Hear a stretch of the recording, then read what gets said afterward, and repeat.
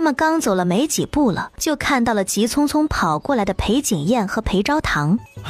昭昭，妹妹你没事吧？有没有伤到？父皇和皇叔知道你在宫里失踪后，都快急疯了。你怎么坐在疾风背上？快下来，让二哥抱着你。二哥这是要做什么呀？你养的这狗什么秉性你不知道？万一它伤到了昭昭怎么办？哎，就是，昭昭快下来，让六哥哥背你。两个不要脸的，不就是怕我利用疾风笼络昭昭的心吗？至于说的这么冠冕堂皇的，无耻！二哥、六哥，你们放心，昭昭没事，而且疾风很厉害的哦，是他救了昭昭。听到这话，裴景燕心情有些不美好，她的昭昭都不依赖她了。裴昭堂闻言大惊：妹妹，你这是怎么了？怎么搞得这么狼狈啊？还有你为什么说是疾风救了你？是温贵妃，我在去见皇祖母的路上遇到了温贵妃，她非要带走昭昭，昭昭太害怕了就跑了，她就派了好多人来抓昭昭，还让人打了粉桃姐姐呢。可恶！温贵妃如今仗着怀孕在身，已经如此无法无天了吗？她当真觉得自己就一定能诞下小公主？生不生得出来，她不一定的。与其在这里废话，不如去找父皇为昭昭做主。裴景燕和裴昭堂一愣，意识到裴彦白这是真的要去告御状了。可是温贵妃现在风头正盛，父皇真的会袒护昭昭吗？怕什么？皇叔不是也在里面吗？父皇不做主又如何？这不是还有能做主的人吗？皇叔性格极端又护短，他怎么可能会看着自己的女儿被欺负？等着吧，有好戏看了。御书房外，有人比他们先到达。哎呀，陛下呀，你一定要为我们娘娘做主啊！小郡主她目无王法，带着三皇子的爱宠冲撞贵妃，害得贵妃娘娘差点小产。我们娘娘现在还在床上躺着，太医说都见了红，这一胎呀，怕是保不住了。这阵仗，不知道的还以为是温贵妃死了呢，还流产。哼，又是他百试不厌的争宠手段。唉，也不知道皇帝这次是护着小丫头，还是那个温贵妃喽。好一个阴险狡诈的温贵妃，这是准备用孩子要挟父皇惩治昭昭呢。御书房的门被人从里面打开，皇帝和摄政王的身影同时出现在门口。爹爹！昭昭一看到裴荣景，就从疾风背上跳了下来，跌跌撞撞朝他扑了过去。裴荣景立马弯腰接住他，眼睛掠过他脏污的小脸和破烂的衣裙。本王的昭昭，你受委屈了，以后爹爹绝对不会再任由你一个人去找母后了。他说罢，神色冰冷地扫过一侧的皇帝。哼，本王原本以为这皇宫里都是像本王一样喜欢昭昭的人，没想到竟然还有人想要昭昭的命。若非他命大，今日本王见到的怕就是他的尸首了。他这话说的不轻不重的，却让在场的人出了一身冷汗。尤其是皇帝，他都不敢正眼去瞧摄政王，一张脸苦巴巴地看向昭昭，委屈的都快哭了。他好不容易塑造出来的形象全毁了，以后昭昭肯定不喜欢他了。都怪那该死的温贵妃，原本念着她怀有身孕，太医也说可能是个公主，这才对她纵容有加。可她即便生出来的是个小公主，那也不是她的昭昭啊。皇兄，今日之事，你若是不能给本王一个合理的解释，休怪本王以后再不让昭昭进宫了。没错，哀家竟然不知道，只是让昭昭进宫一下，竟差点要了他的小命。这以后别说摄政王，就是哀家也不敢让他轻易进宫了。昭昭可怜兮兮地看向皇帝陛下。皇伯伯，昭昭不碍事的，昭昭不疼，还请皇伯伯不要生温贵妃的气。不生气？怎么能不生气？现在他皇帝和母后都不打算再让昭昭进宫了，他还能坐得住吗？哼，流产，他若是真流产了，朕还能高看他一眼。来人，即刻将温贵妃给朕带到御书房，不管她有没有流产，能不能走路，就是抬也给朕抬到这里来。趴在御书房屋顶正在睡午觉的小白猫忽然抬起了毛茸茸的脑袋。哎，这不是上次见到那个人类小崽子吗？他这次怎么搞得这么狼狈？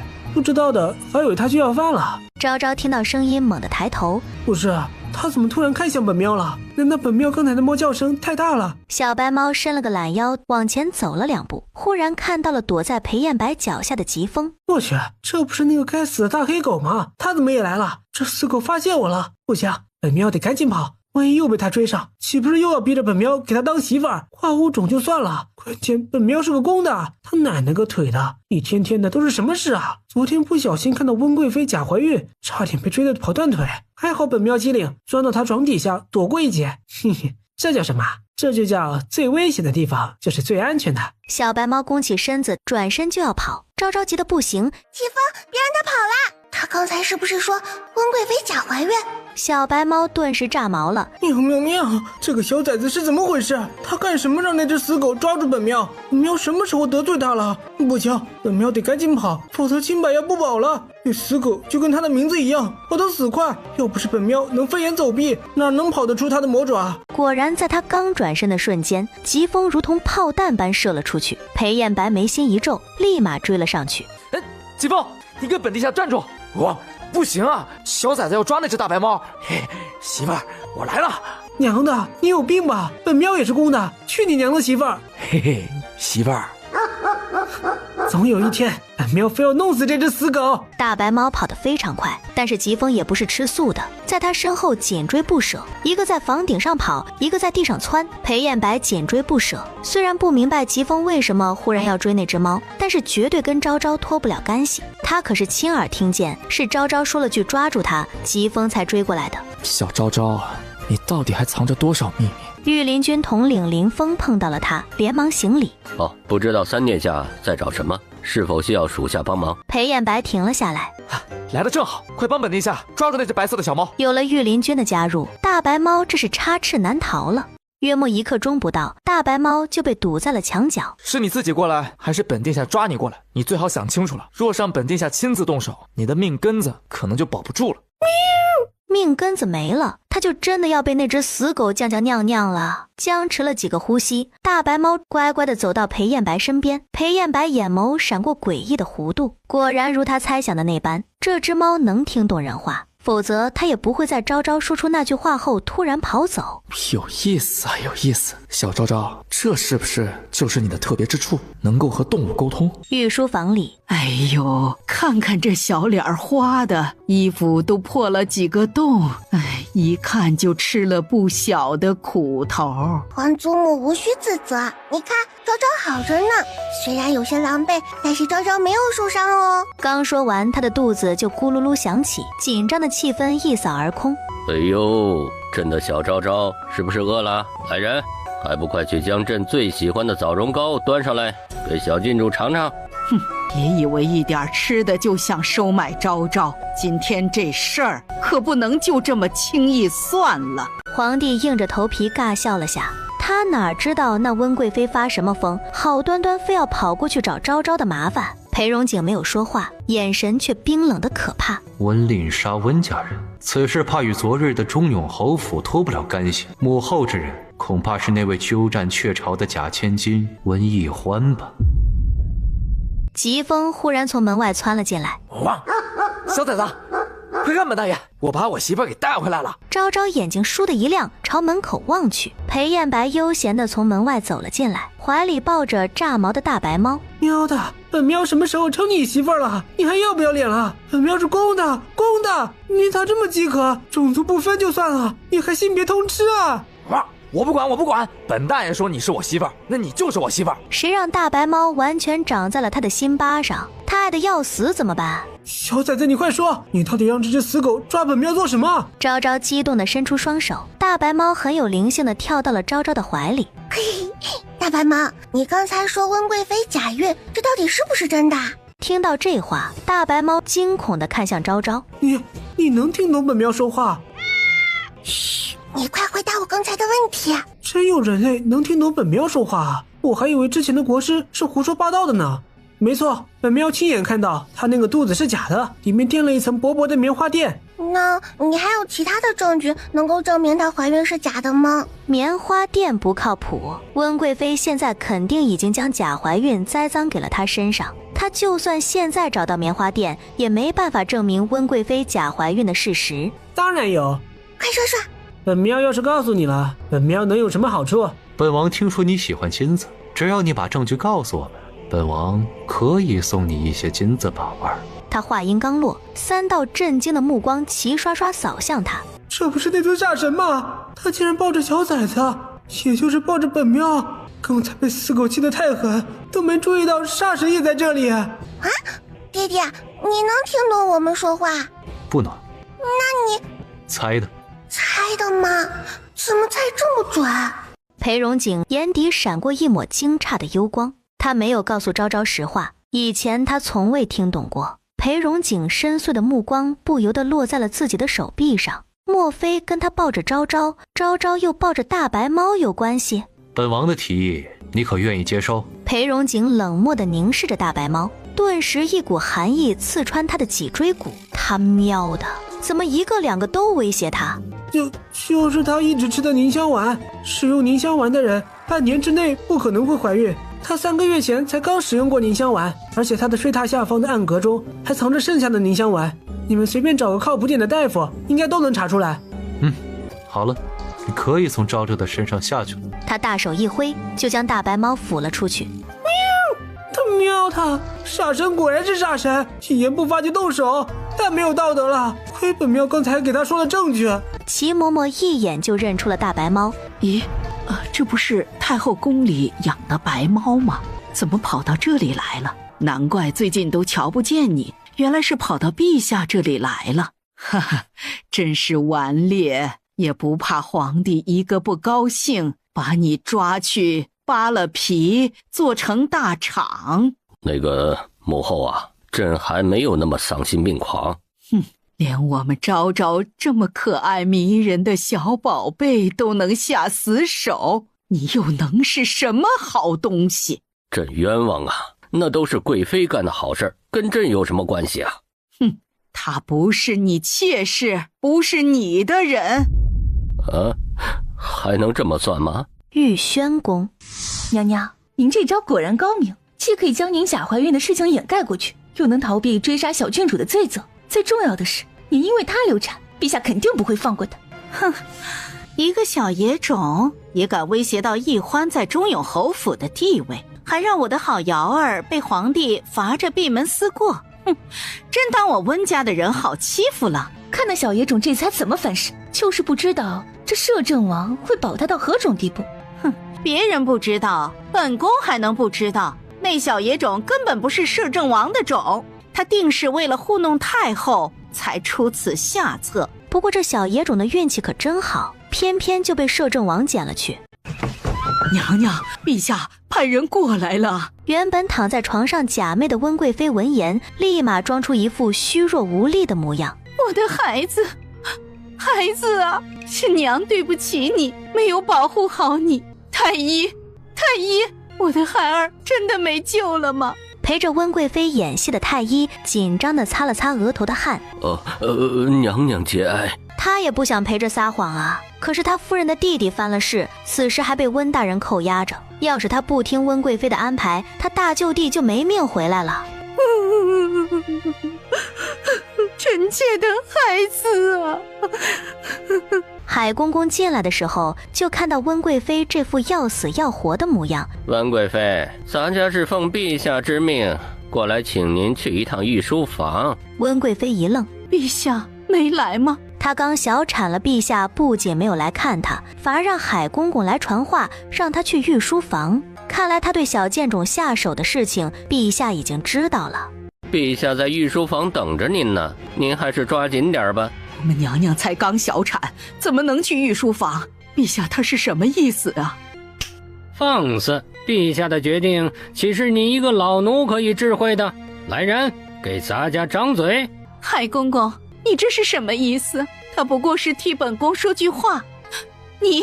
咱家瞧着温贵妃气息很足啊，那还是别耽误时间了吧，快跟咱家走吧，别让陛下等急了。本宫刚小产，没有力气，海公公还是回去告知陛下吧。是本宫没用，没有保护好孩子，还请陛下降罪。海公公冷笑一声，就知道温贵妃不会乖乖跟他走。将轿子快抬进来吧，陛下说了，无论娘娘是不是流产，能不能走路，就是抬也得将您抬到御书房。什么？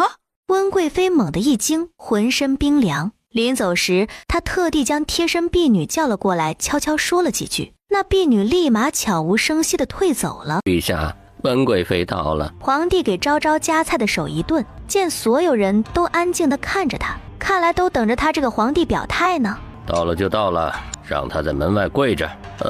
可是什么可是？难道朕的话也不管用了啊？是温国公，他带着一众朝臣都跟着温贵妃跪在了殿外，跪求您惩治小郡主呢。什么？温国公他这是想干什么？难不成他还想将手伸到皇帝的后宫中来吗？哼，皇兄前脚刚刚派了海公公去请温贵妃过来，后脚温国公就带着朝臣跪在了殿外，还真是消息灵通呢。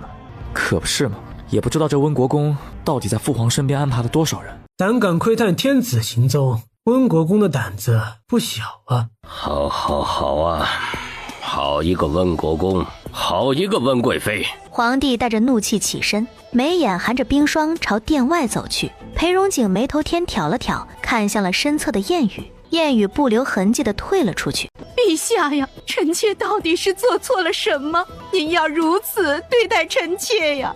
陛下，即便她是摄政王的女儿，也不能目无王法呀。她害得温贵妃流产，您不仅不惩治她，还让温贵妃带着病弱的身体跪在这里，真是寒了老臣的心呐。温国公假意地擦了擦眼角的泪水，说得好不凄惨。还请陛下严惩郡主，给温贵妃一个交代，给臣等一个交代。交代。他冰冷的目光扫向温贵妃，眼底满是寒霜。后宫中的那些阿杂手段，他不是没见过，只是那些嫔妃如何争相斗艳，他都无所谓。毕竟他们斗得越狠，前朝越稳。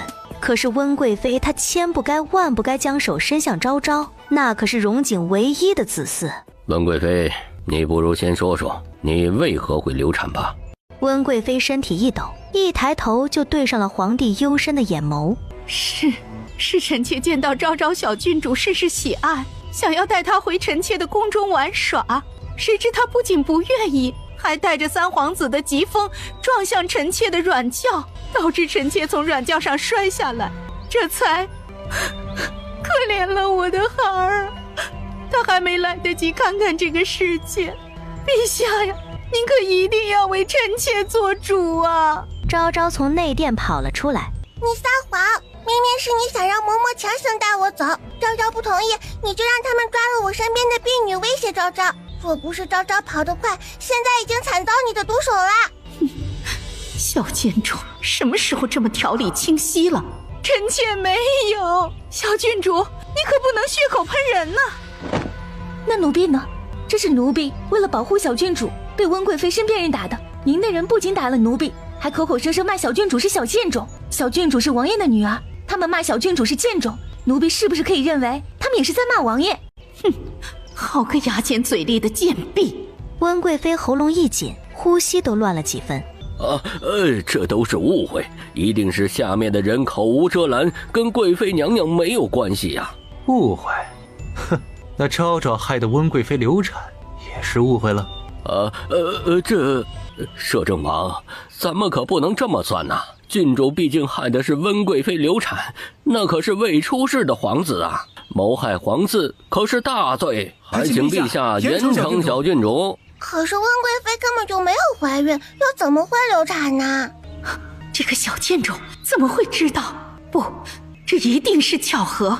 小郡主，你即使再不喜欢本宫，也不能这般冤枉本宫啊！本宫才刚失去了孩儿，陛下，您难道真的忍心看着臣妾被人如此欺辱吗？皇帝闻言微微皱眉，尤其是看到温贵妃这副楚楚可怜的模样，终究有些于心不忍。皇帝叹了口气，看向昭昭道：昭昭，不可胡说。昭昭没有说谎，皇伯伯，你一定要相信昭昭。太后也从殿里走了出来。昭昭不必害怕，哀家绝不会允许他们伤害你的。看把他的昭昭吓得都开始胡言乱语了。昭昭说的都是实话，贵妃娘娘她真的没有怀孕。皇伯伯、皇祖母，你们要是不相信，大可以让太医过来替贵妃娘娘重新诊治一番。只要太医来了，就一定能够查出来温贵妃根本就没有怀孕。到时候黄伯伯他们肯定会知道真相的。是一个温贵妃上来就想害死昭昭，真是太可恶了。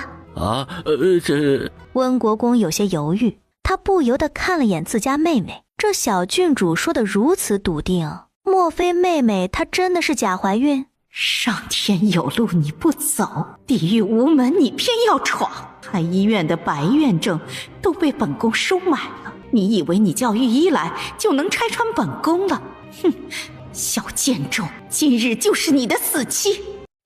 本宫不同意，小郡主无凭无据就张口冤枉臣妾，我不是想要以此转移大家的注意力，好为害死臣妾孩儿的事情脱罪。臣妾想要强行带走小郡主，是臣妾的不对，但是臣妾只是因为太想要个女儿了，这才见到小郡主起了喜爱之意，想要与郡主多亲近亲近，沾沾小郡主的光，好让臣妾也能够诞下公主。臣妾真的没有想要伤害小郡主的心思啊，可是小郡主却纵狗行凶，害得臣妾流产失去了孩子。陛下，您当真要包庇郡主到底吗？臣妾昨夜还梦到了那孩子，他喊着臣妾娘亲，是个可爱的小公主，他都没有来得及看一眼这个世界就死了。陛下，那也是您的孩子啊，是您心心念念的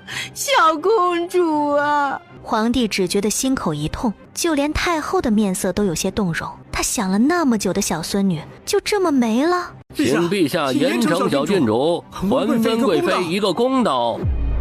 百官们不停地呼喊，一声高过一声，皇帝的脸沉了下来。百官在逼着他做出选择，是选择维护这个小郡主，还是选择平息百官们的怒气？就在这时，燕语去而复返，冲裴荣景点了下头。裴荣景嘴角掀起笑意。既然大家都觉得本王的女儿罪无可恕，那本王也不好再继续维护她了。皇帝和太后猛地看向裴荣景，摄政王这是想做什么？就因为这个要放弃自己的女儿了？皇叔，不可！裴荣景抬手打断了他们的话。看来爹爹这是找到证据了。不知道诸位想让皇兄如何惩罚他呢？摄政王这就妥协了，他不是最护短、最阴险狡诈吗？难道是因为他们太团结一心，令摄政王不得不屈服了？温国公没想到事情发展的这么顺利，心中忍不住大喜，与温贵妃对视一眼，眼底闪过阴狠。谋害皇嗣，罪不容诛，但是小郡主毕竟年龄还小，自然是死罪可免，活罪难逃，还请陛下将其剥夺郡主头衔，贬为庶人。哎呀，这温国公还真敢说呀！殊不知温国公这是等着昭昭被贬为庶人后，再对其赶尽杀绝呢。好，就依温国公的。不过，摄政王还想说什么？既然本王的女儿提出了质疑，本王也自然好好调查一番才是。否则，若是误会了昭昭，岂不是要害本王失去一个这么可爱的女儿？你说对吗，温国公？不知为何，迎上摄政王的目光，温国公顿时有种被野兽盯上的错觉。温贵妃闻言，眼眸闪了闪，故作坚强的道：好，本宫同意让御医替我把脉。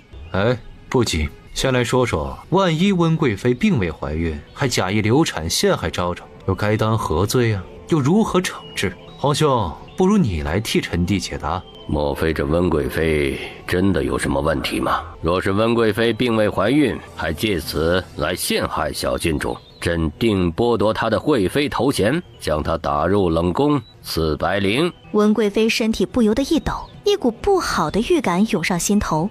好，裴荣景得到了满意的答案，凌厉的目光猛地射向温贵妃。温贵妃，你现在认罪还来得及。摄政王，本宫听不懂你在说什么。燕语，将东西拿上来。是。燕语从怀中掏出一个小瓷瓶，递给裴荣景，后者接过之后，直接丢在了温贵妃面前。温贵妃，这东西是本王让人在你寝宫里找到的，温贵妃应该不会陌生吧？温贵妃低头看到那熟悉的瓷瓶，浑身一颤。这是西域产出的凝香丸，服用此药会让人身上散发异香，令人心旷神怡。可是此药却有一个极大的弊端，那就是服用此药者半年内都不可能怀有身孕。温贵妃，你来告诉本王，你是如何在服用了凝香丸的情况下还能怀有身孕呢？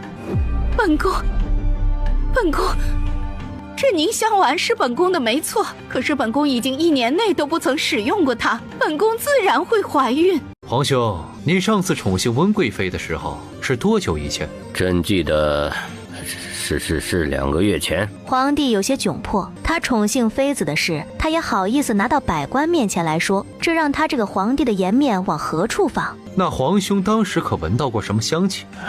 朕不记得了。那些后妃哪个不是费尽心机的讨好他，为了侍寝都将自己弄得香喷喷的，他哪里知道哪个是凝香丸散发出的异香，哪个是花香？皇兄这是有点不配合呀。哪里需要那么麻烦？服用过凝香丸的人，不出3个月，他们的血液都会引来蚂蚁。只要让那温贵妃放点血，事情自然明了。没错，她上次服用凝香丸还是在传出怀孕前，这前后不出2个月，血液中的香气还没有散完呢。昭昭眼睛滴溜溜一转，扯了扯裴荣景的衣摆，示意他低头。待听到昭昭的话后，唇角也跟着翘了起来。温贵妃咬着牙，为了自证清白，立即开口道：陛下，还请您传御医，让御医为臣妾诊脉。对，快传御医。摄政王无法证明温贵妃半年内是否吃过凝香丸，温贵妃也无法自证，那不如让御医现场为贵妃诊脉，是否流产一验便知。皇帝将目光转向裴荣景，后者无所谓的耸耸肩：传御医，不，传白院正亲自过来。很快，白院正被喊了过来，亲自给温贵妃诊脉，得出的结果竟然出乎意料。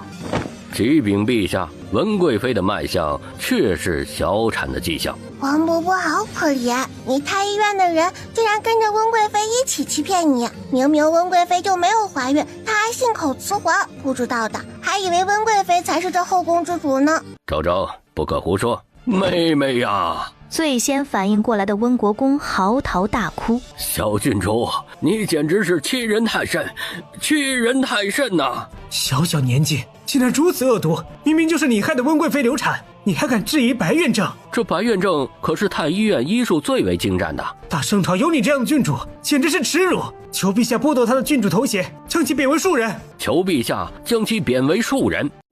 都给朕闭嘴！黄伯伯啊，昭昭可以证明自己没有说谎，还请黄伯伯能够允许一个人进宫替昭昭作证。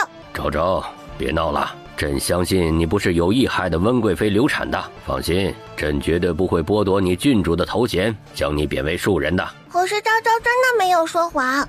朕，陛下。皇后闻讯赶来，连忙走到了皇帝面前，行了一礼。臣妾相信昭昭，昭昭不是个会说谎的孩子。既然昭昭说她有人证，陛下为何不让昭昭召内人进宫面圣啊？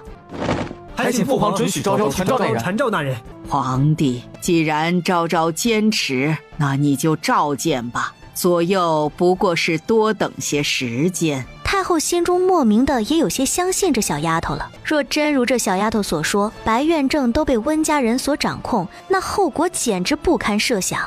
陛下，爱妃别急，不过是传召个证人，这点时间，相信爱妃还是等得及的。温贵妃只能作罢，看向皇后的眼神带着怨气。好不容易到了关键时刻，这个贱人就跳出来找茬儿，真该先将这贱人拉下马的。约莫过了半个时辰，昭昭要等的人终于出现了。昭昭一见到来人，就激动地跑了过去。薛爷爷！哎呦，我的小祖宗啊！咱们可不行这么胡乱喊呐！要是被师傅知道了，非得打断师兄的腿呀！嘿，昭昭不告诉师傅不就好了吗？薛老不解地看向四周。师妹啊，你这个时候喊师兄进宫，所谓何事啊？昭昭将刚才的事情简单的说了遍。好一个温贵妃啊，竟然敢如此陷害师妹你！看师兄我一会儿不狠狠地戳穿他！昭昭拉着薛老的手，将他拽到了皇帝面前。皇伯伯，这就是昭昭的证人，他可以证明昭昭没有说谎。你要怎么替他作证啊？还请等老夫为温贵妃把脉之后再做决断。好。薛老走到温贵妃面前，还请贵妃将手伸出来吧。温贵妃有些犹豫，如果这老头会医术，一下子就会查出来自己没怀孕的事实。但是他现在骑虎难下，他如果不给对方把脉，皇帝一定会起疑。薛老搭上脉搏片刻后，起身行礼道：回禀陛下，这位娘娘脉象平稳，搏动有力，不像是刚流产的模样。你胡说，温贵妃明明就是怀胎的脉象。没错，你一个江湖郎中，难道还比太医院最厉害的白院正还厉害吗？我看你就是信口胡诌。你是哪里的大夫？说出你的名号，我免号告知百官以后，莫要去你的医馆看病，免得误人病情。面对百官们的质疑，薛老淡定地捋了捋胡须：老夫不才，江湖人称薛神医。什么？薛神医？啊？就是传说中那个医死人肉白骨的薛神医嘛。据说他研制的延年益寿丹，吃1颗就能长生健体，吃2颗就能延年益寿，就连左丞相都在四处打听薛神医的行踪。可是这样厉害的人，怎么就会被小郡主给随随便便请过来了呢？是啊，该不会是个冒牌货吧？什么假的？我是如假包换的薛神医，好不好？陛下，微臣愿意性命担保，温贵妃的脉象确实是小产后的迹象，您万万不能相信这么一个不知道从哪里冒出来的假神医的话呀。对呀，薛神医乃是世外高人，就连左相花重金都未能见到其一面，这小郡主何德何能够请得来薛神医啊？他肯定是假的。他们一唱一和的，气得薛老差点爆粗口。昭昭连忙拉住薛老的手：师兄，服用过凝香丸的人3个月内体内的血液都会带有异象，一验便知。哦，对哦，我怎么没想到呢？不愧是师傅最看重的小师妹，学的就是比他快多了。老夫是不是真的，无需向你们解释，但是他3个月内是否服用过凝香丸，老夫有办法验证其真假。哼，你都是个假神医，我们凭什么相信你？哼，就凭服用过凝香丸的人，血液会散发异香，3月不散。我们人类虽然闻不出来，但是动物的嗅觉却相当的敏锐，它们会被这血液中的香气所吸引。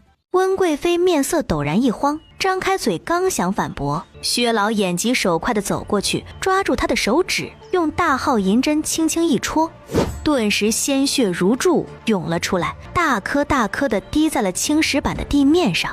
啊！你要干什么？温贵妃吓了一跳，想要捂住伤口已经来不及。薛老快速地收起银针退后，只是验证一下贵妃的血，看看究竟会不会吸引来虫蚁。哦，你怎么敢伤害温贵妃呀？陛下，快将她拖下去乱棍打死，此人甚是危险，他竟然敢当众伤害温贵妃，难保不会对陛下您出手。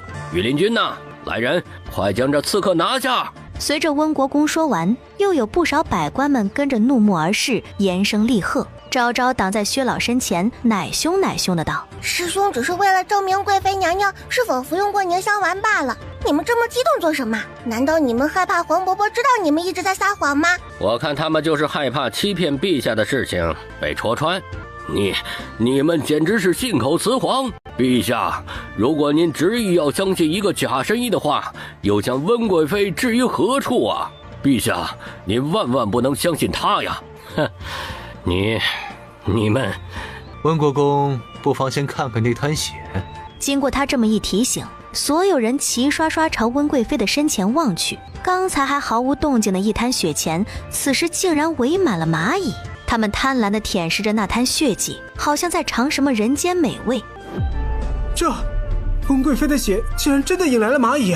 不，这些蚂蚁不是因为臣妾的血才出来的，而是到了虫蚁出来的季节了。你们千万别被这个人给骗了。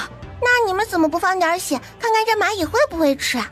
别说，还真有好奇的不行，给自己放了点血出来，就滴在温贵妃那滩血跟前。但是那些蚂蚁愣是看都不看一眼。这下在场的人顿时无话可说了。这证明不了什么，说不定就是刚才那老头在本宫的血里做了手脚，才会引来蚂蚁的。没错，一定是他做了手脚，还请陛下明察。他说完又转向白院正：白院正，你倒是说句话呀。白院正蹙了蹙眉，严肃地绷着脸朝皇帝行了一礼：陛下，温国公说的不无道理。就在这时，大白猫忽然窜了出来，这不是太医院那个糟老头吗？上次偷吃了他一根人参须，竟然追着本喵打。他不是最不喜欢温贵人那个坏女人吗？怎么今天这么护着她？疾风摇着尾巴来到了昭昭身边。哎，我知道，温贵妃手上有一株千年冰雪莲，可以治这糟老头子唯一的孙子，他不得不听温贵妃的话。那你知不知道他孙子得了什么病？好像叫什么软骨病，就是全身的骨头软趴趴的。如今5岁了，还无法走路，就连吃饭都需要别人喂。那千年冰雪莲就是其中一味药引。软骨病，我记得师傅教给我的医书上好像有记载方法了，就是不知道和白玉医的是不是一个配方。小老鼠从昭昭衣襟探出头，小丫头，就算他们治不了，不还有仙树给你的那颗果子，包治百病。没错，别看这糟老头子现在很讨厌，其实啊，他是个实实在在的好人呢，经常为城外的百姓施粥，在闹饥荒的时候，叔叔我饿得不行了，还去偷吃过呢。不行了，果子是叔爷爷给昭昭的，太珍贵了，昭昭不能随便送人。不过软骨病，昭昭会想办法给他治。既然知道了原因，那接下来就好办了。昭昭忽然小跑到白院正身边，那不知道小郡主想要说什么？我可以治好你孙子的软骨病。你怎么会知道我孙子有软骨病的？我不仅知道你孙子得了软骨病，我还知道你之所以如此帮着温贵妃，是因为她手中有千年冰雪莲。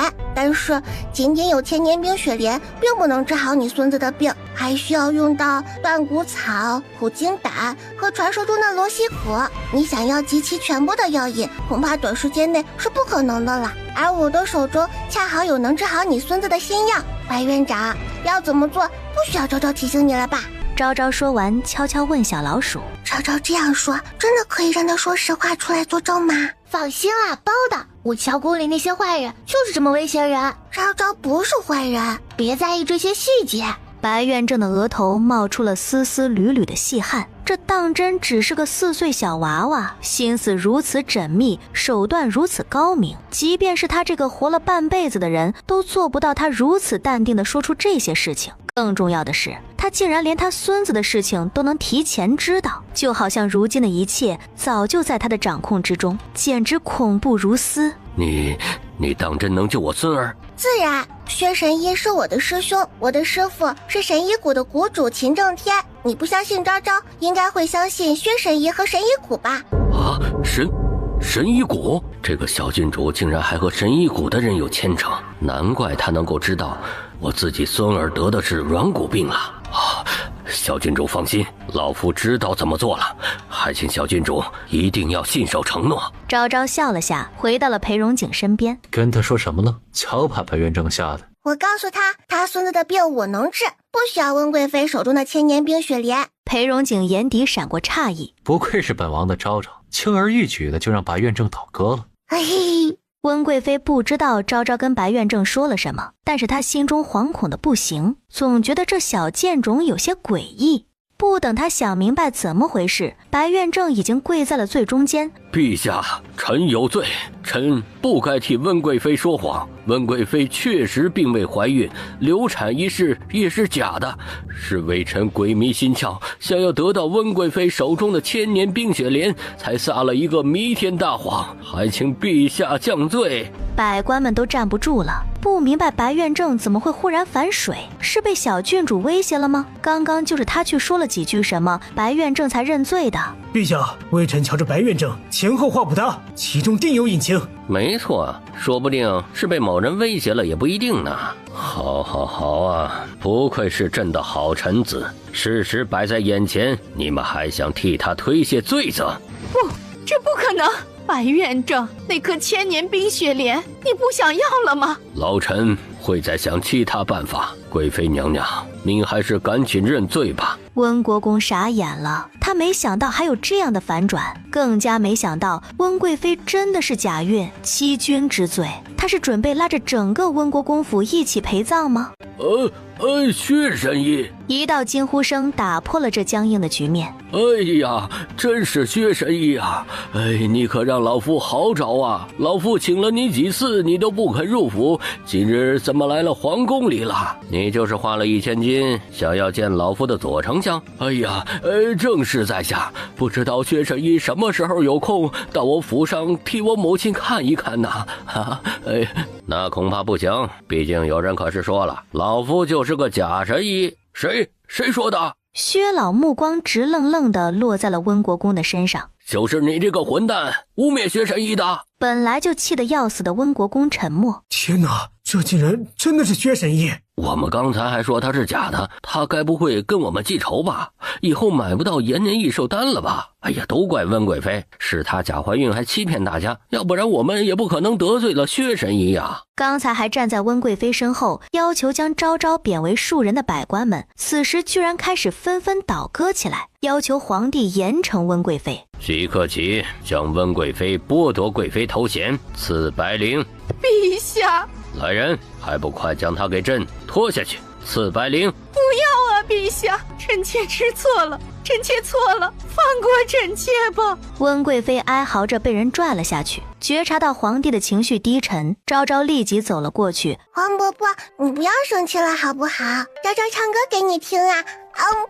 昭昭的话还没说完，立即被裴荣景一把捂住了嘴。唱歌，怕不是想让整个皇宫都变成动物园吧？母后，皇兄，今日昭昭受到了惊吓，也乏了，我这就带他先行回去王府了。裴荣景说完，抱着他就跑，好像身后有野兽追赶似的。太后和皇帝都不由得皱了皱眉，怎么觉得摄政王有些反常？这里也没儿臣的什么事了，儿臣就先告退了。裴景彦和裴昭堂转身去追摄政王了。裴彦白笑着摇了摇头，带着疾风回了自己寝宫。不一会儿，整个御书房外就只剩下了皇帝和一众臣子。白苑正忐忑地跪在地上，头都不敢抬。皇帝面色阴沉的可怕，一言不发。老臣愿意一死，恳请陛下放过整个太医院的人。左丞相显然不知道发生了什么，刚准备开口，就被薛老一把拉住，冲他摇了摇头。皇帝沉思了许久，才缓缓开口：白敬山欺君罔上，罪不容恕。但朕念在你这些年来的功劳，儿子又因救朕牺牲，只留下这一根独苗，朕可以饶你死罪，但死罪可免，活罪难逃。革去你院正一职，杖责30，贬出皇宫，永不录用。其余替贵妃求情者，一律杖50，以儆效尤。臣等谢陛下隆恩。唯有温国公瑟瑟发抖，欺君之罪诛9族啊！陛下不会连他一起给杀了吧？陛下，微臣并不知道温贵妃是假怀孕，微臣也是被蒙在鼓里了，还请陛下恕罪。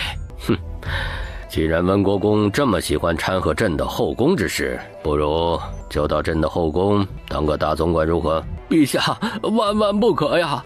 臣知道错了，微臣真的知道错了，陛下您就饶了微臣吧。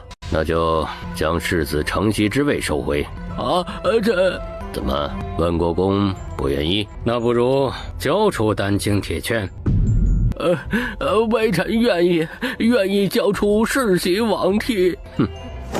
皇帝一甩衣袖，冷着脸离开了。温国公着急忙慌地回到家，就将温夫人叫了过来。老爷，这么晚了，你喊妾身过来干嘛呀？妾身这才刚睡着。睡，就知道睡。你儿子的世子之位都没了，你还睡得着啊？老爷，这是发生了什么？贺年的世子之位为什么没了？难不成你还想传给你那个庶子不成？传什么传？陛下已经收回了温国公的世袭罔替的特权，国公府到了我这一代，就算是完了。什么？赵素琴顿时什么瞌睡都没了。陛下为何要收回国公府的世袭罔替？温国公黑着脸将宫中发生的事情叙述了一遍。这个该死的温令杀，他这是要害死国公府啊！你说摄政王那个认回来的女儿，极有可能是那个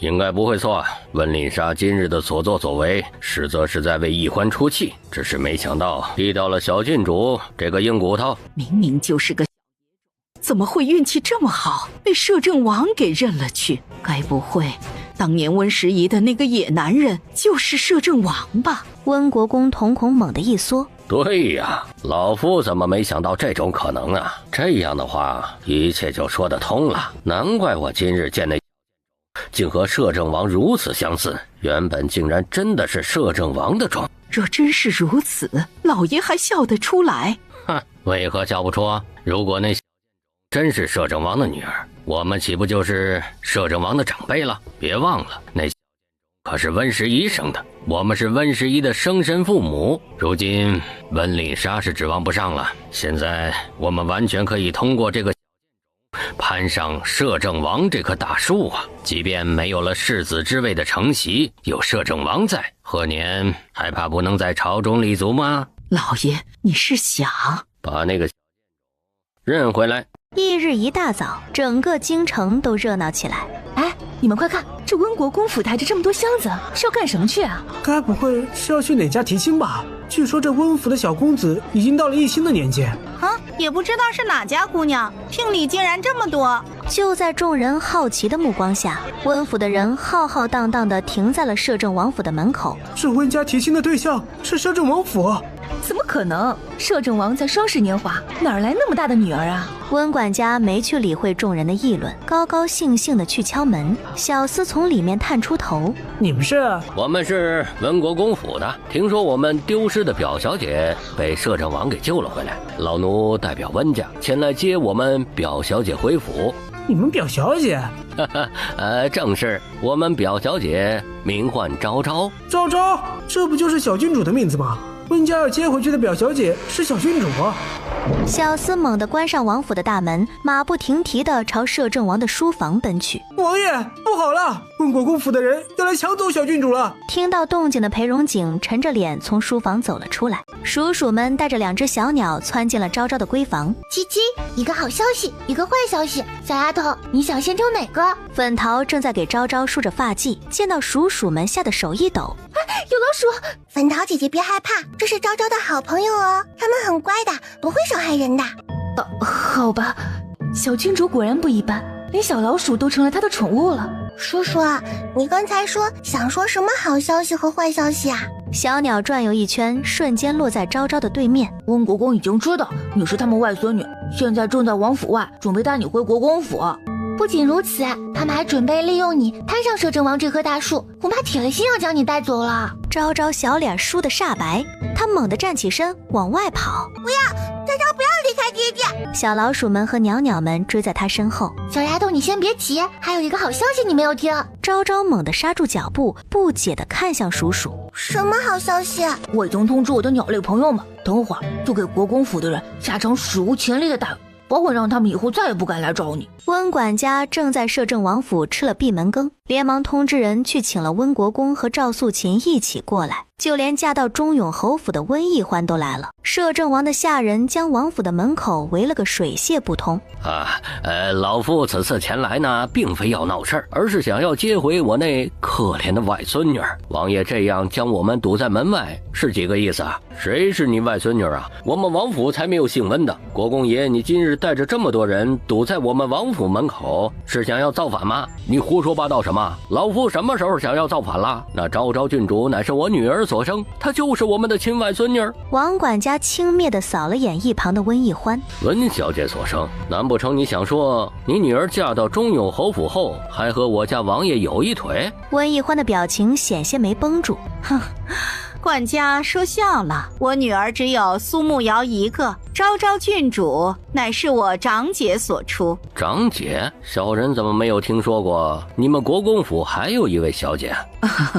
国公府的确还有一位小姐，名唤温时宜，乃是国公爷已故夫人所出，因为犯了事儿被撵出了家门。既然撵出了家门，就和你们国公府没关系了吧？你们现在找上门来，究竟意欲何为啊？老夫跟你说不通，你快让王爷出来，老夫要亲自跟王爷谈。我家王爷是你们说想见就想见的吗？温懿欢脸色一沉，他上前几步。你不过是个王府的下人，你有什么资格替你家主子做决定？更何况那昭昭根本就不是王爷的血脉，而是温时宜偷人生下的。难道王爷就这么喜欢替别人养野孩子？户籍上温十一还是温家的人，即便现在温十一死了，他的孩子也理应由温家抚养，跟摄政王有什么关系？王爷还想仗着位高权重就抢夺别人家的孩子吗？哼，姐姐虽然犯了不可饶恕的过错，但是孩子是无辜的，相信爹和娘将他认回去，一定会好好的对他。嘿，我还以为是昭昭郡主是摄政王的亲闺女呢，原来是领养的呀。可人家温家不放手，王爷好像真没有理由强行领养那小姑娘啊。还以为飞上枝头变凤凰了，结果还不是要回到国公府当一个表小姐，可怜呐。温奕欢眼底不断溢出笑意，很快又掩藏了。温十一，你以为你女儿被摄政王领养了就能高人一头吗？哼！他偏要将她再次从云端拉入泥里。温国公和赵素琴闻言，彼此交换了下眼神。哎呀，老父那可怜的女儿啊，若非被歹人欺骗，又怎么会犯了如此大错呀？还年纪轻轻就走了，丢下了昭昭这么一个可怜的孩子呀！哎呀！是啊，老爷，昭昭太可怜了，我们以后一定要好好对昭昭，绝对不能让她再受一丝一毫的委屈了。哪有父母不爱自己孩子的？看来这温家大小姐确实伤透老人的心，否则也不会被撵出家门。哎呀，想来他们一定会善待那个孩子吧，毕竟可是亲外公啊。大门忽然从里面打开，温国公不去春风楼里演戏，真是可惜了。温国公一见到裴荣景，哭声瞬间卡在了喉咙里。王爷说笑了。赵素琴目光瞬间移到昭昭的身上。啊，这就是昭昭吧？哎呀，跟你的娘亲真像，快过来，让外祖母抱抱。什么外祖母？昭昭根本就不认识你们。该死的，竟然敢当众驳了我面子！哎呀，瞧你这丫头，外祖母是你娘亲的母亲，你理应唤我一声外祖母。娘亲说她是个孤儿，根本就没有父母。你是坏人，你竟然想骗昭昭。娘亲说她的父母在很远很远的地方，远到即便是去了天上也见不到，所以昭昭从一开始就知道她的外祖父外祖母早就已经死了。爹爹，你相信昭昭吗？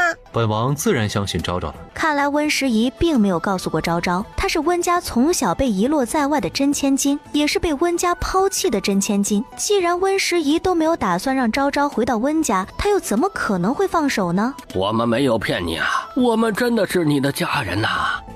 裴景彦从后面走上前，要是本殿下没记错，昨天温国公还进宫要求父皇惩治昭昭，想要他的命呢。今天就成了你的亲外孙了。你该不会是打着寻亲的名义将昭昭接回府中，好搓磨死吧？温国公，你好歹毒的心思，亏你还是堂堂的国公爷，却对一个4岁小娃娃如此狠毒，真是丢尽了我们大圣朝的颜面。国公爷气得要死啊！就在这时，天空忽然蜂拥而至许多的鸟儿，它们全部盘旋在温家人的头顶上。就在这时，无数的雨点开始从鸟屁股悉数落下。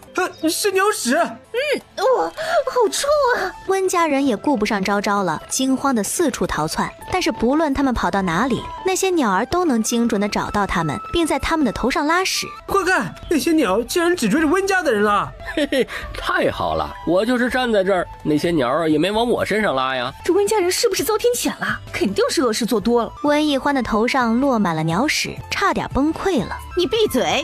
你敢诋毁国公府，小心拔了你的舌头！他刚说完，一坨鸟屎精准地落在了他的鼻梁上，顺着他的鼻尖又掉进了他张口说话的嘴里。还真是遭报应了。他刚说要拔了老子的舌头，自己就吃了一口鸟屎。哎呀，也不知道以后忠永侯府的世子和他亲吻时，会不会满嘴鸟屎味儿啊？昭昭一脸震惊地看着这混乱的场面，原来袅袅说的史无前例是史无前例啊，还真是闻所未闻，见所未见呐！鸟屎鱼，温家这次怕是要成为整个京城的笑柄了。看他们以后还有什么脸来抢昭昭。王府的下人们激动都不行。乖娘娘，你们可要看准了，一定要一坨不让的拉在他们的身上啊，可别臭到我们王府了。别藏私啊，有多少拉多少。丧心病狂！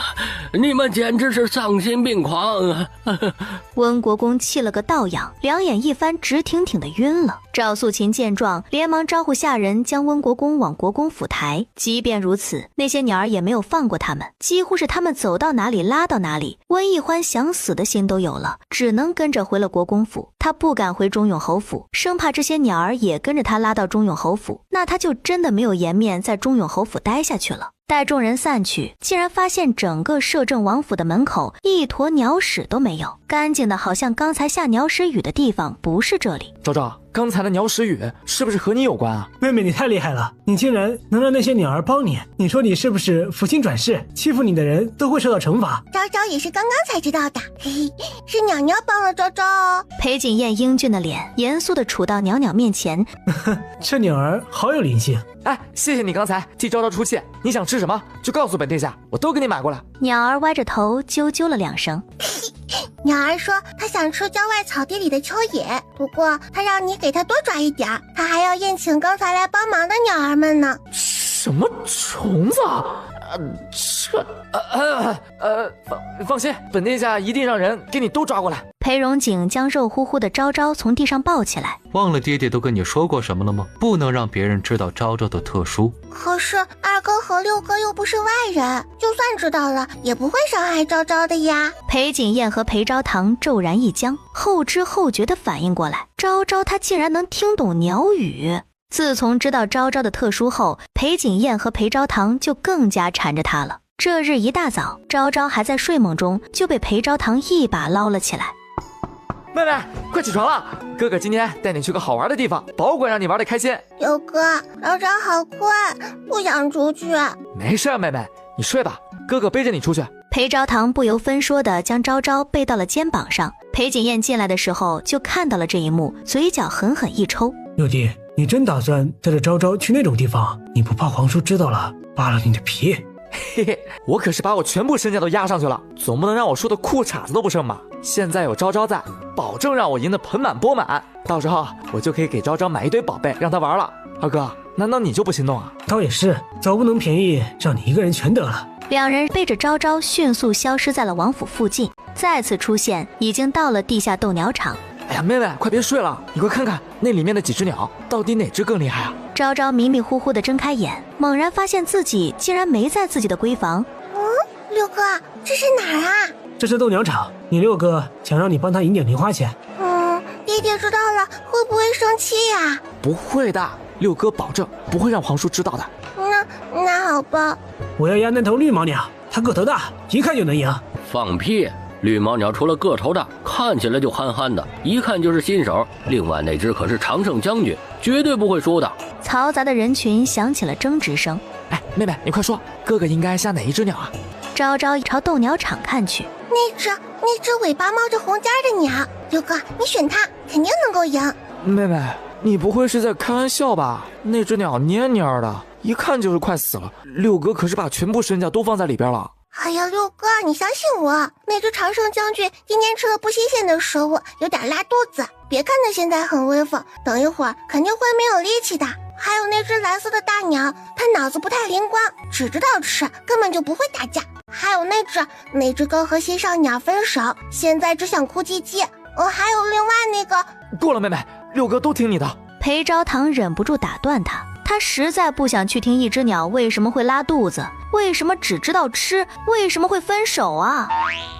下注很快完成，接下来就是鸟儿们的争斗。果然如昭昭所言，常胜将军刚开始还雄赳赳气昂昂的，结果到了最后直接被大胖鸟一翅膀掀飞了。分手的鸟被对手压着打，根本不还手。蓝鸟儿到处飞着啾啾啾直叫，问谁有吃的。只有红尾巴的鸟儿瞅准时机，一啄一个准。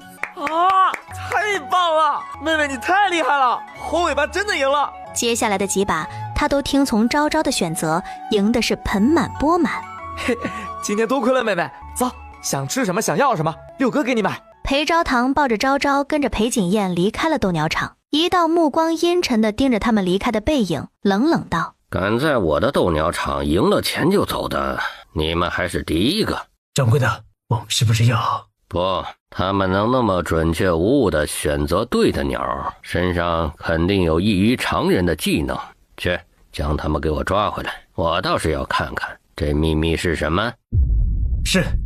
裴昭堂赢了钱高兴，带着昭昭不停在烦恼的街市瞎逛，但凡昭昭看过一眼的东西，他都要将它们全都买回来。六哥，你买的太多了，昭昭和二哥都快拿不下了。那就让他们都送到王府去。三人沿着青石板路朝人群走着，忽然一股香味扑鼻而来，昭昭立即走不动道了。裴景燕一扭头，就发现小丫头眼巴巴地瞧着那边，口水都流出来了。馋丫头，想吃酱板呀？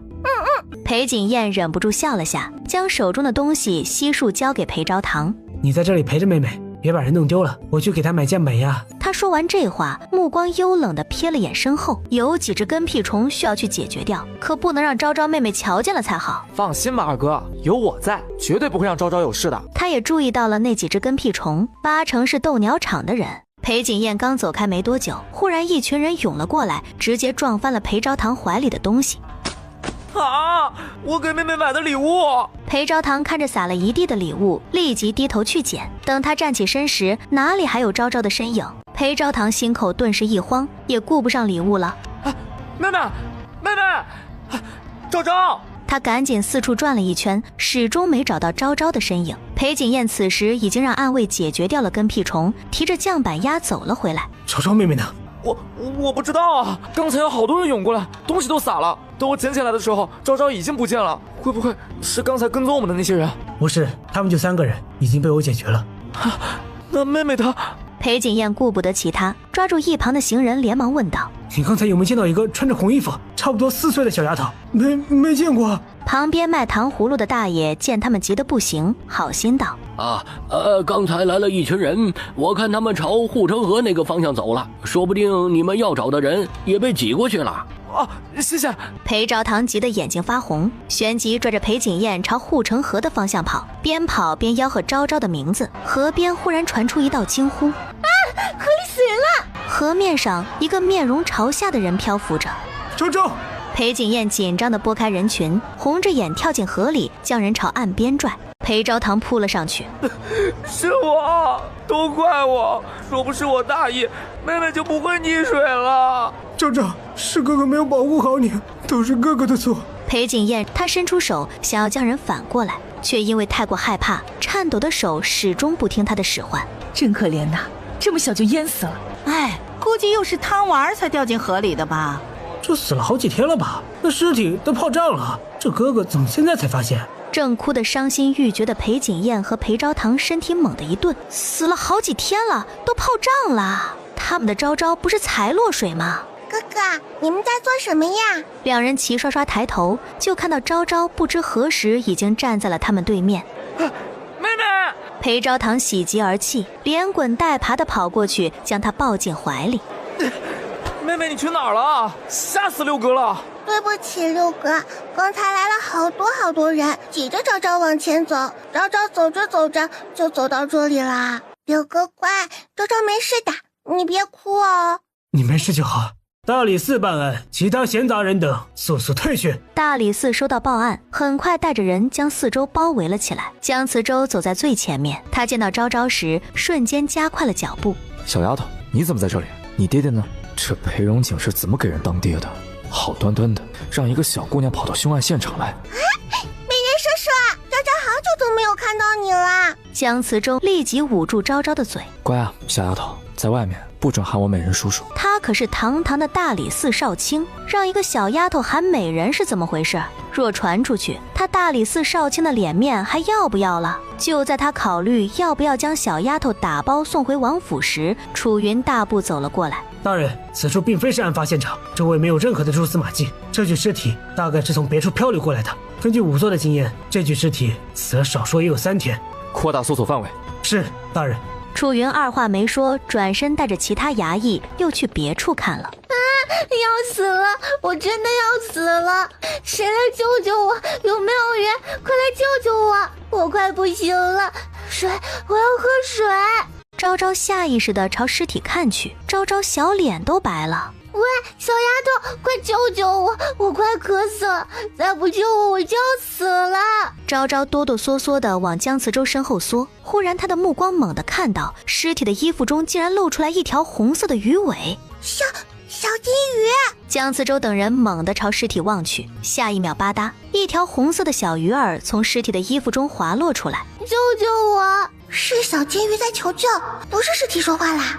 想到这里，昭昭顾不上其他，提着裙子跑过去，将小鱼儿捧在手心里，转身朝河边跑去，将它放回了水里。小鱼儿刚一接触水面，瞬间就活过来了，开心的在水里游了一圈，才凑到昭昭跟前。小丫头，你是不是能听懂我说话？你真能听懂我说话？那你能不能送我回家？昭昭有些纠结。不行哦，那边死了人了，昭昭还要陪着美人叔叔去找凶手呢。我知道他抛尸地点在哪，我刚从家偷跑出来，就被这具尸体砸晕了，还被困在他衣服里出不来，这才被他带着飘到这儿。我想回家，娘亲一定急坏了。你好可怜啊，小鱼儿。那你还记不记得回家的路啊？不记得了，不过当时他被丢进河里的时候，我听到那2个凶手提到过长乐坊，鱼家肯定就在长乐坊附近。长乐坊？你等着，我去叫美人叔叔带你过去。他说完转身就跑，不一会儿就拽着姜慈州和裴景燕他们回到了刚才的位置。妹妹，你刚才不是去放生小金鱼了吗？现在带我们过来是要做什么吗？小金鱼，他怎么还没走？姜慈州眉眼微微一动，垂眸看向了昭昭。美人叔叔啊，小鱼儿说他知道凶手的抛尸地点，似乎是在长乐坊附近，他愿意带我们过去，但是有一个条件。什么条件？带他回家，他的家就在长乐坊附近，但是他记不住回家的路了。美人叔叔，他见过凶手的模样，说不定可以帮助你找到凶手哦。妹妹她不是只能听懂鸟语吗？怎么连小金鱼的话也能听懂了？姜慈州在听到长乐坊时，面色凝重了起来。姜慈州命人将小金鱼打捞起来，放进了水缸里，又让人将尸体直接带回了大理寺，交由仵作继续查验。他则带着楚云和一队衙役去了长乐坊。那个大人，我们来长乐坊做什么？京城中最近报案的人里，有多少个是少女失踪案？加上3日前的3月内失踪报案人数一共有31人，年龄可都是在12、13岁左右。正是。楚云回答完，猛地反应过来不对劲儿。大人的意思，刚才的尸体极有可能是那些失踪之人的其中之一。长乐坊也是3个月前才开起来的，其幕后老板就连他都没查到是谁，而失踪的少女也是从3个月前开始的，这不得不让他怀疑这其中是否有什么关联。大人，属下曾听其他人说起过，这长乐坊的歌姬个个妖娆妩媚，且浑身散发异香，见过的人都被勾了魂似的，日日流连忘返。莫非这些歌姬也有古怪？还需要排查一番。这个时辰正是长乐坊开门营业时间，我们就这么冲进去，怕是不妥吧？大理寺例行检查，谁敢阻拦？对哦，他怎么没想到长乐坊开业至今还未到大理寺报备过？他们完全可以说他们没备案，非正常营业，要求检查一番。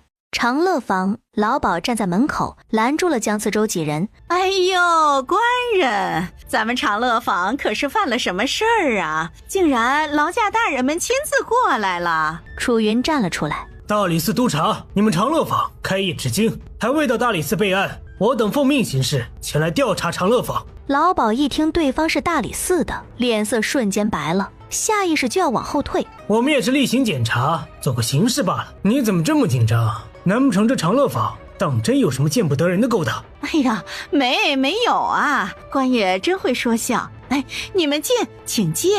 不过我们长乐坊毕竟是开门做生意的，您可千万别吓到我们的客人呐。那是自然。几人迅速进了长乐坊，在老鸨的带领下，将整个长乐坊都转了遍，依旧没有发现任何可疑的地方。好，几位官爷可有发现什么不妥之处？若是没有，还请几位官爷快些离开吧。哎呀，我们的客人看着都害怕了呀。姜慈州目光微垂，看向了昭昭。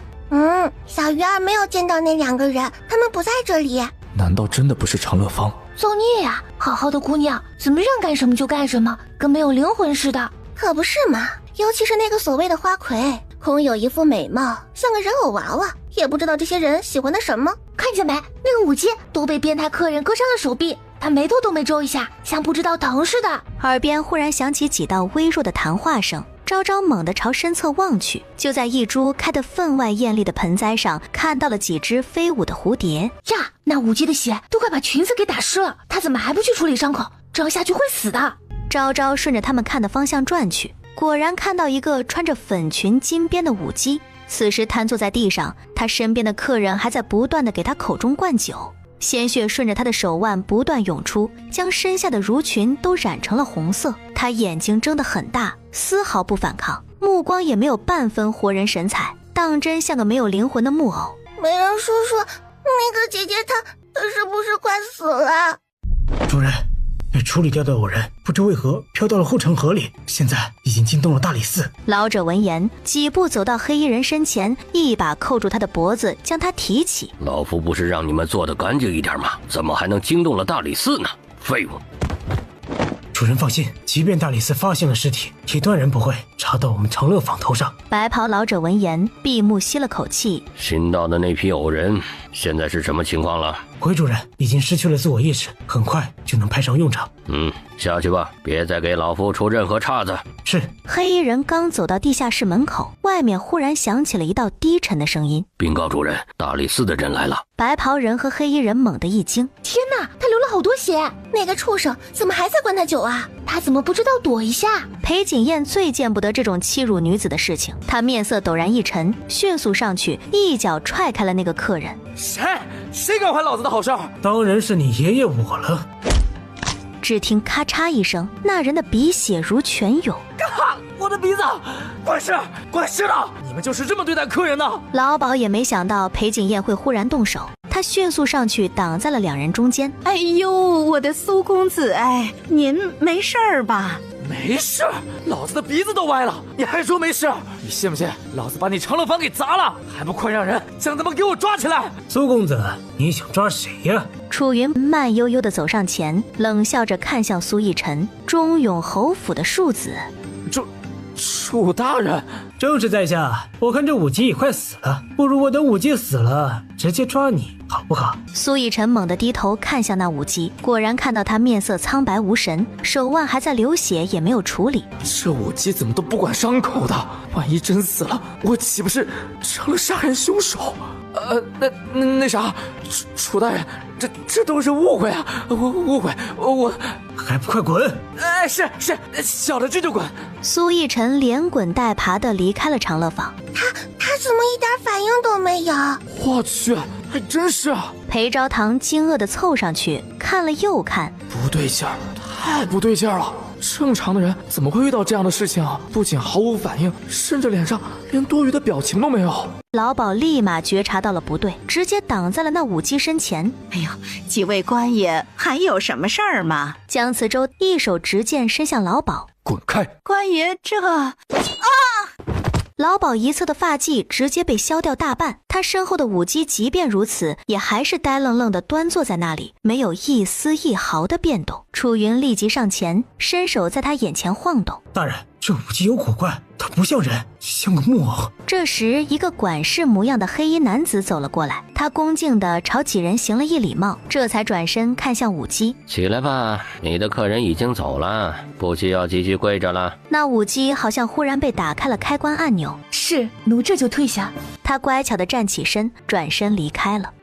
是他就是2个杀人凶手中的一个人。哎呀，大坏蛋来了，好可怕！他该不会又要抓那些少女去泡药池子吧？长乐坊的底下又新挖了2个药池子，听他们说昨天又到了一批新偶人呢。怎么办？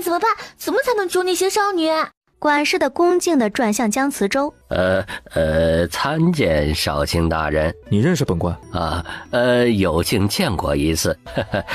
少卿大人今日来我长乐坊，可是还有别的事情？若是例行检查，完全不需要您亲自跑一趟吧？护城河里发现了一具尸体，据目击证人说，那具尸体是从长乐坊的后院丢入河里的。管事，是否该给本官一个解释啊？大人说的可是真的？那目击证人当真看见了？这怎么可能啊！我长乐坊清清白白，绝对不会干出这种伤天害理之事的。他这个大坏蛋，竟然还敢信口雌黄！他直接拽了拽姜慈州的衣服，凑到他耳边说了句话，后者眼眸倏地眯起，冷笑了声。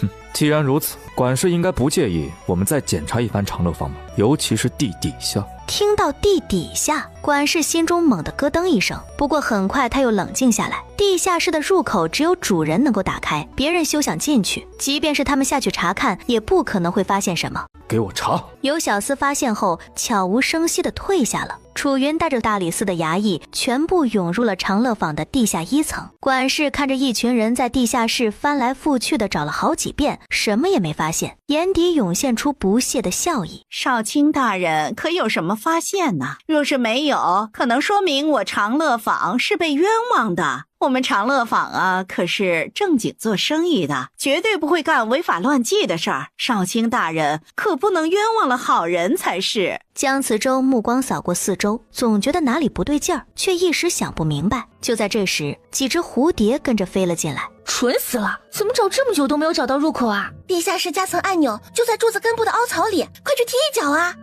气死阿蝶了！大坏蛋已经命人开始从地下通道转移偶人，说这些人再不下去就抓不到他们先行了。昭昭眼珠子咕噜噜一转，蹭蹭蹭跑到裴景燕身边，踮起脚尖凑到了他耳边。裴景燕听后，眼睛倏地一亮，迅速朝柱子的位置跑去。原本胸有成竹的管事见到裴景燕的动作，呼吸猛地一滞。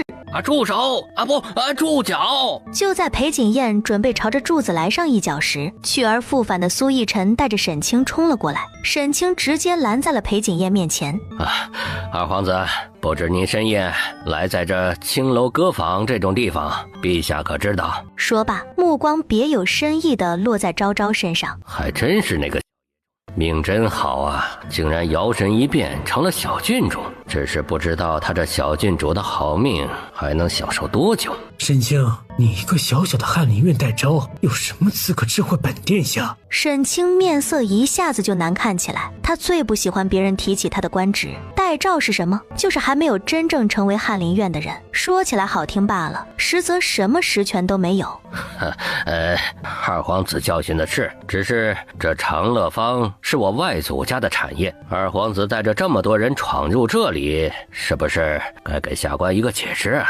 看到这一幕，裴昭堂眼底闪过一抹冷笑，他牵着昭昭的手来到裴景燕身后。你说这长乐坊是你外祖父平阳侯的产业啊？正是。那可太好了，平阳侯啊，父皇正好抓不住他的把柄处置他，没想到他的蠢外孙竟然自己送上门来了。好，简直是好极了。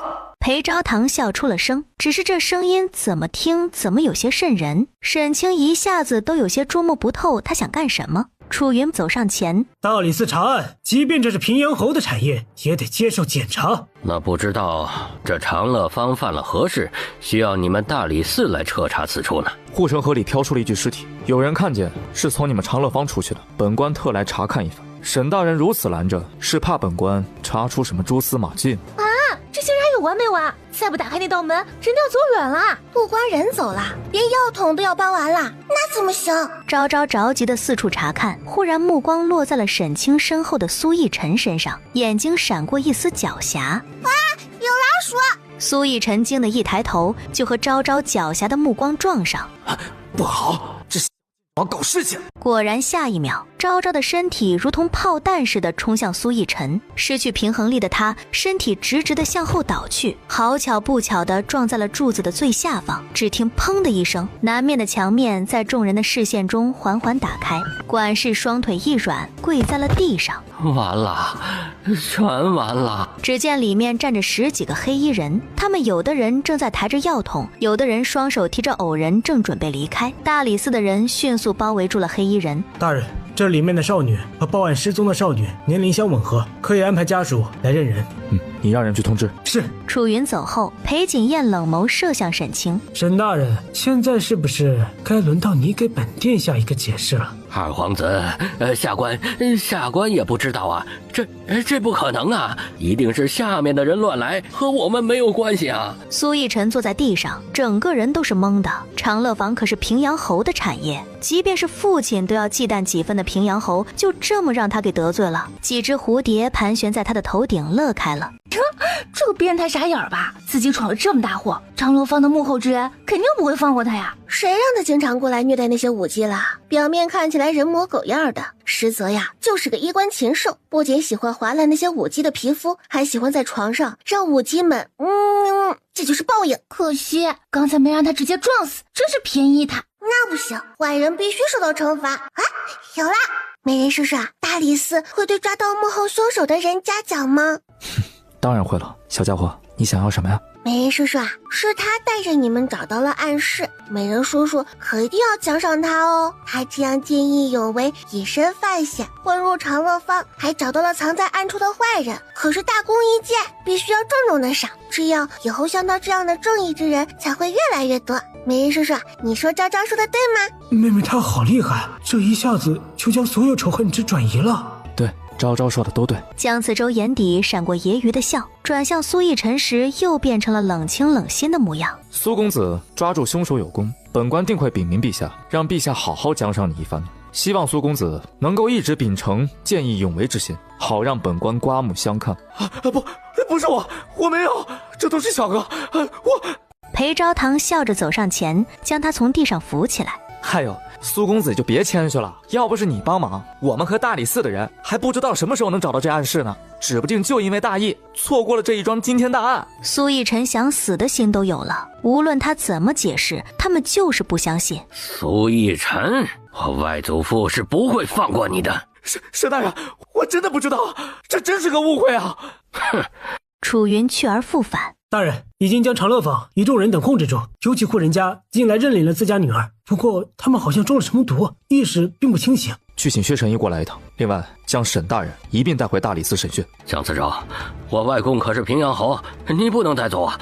你不说本官差点忘了，这长乐坊既然是平阳侯的产业，那这里发生了这么大的事情，怎么能不通知平阳侯呢？江慈洲冷笑了下，将平阳侯一并请到大理寺。沈清彻底吓住了，江慈洲他是不是疯了？为了几个舞姬，竟然敢跟他外祖父作对，他知不知道他外祖父平阳侯就是陛下也要忌惮几分？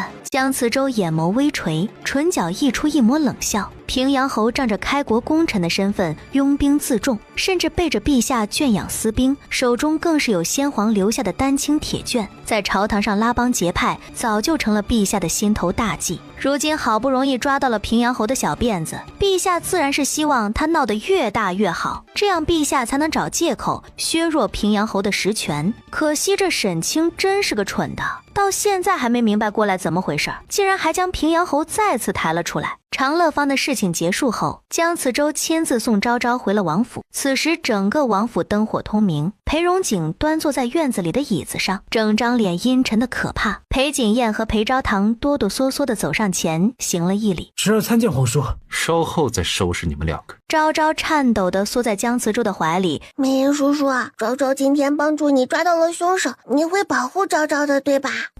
可是你爹爹现在的脸色好吓人啊，叔叔也不一定能帮助你啊。不会的，不会的，只要美人叔叔替昭昭求情，爹爹一定会放过昭昭的。昭昭压低声音道：美人叔叔啊，如果你不替昭昭求情的话，我就将你洗澡时被醉酒的爹爹误闯进去的事情说出去。这些都是谁告诉你的？美人叔叔府上的小老鼠。江慈洲回去就找人除老鼠，鼠鼠们招谁惹谁了？裴荣景拧着眉，眼神犀利盯着昭昭。还不过来？昭昭暗自吐了下舌头，挪着小碎步朝他走过去。爹爹，小小年纪就敢偷跑出去？爹爹，昭昭知道错了，昭昭下次再也不敢了。还敢有下次？不会了，不会了，昭昭再也不偷偷跑出去了。以后昭昭去哪里一定会告诉爹爹，爹爹就不要生昭昭的气了，好不好？哦，对了，昭昭今天可是办了一件大事呢，爹爹知道之后一定会夸昭昭的。嘿嘿，不信的话，你可以问美人叔叔哦。大理寺最近接到了很多报案，都是因为少女失踪，是昭昭帮忙找到了那些失踪少女，还发现了长乐坊不为人知的勾当，而且这长乐坊是平阳侯的产业。裴荣景神色一动，平阳侯，看来他果真有问题。裴荣景说完，看向昭昭，之前是本王疏忽，没想到给你安排安慰这茬儿，本王已经通知燕羽让他去世音阁给你挑选安慰了。在他没有回来之前，你哪儿都不许去。如果想去哪里，必须得爹爹陪着，知道了吗？昭昭哦了一声，乖巧的点头。好了，天色不早了，你也早些回去歇息。明日国师要见你。国师？那个神出鬼没、年岁比大圣国还要长的国师，竟然要见小丫头。翌日一早，昭昭在裴荣景的陪同下正用着早餐。爹爹，你昨天说的国师为什么要见昭昭呀？可能是觉得我们昭昭是个小福星。这时燕语忽然从外面走进来禀报：王爷，大理寺的人来传话，希望您稍后能去一趟大理寺。昨夜大理寺发生了大事，来人还让属下转告郡主，说昨日那条小金鱼不知怎么的，好像快死了。你是说小鱼儿快死了？不行不行，小鱼儿不能死！我答应过小鱼儿，等事情结束之后要送小鱼儿回家的，我绝对不能食言。昭昭焦急地转向裴荣景：爹爹，我们可以先去大理寺看小金鱼吗？昭昭答应过他要送他回家的。裴荣景站起身，边走边面色冷沉地询问：大理寺昨夜发生了什么大事？昨夜被抓回来的长乐坊众人集体死亡，无一活口。这件事看上去十分诡异，大理寺戒备森严，有谁能够做到如此悄无声息？裴荣景听到这里，眉头狠狠拧起，敢在姜慈州眼皮子底下下药，对方手段真是了得，难怪会求到昭昭跟前，看来也只有这个小丫头能帮他找出些蛛丝马迹了。马车一早就准备好了，还是楚云亲自来接，一路上楚云又将昨夜的事情详细的复述了遍。大人从昨夜到现在还待在天牢里，就连我们的人也都被盘问了。本王知道了，那平阳侯呢？是否已经放他回去？并未，大人说等您到了再商议。裴荣景眼眸半眯，知道姜慈州这是替昭昭保密了，并未将他能听懂动物语言的事情告知楚云，所以表面上是请他过来一趟，实则是为了替昭昭打掩护。大理寺，楚云直接带几人到了姜慈州办公的地方。昨日带回来的小金鱼就在那边的缸里，小郡主就拜托你了，大人说一定不能让它死了。楚云说完挠了挠脑袋，也不知道大人什么时候开始喜欢养小金鱼了，以前都没见他对鱼感兴趣过。裴荣景垂眸低哼了声，那哪里是喜欢养小金鱼，那还不是因为这可是目前唯一的目击证据，八成他还等着昭昭从小金鱼的口中再问出些什么。还请王爷和小郡主在此等候，属下这就去通知大人过来。谢谢楚叔叔，昭昭这就去看小鱼儿。昭昭心急如焚地朝大缸奔过去，刚跑过来就看到小金鱼已经开始翻肚皮了。小鱼儿，你怎么啦？你别吓昭昭。小丫头，你终于来了，你快给我弄点吃的，小鱼儿快饿死了，我都10天没吃过食物了。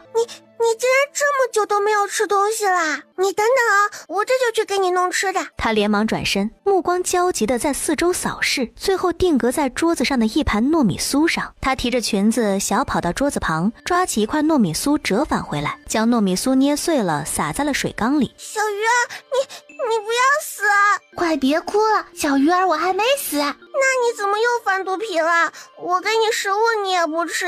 饿得没力气，等它飘到我嘴里。昭昭沉默，最后还是昭昭贴心地将碎末一点点送到他嘴边，他才安静地享用了一顿美食。姜慈州大步从外面走了进来，昭昭扭过头就看到了他，小跑过去。美人叔叔，小鱼儿他没事了，他是太久没有吃东西饿坏了，现在已经好多了。还得是我们昭昭，真厉害。这不是我宝贝亲闺女吗？怎么跟姜慈州那么亲密？他冰冷着脸向昭昭招了招手。昭昭，过来，到爹爹这里来。堂堂摄政王，连小丫头的醋都吃，也不嫌丢人。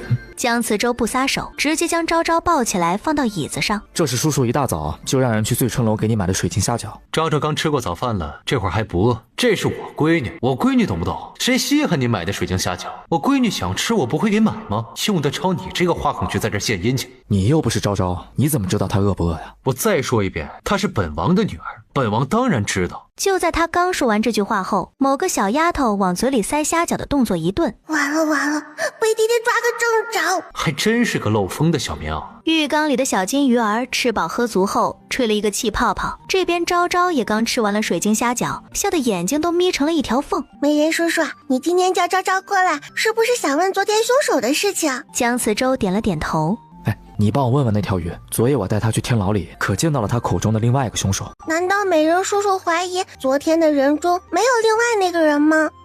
平阳侯似乎对长乐坊的事情概不知情。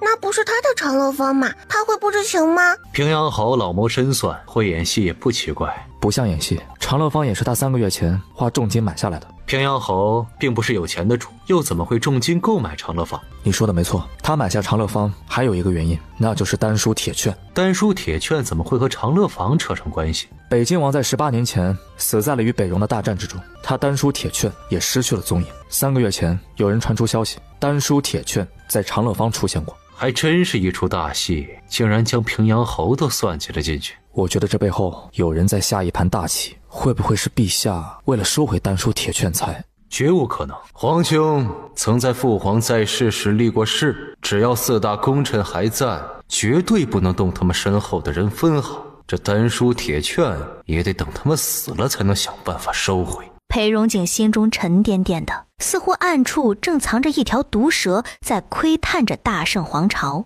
昭昭觉得自己的脑袋晕乎乎的，根本听不懂爹爹和美人叔叔在说什么。他撅了撅嘴，小跑到小金鱼儿面前：“小鱼儿，美人叔叔说你昨天夜里去了天牢，你可看到了另外那个凶手？”“没看到。”小鱼儿记得当时抛尸的时候，那个管事身边还跟着一个裹着白袍的人，那人身材矮小，但很壮实，而且什么？那个人浑身裹得太严实了，唯一露在外面的双手布满了恐怖的脓包，好恶心的。哦，对了，那个管事好像还喊他主人。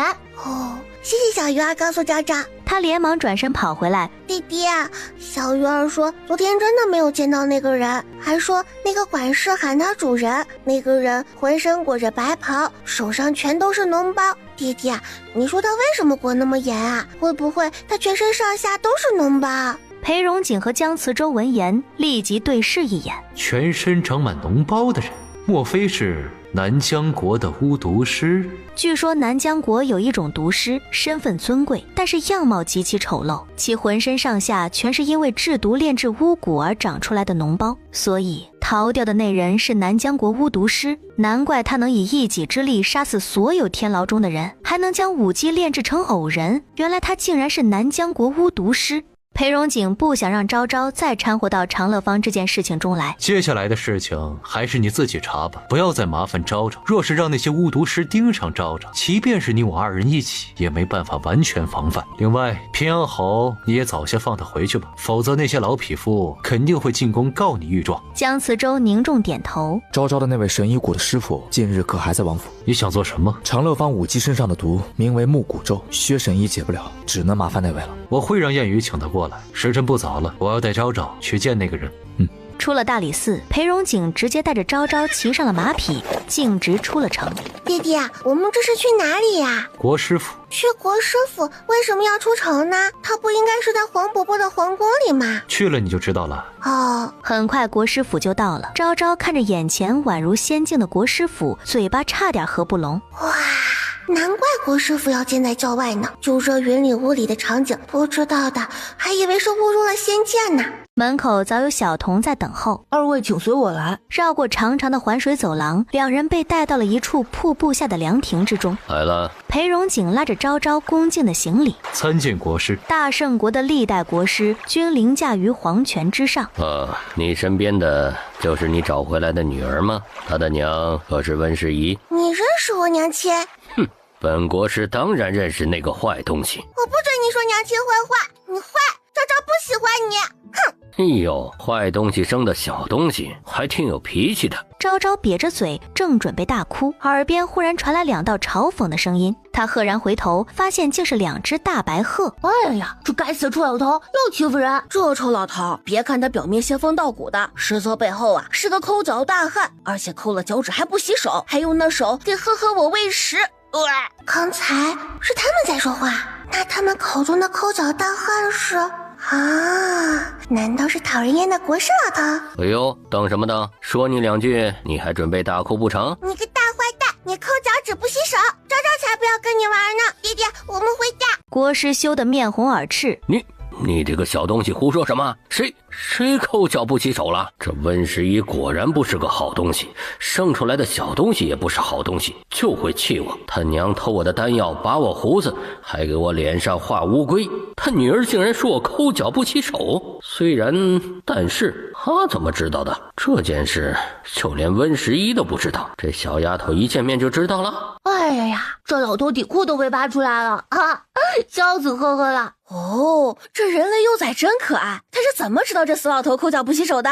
他何止抠脚不洗手，他还喜欢闻自己放的屁，每次闻了还要评价一句什么味。想哭又忍不住破涕为笑的昭昭狠狠吹了个2个鼻涕泡。笑什么笑？你这个小东西再敢胡说八道，我就把你扔进水潭里，醒醒脑！昭昭一股脑躲到裴荣景身后，冲他吐舌。咻咻咻！不仅抠脚趾，还喜欢闻自己的臭屁！你个道貌岸然的糟老头！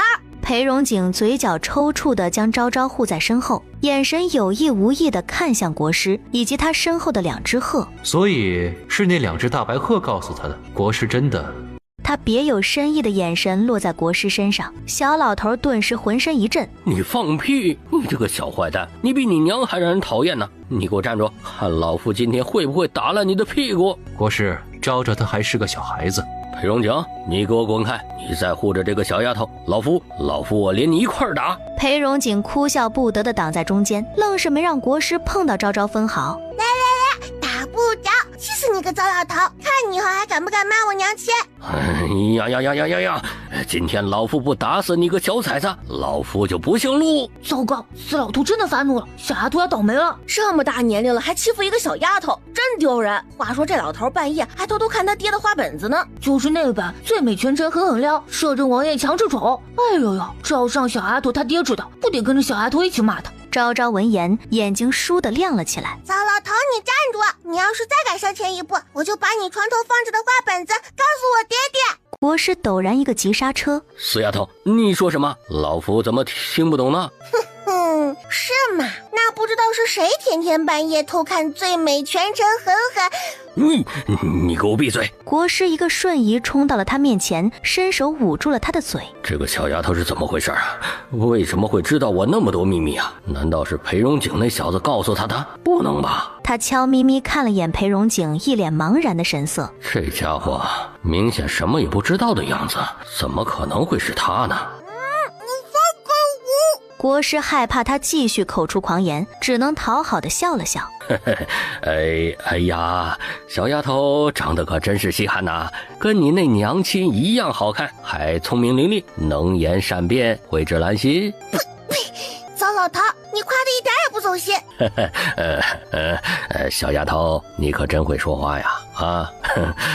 裴荣景有些无奈走上前，不知国师今日让本王带昭昭过来，所为何事？国师斜瞥了他一眼，歪头从腰间取出一块玉佩。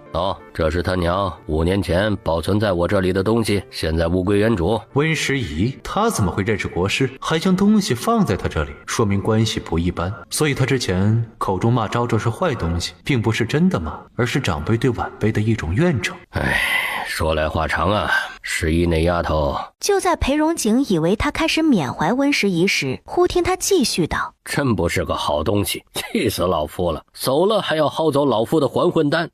糟老头，你要是再骂我娘亲，昭昭就真的生气啦。虽然知道这糟老头对娘亲并无恶意，但是他就是不允许别人辱骂娘亲，国师也不行。玉佩给你们了，赶紧给老夫滚！5年前他为了救这个小东西，还偷了他的还魂丹，他骂2句怎么了？怎么了？国师，你可知道温时宜他上个月已经死了？你说什么？温时宜已经死了。裴荣景说完这句话，一直观察着国师的神情。这国师和温时宜的关系不一般，难道是师徒，亦或者……国师嘴巴干涩的张了张，忽然看到昭昭眼睛红红的，正望着他。小丫头的3魂7魄已经补全，看来她是完成了恩情离开了。死了就死了吧，生死自有天命，那是他的命。老夫只答应将玉佩送还给这个小丫头，其余的一概不管。现在玉佩已经给你们了，没什么事，赶紧走吧。他说完瞪了昭昭一眼，说你呢，快别留在这儿碍老夫的眼了，老夫要去钓鱼去了。昭昭咬着唇，还想问一些娘亲以前的事，就见国师已经捡起鱼竿坐回到了原来的位置。裴荣景暗自叹了口气，将玉佩挂在了昭昭的脖子上。好了，这是你娘亲给你留的东西，你自己保管好，就当是你娘亲还陪在你身边。昭昭一定会保护好玉佩的，这是娘亲唯一留给昭昭的东西了。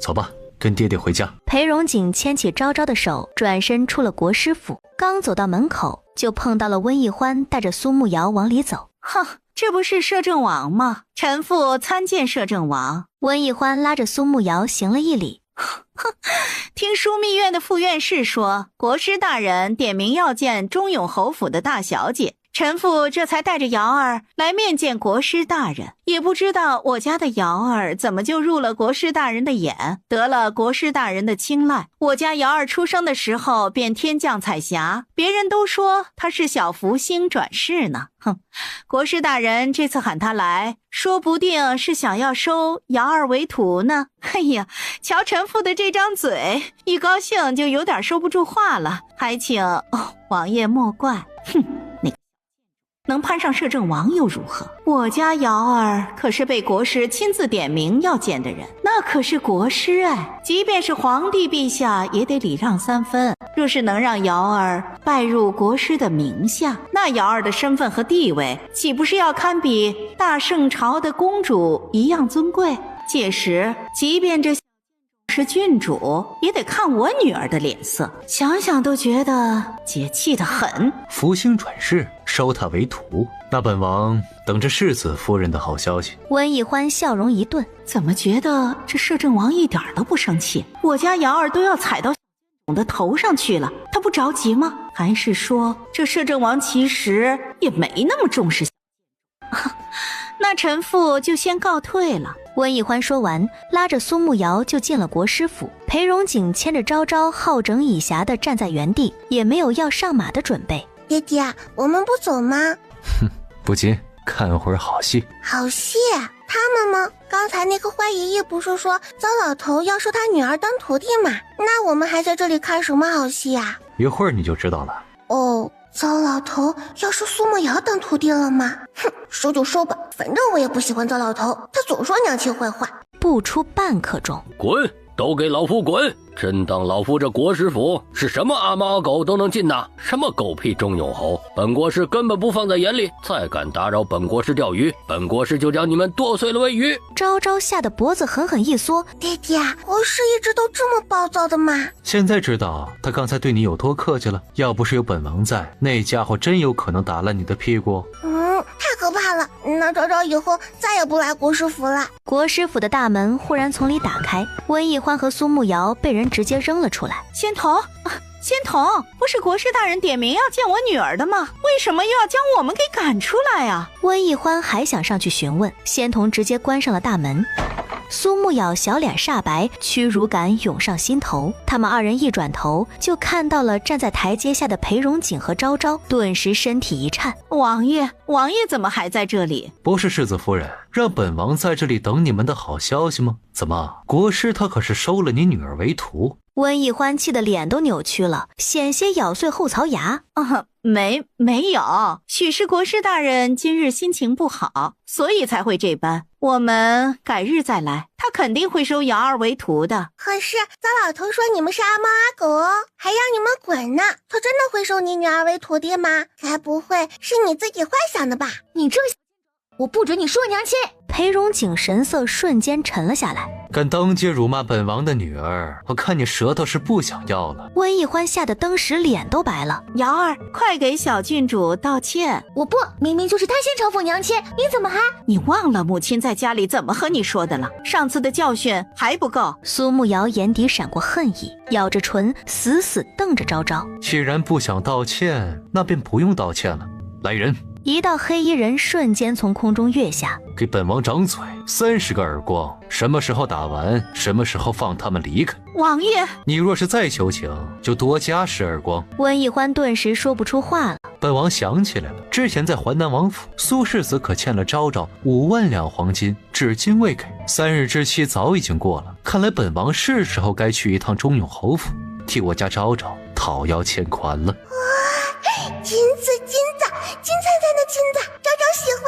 温奕欢的面色更加白了，苏慕瑶不仅吓白了脸，还吓得尿了裤子。裴荣景冷哼了声，抱着昭昭骑上马走了。平阳侯府马车上，该死的姜慈州，老夫若不是看在他父亲是先皇伴读，又是当今圣上太傅的份上，今日老夫必定进宫告他御状。敢审讯他堂堂平阳侯，姜慈州的胆子真不小。虽然所谓的审讯就是让他在大理寺喝了一夜的冷茶，但那也不行。沈清在一旁缩成了鹌鹑，大气都不敢喘。平阳侯狠狠瞪了他一眼，成事不足败事有余的东西，你怎么就不能跟着你表哥多学学呢？这次长乐坊的事情，老夫后面再跟你算账。马车缓缓在平阳侯府门口停下，平阳侯刚走下马车，顿时被一股铺天盖地的恶臭熏得睁不开眼。哎呀，什么味道这么臭啊？他勉强睁开眼，看到眼前的场景，顿时气火攻心。是谁？谁干的？正在打扫的小厮见到平阳侯，立即放下手中的工作，跑到跟前。回禀侯爷，昨夜长乐坊的事情不知怎么泄露了出去，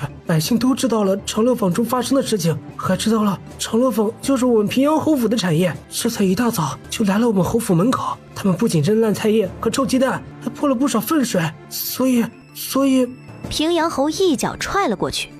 你们都是死人嘛，怎么不能拦着点啊？小的们拦了，可是那些百姓人太多了，我们根本拦不住。就在这时，与平阳侯府隔了一条街道的中永侯府门口忽然传来了熙熙攘攘的吵闹声。平阳侯眯眼转过身看去，顿时气得差点倒仰。中永侯府门口被百姓围着，不断有人送鸡蛋、瓜果、蔬菜，百姓们还在连连夸赞：多谢苏二公子见义勇为，我家女儿才能平安归来。苏二公子真是个大好人，不像平阳侯府的人简直丧心病狂，泯灭良心，这不该活在这世上。如果朝中有更多像苏二公子这种见义勇为、舍身为民的官爷，那我们老百姓可就有福了。难怪苏以晨昨天会好心来提醒我长乐坊出事了，原来他根本就是故意的。我看他们中永侯府就是想害外公您，说不定这幕后之人就是中永侯。好一个苏以晨呐，好一个中永侯府，踩着我平阳侯府为自己搏名声是吧？哼！咱们走着瞧。站在中永侯府门口把风的小厮立马折返了回去。大厅里，苏逸晨小心翼翼地跪在地上，小厮小跑着经过他，凑到钟永侯耳边说了几句。钟永侯顿时气得不轻，拂袖摔翻了茶盏。苏逸晨，这都是你干的好事儿。父亲，孩儿真的是冤枉的。昨天夜里的事情就是个意外啊！意外？你一句意外就完事儿了？现在长乐坊的事情，平阳侯已经将一切都怪罪到我们侯府头上了，你说说怎么办啊？那孩儿带着厚礼去找平阳侯道歉吗？哼，道歉？你觉得平阳侯会接受你的道歉吗？那现在要怎么办？您总不能打死儿子谢罪吧？哼，也是个不错的办法。父亲，孩儿真的知错了，你千万别打死孩儿啊！苏逸晨趴在地上，汗水浸湿了整个后背。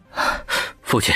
苏怀瑾急匆匆从外面走了进来。二弟虽然素来行事关让了些，可他万万不敢做出和平阳侯府作对的事情啊！孩儿相信这次事情他也是被人利用了。钟永侯闻言，眼睛眯了眯。逸晨呢？昨夜大理寺的人过去的时候，会有什么奇怪的地方？苏逸晨绞尽脑汁想了想，并没有什么奇怪的地方。他说完，忽然想到什么，有，还真有！摄政王的女儿昭昭郡主，她竟然也跟着大理寺的人去了长乐坊。哦，还有二皇子和六皇子，原本我是根本不可能触碰到机关的，都是那个忽然冲上来抱住我的腿，才害我摔倒，才悟出了机关。对，就是那个搞的鬼，他一定是早就知道了机关在那里，所以才故意的。混账！你当你父亲是傻子吗？那小丫头不过才4岁，她能知道个屁！就算她是故意的，也一定是她身后的摄政王授意的。该死的裴荣景，当初陛下将他提拔成摄政王，目的就是要让他针对我们这些老家伙。看来是上面那位坐不住了，想要收回我们手中的丹书铁券了。侯爷，摄政王来了！父亲前脚刚骂了摄政王，后脚对方就找上门了。钟永侯用最快的速度收敛了脸上的怒气，笑着迎了出去。哎呀，什么风把摄政王给吹来了，真是令我钟永侯府蓬荜生辉呀！蓬荜生辉，一会儿就让你们气得吐血。本王此次前来是来向苏世子拿回之前欠昭昭的5万两黄金的。之前说好的3日，如今已经过去10日之久，不知世子什么时候能把这笔钱交出来？他笑吟吟地说完，目光陡然一寒。世子真是好大的面子，竟然要本王亲自来讨要。钟永侯他猛地转头看向苏怀瑾，老夫给你那5万两黄金呢，你怎么还没有交给摄政王呢？啊，那可是他咬着牙卖了几百亩地和10几间铺子才凑齐的，他竟然敢私吞。当时父亲交给孩儿，我就将那5万两给了易欢，他说他第2日就命人送过去了。摄政王当真没收到？裴荣景被气得太狠，反而笑了出来。你这个人真奇怪，爹爹要是收到了，为什么还要亲自过来讨要呢？更何况当初你签下的欠条还在昭昭这里呢，难道你们送钱都不拿回欠条的吗？弟弟，这张没有说错吧？我们昭昭都懂得的道理，有些人竟然不知道。哼，看来钟永侯府竟然连个小孩子都不如。温义欢他竟然拿了钱没有交给摄政王，那他把这些钱都拿去干什么了？苏怀瑾，你看看你干的好事，那5万两黄金你若是要不回来，休怪为父罚你去跪祠堂。昭昭在旁边故作惊讶道：啊，弟弟，他们的钱是被人给贪污了吗？那他们会不会不认账了，不给昭昭钱了？他们敢？钟永侯，本王不想听你们找任何的理由。今日本王就要见到那5万两黄金，若是虚实之前还未送到本王的府上，这张欠条明日辰时就会出现在陛下的案前。钟永侯气得直哆嗦，只能眼睁睁看着摄政王离开。他气得转身冲苏怀瑾怒喝：还不快去将你那好媳妇给为父找回来，那可是整整5万两，你竟然就这么交由给他？父亲息怒，孩儿这就去找他，定是他一时忘记了时间，并不是有意吞没了那5万两黄金的。还真会忘了时间，若是摄政王今日没有来讨要，是不是那5万两黄金就进了大嫂的腰包了？苏逸晨，苏逸晨立即闭了嘴，他现在可是不敢和苏怀瑾硬呛了，毕竟长乐坊的锅还在他身上背着呢。苏怀瑾刚走出院子，准备去找温义欢，就见他哭哭啼啼地抱着昏迷的苏慕瑶走了进来，他面色顿时一变，立马快步走了上去。瑶儿，这是谁干的？可恶啊，竟然敢将瑶儿伤成这样！是摄政王，都怪那个主羞辱我在先，瑶儿气不过，顶撞了他几句，就被摄政王命人打了30个耳光。摄政王简直是欺人太甚！钟永侯听到动静也走了出来。这是怎么了？哭哭啼啼像什么样子？还有温氏，你将那5万两黄金放哪儿了？快给摄政王送过去啊！哼，摄政王竟然为了那个来侯府要钱呢！一欢，钱呢？我将他们放在了匣子里，最近因为瑶儿的事情分了神，竟然将这件事给忘了啊！我赶日就让人送过去。不行，今日就送过去。可温义欢暗自咬牙，他早就把钱拿回了娘家，让他现在去送，他去哪里拿钱？他目光忽然扫到苏慕瑶高肿的脸，心中已然有了算计。爹，不是儿媳不愿给，实在是摄政王他太过分了。你瞧瞧，他让人将瑶儿打的。钟永侯这才注意到苏慕瑶，顿时皱眉：爹呀，你可是开国功臣，又有先皇的丹书铁券在手，即便他是摄政王，也不能轻易动您分毫啊！我们何必要受这种委屈？当初在淮南王府，明明是他们打了瑶儿几人，摄政王却还逼着我们签下5万两黄金的欠款，这根本就是欺人太甚。爹，您当真要忍着，让儿媳将5万两黄金送过去吗？若是不给，明日这欠条就会呈到陛下跟前。你是想让老夫去与陛下对峙吗？哼，儿媳倒有一计。你们派人过去传话，就说是儿媳不小心弄丢了，侯府需要重新筹备银两，3日后就是瑶儿的生辰宴，还请父亲邀请摄政王携小郡主前来参加生辰宴。你究竟想做什么？怀瑾，你还不知道吗？那个昭昭根本就不是摄政王的女儿，是姐姐当初偷人生下的。如今她被摄政王领养了，心中满是对我们侯府的怨气，她想借摄政王的手报复我们侯府呢。你说什么？钟永侯也被这个消息砸的是头晕目眩，难怪他第一次见到那小丫头就不喜欢，原来竟是当年抹黑他们侯府的那个污点。所以必须除掉，否则我们侯府永无宁日。夜里，昭昭四仰八叉地躺在床上，不断地吹着鼻涕泡。床上的昭昭额间忽然闪过一道翠绿的光。小丫头，小丫头，老叔我要走了，明日便是我的雷劫，我感知到我可能渡不过去了。待我死后啊，你就将我的树干带回去埋入院中吧。老树虽然身死，但是躯干经受过雷劫的洗礼，有除恶辟邪的作用。小丫头啊，你身上有信仰之力，是得大道者庇护之人。若是……他的声音弱得消失。仙树爷爷，仙树爷爷，不要走！粉桃连忙走了过来。小郡主，您怎么了？可是又做噩梦了？粉桃姐姐，仙树爷爷刚才来跟我告别了。我不想仙树爷爷死，我想去看看仙树爷爷。粉桃姐姐，你陪我去好不好？小郡主，现在已经深夜了，不如奴婢明日一早再陪您去。不要，仙树爷爷明天就会死的。昭昭难过的跳下床，提着裙子往外跑。哎，小郡主您慢点，您是要去找王爷吗？粉桃吓得赶忙追上去。昭昭刚跑到院子，忽然吹了声口哨，从院子的角落里立马跑出来只大黄狗，赫然就是曾经饭店门口那只。大黄，带我去找仙树爷爷。汪，好嘞。粉桃追出来的时候，只看到了大黄狗驮着昭昭离开的背影。糟了，小郡主不见了！大黄驮着昭昭哼哧哼哧地跑到了山下。好在今夜的月色不错，勉强能看到上山的路。昭昭被颠簸的都快吐了。大黄，我们怎么还没到啊？哎，还早呢，到山顶还得半个时辰。你要是累了，就趴在本王背上睡一会儿。到了，本王叫你。昭昭睡不着，昭昭担心仙树爷爷。仙树爷爷一定不会有事的。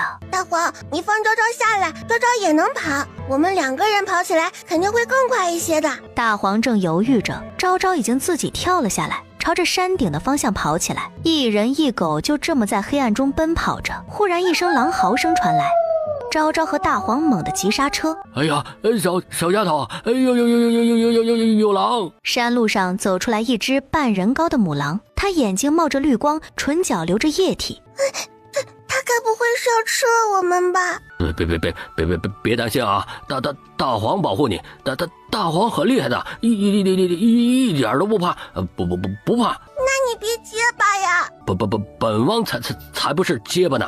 我这是冻的。现在是4月天，不冷。宝宝好疼，娘亲。一道虚弱的声音忽然从母狼后背传来，昭昭微微一愣，看向了他的身后，只见山路旁的草丛中竟然还窝着一只小狼。他受伤了。都怪你们人类，要不是你们设置了捕兽夹，我的孩子也不会受伤。人类都该死。那个，我可以救他。还好他出门随时都带了疗伤的药粉，而且师傅就在山上住着，完全不怕治不好他。母狼狐疑地盯着他。我是说真的，昭昭身上有疗伤的药，而且如果昭昭说了谎，你随时都可以吃掉我的。昭昭腿短，跑不快的。好痛，娘亲，好痛。母狼转过身走到小狼身边。宝宝不哭，娘亲一定会救你的。昭昭小心翼翼地跑了过来，刚走近就看到了小狼腿上深可见骨的伤口。他眼睛红红的，掏出疗伤药，蹲下身体撒在了小狼的腿上。小狼疼得一哆嗦，忍不住呜出声。不过很快疼痛感就消失了，只剩下了凉凉的感觉。他抬起毛茸茸的脑袋，蹭了蹭昭昭的小腿。你伤得很严重，昭昭这药多给你吧。他将药瓶放在了地上。母狼见状，用脑袋抵了抵小狼的头，然后叼起小狼塞到了昭昭怀里。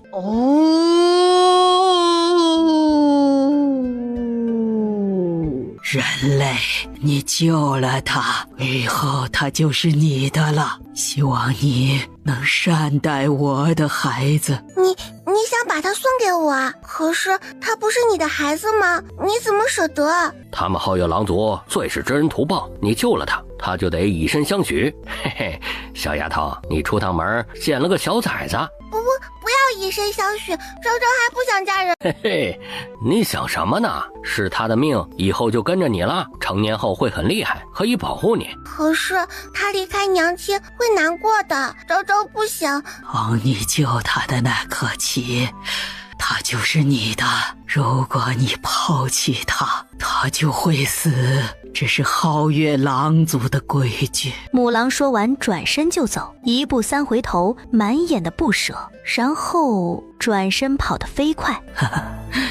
终于将这小崽子给送出去了。上次这小丫头上山，就感受到了大气运者现身，想把小崽子送出去。奈何当初这小丫头身边的人太多，我怕她刚出现就被那群人给打伤了。不枉费我蹲守了这么久，终于让她等到了。小狼崽缩在昭昭怀里呜咽起来。娘亲说了，跟着小主人有肉吃，以后能天天吃到肉。虽然舍不得娘亲，但我以后会经常回来看娘亲，还要给娘亲带好多好多肉肉。还不知道被2只狼给算计了的昭昭欲哭无泪，他也不想养只狼啊。什么？你说昭昭跑出去了？裴荣景面色都黑了，他里3层外3层的让人守着王府的大门和院墙，就是为了保护这丫头。但他怎么也没想到，这小丫头竟然会让狗带着她钻狗洞。他可说了要去哪里？小郡主口中嚷嚷着仙树爷爷，还说不要让他死，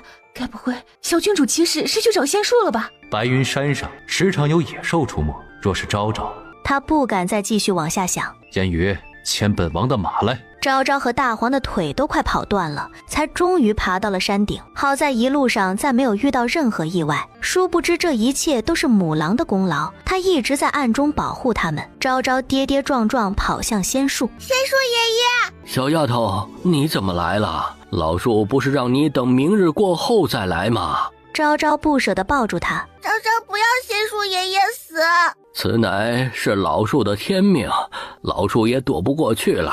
不过你能来看老树，老树已经心满意足了。就在他这话说完之际，鱼肚白的天空忽然再次陷入黑暗，恐怖的雷鸣声响起，无数的电龙在天间游走，好似随时都要劈下来一般。老树见状大惊失色，推开昭昭。小丫头，你快走，老树的雷劫到了。我不要，仙树爷爷，我求求你，你不要死。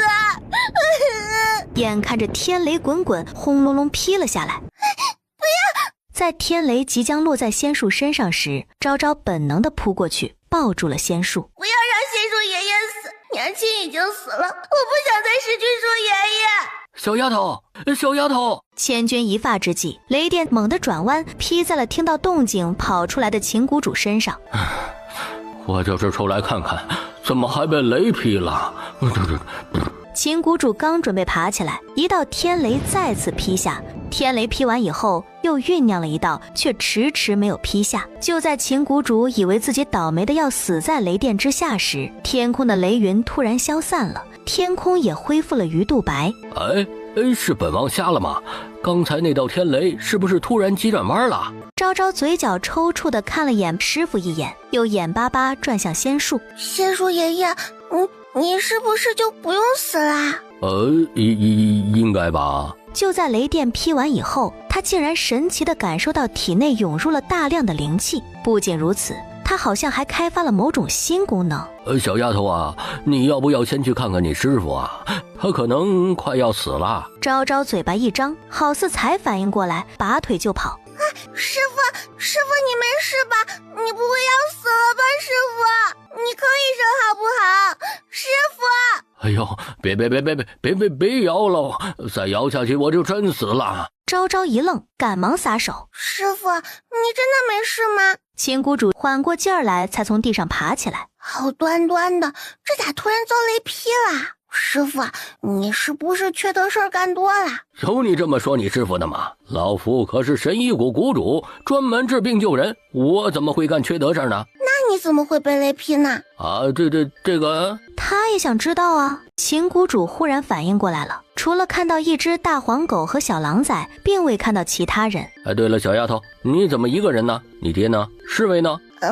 昭昭是一个人上来的。你是偷跑出来的？昭昭点点头，笑弯了眼。师傅，你能不能收留昭昭一晚呀？你大半夜不睡觉，跑到老夫这儿来干什么？你别告诉老夫你想为师了。谢树爷爷雷劫到了，昭昭不想谢树爷爷死，所以就上来找树爷爷。可是树爷爷的雷劫不知道为什么劈在了师傅身上，所以树爷爷不用死啦。嘿嘿。啥？感情我是替仙树挡雷劫了？哎，等等，怎么听小丫头这语气，好像劈的不是仙树，她很开心呢？我可是她师傅啊，我被雷劈了，她就这么高兴啊？气死老夫了！仙树听到这里，晃动了下树冠，有点幸灾乐祸。嘿嘿嘿，肯定是他吃了老树我2颗果子，体内有我老树的精气，天雷将他当成了老树我给劈了。秦谷主整个人一震，眼神犀利地扫过四周。谁在说话？昭昭和仙树一愣。师傅，你听到什么了吗？不会吧，难道师傅被雷劈之后也能听懂生灵说话啦？你刚才没听到这里有其他人说话吗？有吗？有。秦谷主来回跑了圈。奇怪呀，刚刚明明听到了除了你之外的人说话，难道是老夫被雷劈的出现幻听了？哎，他听到仙树说话了。大黄忍不住张大嘴，但是他说话，秦谷主却毫无反应。该不会是老树我终于能开口说话了？哦，想多了，并没有。哎，那他是咋回事啊？此时秦谷主还在周围转悠着，似乎又听不到仙树说话了。仙树和大黄的目光不由得落在了昭昭身上，所以刚才是因为小丫头点兵点将，点到谁就死。昭昭惆怅地数着鸡鸭鹅，小狼崽饿了非要吃肉肉。昭昭不想杀生。谁知对面的鸡鸭鹅却不乐意了，个个疯了似的冲过来。呀，小丫头，快选我，选我！滚开！明明是老鸭我先到的，你插队，你不要脸！嘿，你再骂就试试，信不信哥哥大我现在就拔光你的毛？都让开，这次的机会让给鹅鹅吧，我是你们之中年份最久的，让我先下去投胎吧。快选吧，小丫头，你这不是杀生，你这是帮他们解脱呢。这小丫头并不知道她一身的金光，若是被她选中送下地狱，那可是要功德加身的，来世不用再做六畜。大黄流着哈喇子冲到皓月跟前。萌，兄弟，你吃狗肉不？皓月嫌弃地瞥了他一眼，狗肉酸不吃。没品位的家伙。眼看着那群鸡鸭鹅失控，开始互相攻击，昭昭无奈地点中其中一只最大的鹅。就它吧，够大够肥，肉还多，够吃。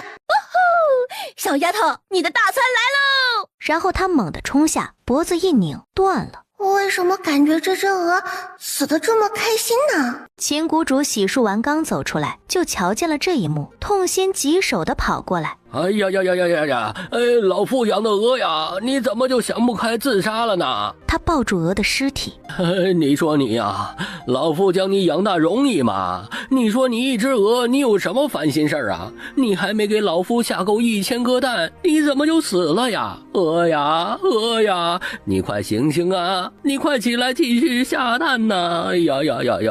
这个糟老头坏得很，天天都想我们下蛋，气死了！为什么死的不是丫丫？还1000颗蛋，他这是想榨干了我们再吃了吗？鸡鸭鹅怨气冲天，冲着秦谷主骂得可脏了。昭昭都不好意思听，从秦谷主怀中抢过大白鹅就跑。师傅，这只鹅归我了。皓月说他饿了，要吃肉肉。哎呀，你这个没良心的小丫头啊！你为了一只小狼狗就要吃了老夫的大白鹅？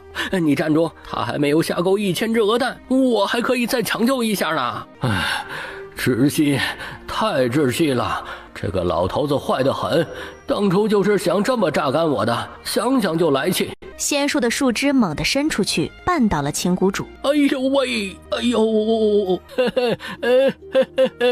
昭昭抱着大白鹅，大眼瞪小眼，他扭头看向皓月。你们狼族是可以生吃的吧？娘亲不是说跟着主人可以吃到美味的肉肉吗？小皓月，你别哭啊！昭昭也不会做鹅鹅，大黄，你会做吗？我是狗，你见过狗会做饭的吗？那你做啊！你做了，昭昭就见过啦。大黄，你可是京城中最厉害的狗狗啦，还是在酒楼里长大的，你一定可以的，昭昭，我相信你。皓月跟着奥木，大黄被夸得龇牙一笑。那大黄我试试。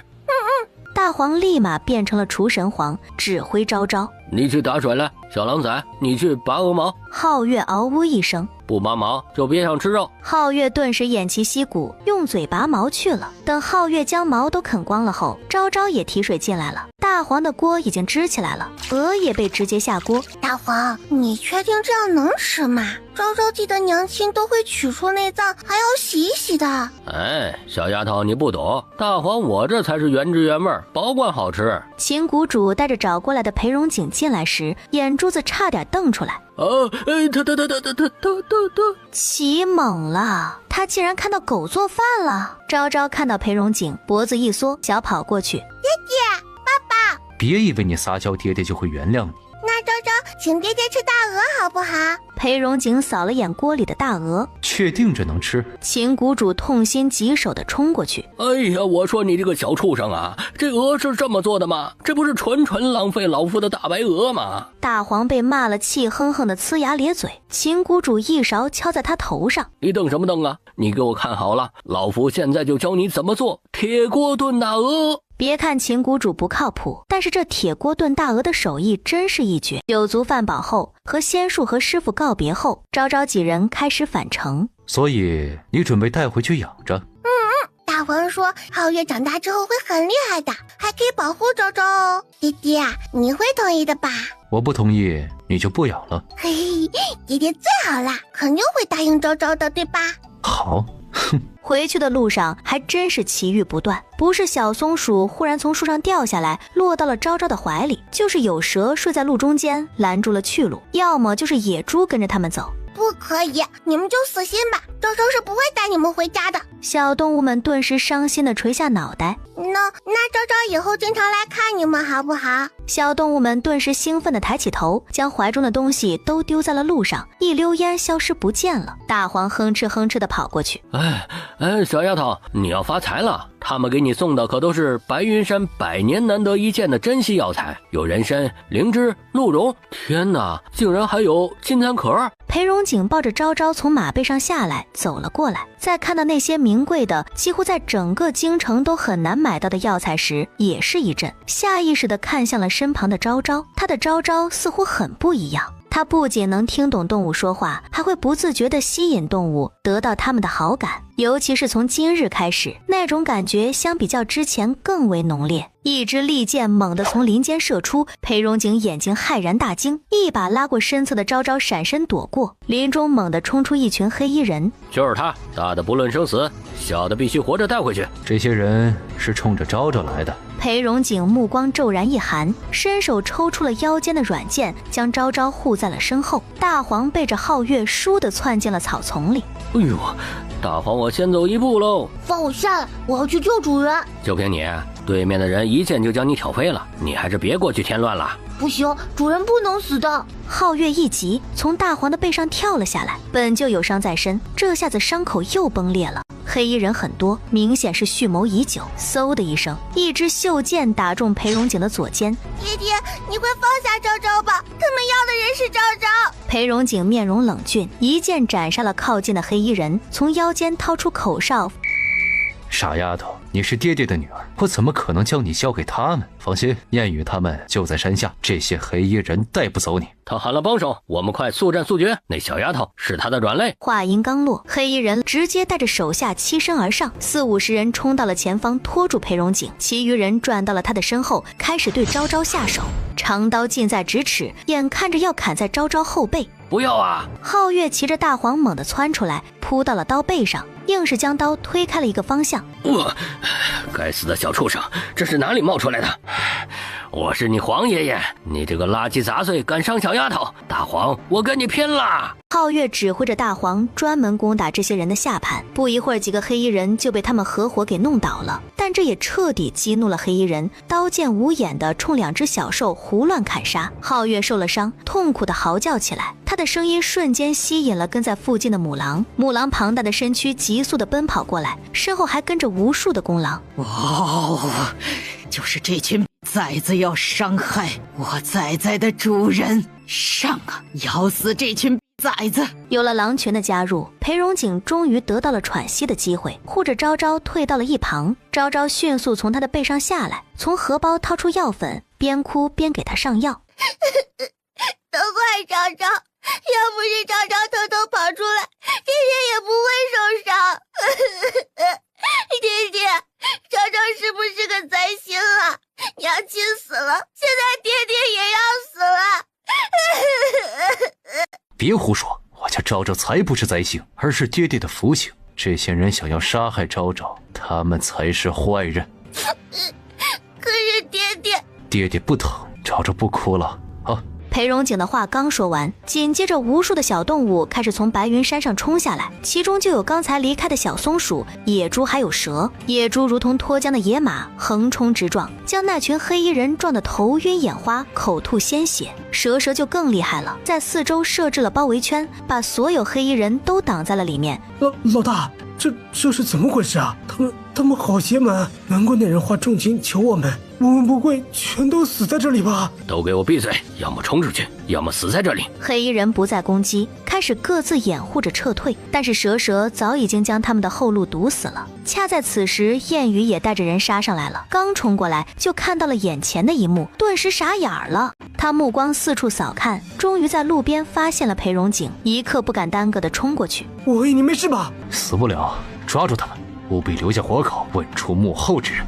黑衣人退无可退，前有蛇，后有狼，左有野猪，右有人，想要逃出去比登天还难。誓死捍卫雇主，我等共赴黄泉路。黑衣人齐刷刷举起刀剑抹向脖子，下一秒，只见每个人的裆部同时悬挂着一条小蛇。黑衣人尖叫着，同时捂着裆部痛苦哀嚎。嘿嘿，我听说刺客的牙齿中都喜欢藏着毒药，他们自杀不成，肯定会咬碎毒药的。小松鼠的话刚说完，无数的野猪疯了似的压在刺客的身上，后者非常默契地伸出小爪爪，扣掉了他们的大牙，彻底断了黑衣人想要自杀的路。这一幕发生的太快，别说是燕雨，就连裴荣景都始料未及。王爷，刺客已经全数抓住。裴荣景从地上站起来，走到领头人面前。是谁派你们来的？你最好想清楚再说。如今你已经落到了本王的手里，本王有10000种办法让你开口。黑衣人头领硬气地撇过头，想要他出卖雇主，门都没有。下一瞬，只见小蛇不知何时又爬上了他的双腿间。快说，再嘴硬，牛牛给你咬掉。弟弟，什么是牛牛？蛇说要咬掉这个叔叔的牛牛哦。裴荣景面色瞬间黑了。不该问的别问。我说。黑衣人从怀中掏出一块玉佩。我们接单子从来不问雇主的身份，这是雇主的信物。您是摄政王，想要查清楚背后之人，应该不难。玉佩质地莹润，一看就非凡品。看到玉佩的最角落雕刻着一个温字。温国公，是他想要刺杀昭昭吗？对方想要你们杀了昭昭啊？不是刺杀，对方只让我们带走他。至于想要做什么，我们并不清楚，而且我们并不知道您是王爷呀。我已经把我知道的都已经说了，您能不能放过我这帮兄弟？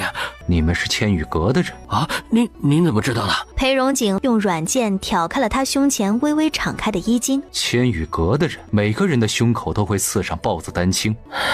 既然你已经知道了我们的身份，还请给我等一个痛快。裴荣景抱着昭昭闪身上了马，他牵着马转向黑衣人。据本王所知，千羽阁下干的是买卖消息的生意，何时也开始暗杀掳人了？江湖中人自然是有钱就赚。既然如此，燕羽处理干净。怕是千羽阁内部出了问题，不过这可不是他关心的。敢伤害昭昭就该死。裴荣景带着昭昭一路疾驰，直接闯进了金銮殿。此时朝会还未结束。摄政王到。高位上的皇帝登时站起身。是谁伤了你？微臣此次前来，就是希望陛下能够惩治幕后之人。今日微臣与臣女昭昭遭遇了上百人刺杀，幸得死里逃生，刺客也尽数伏住。不过刺客临死前交代，是有人拿着这块玉佩，让他们来刺杀我们。这块玉佩的背面刻着一个温字。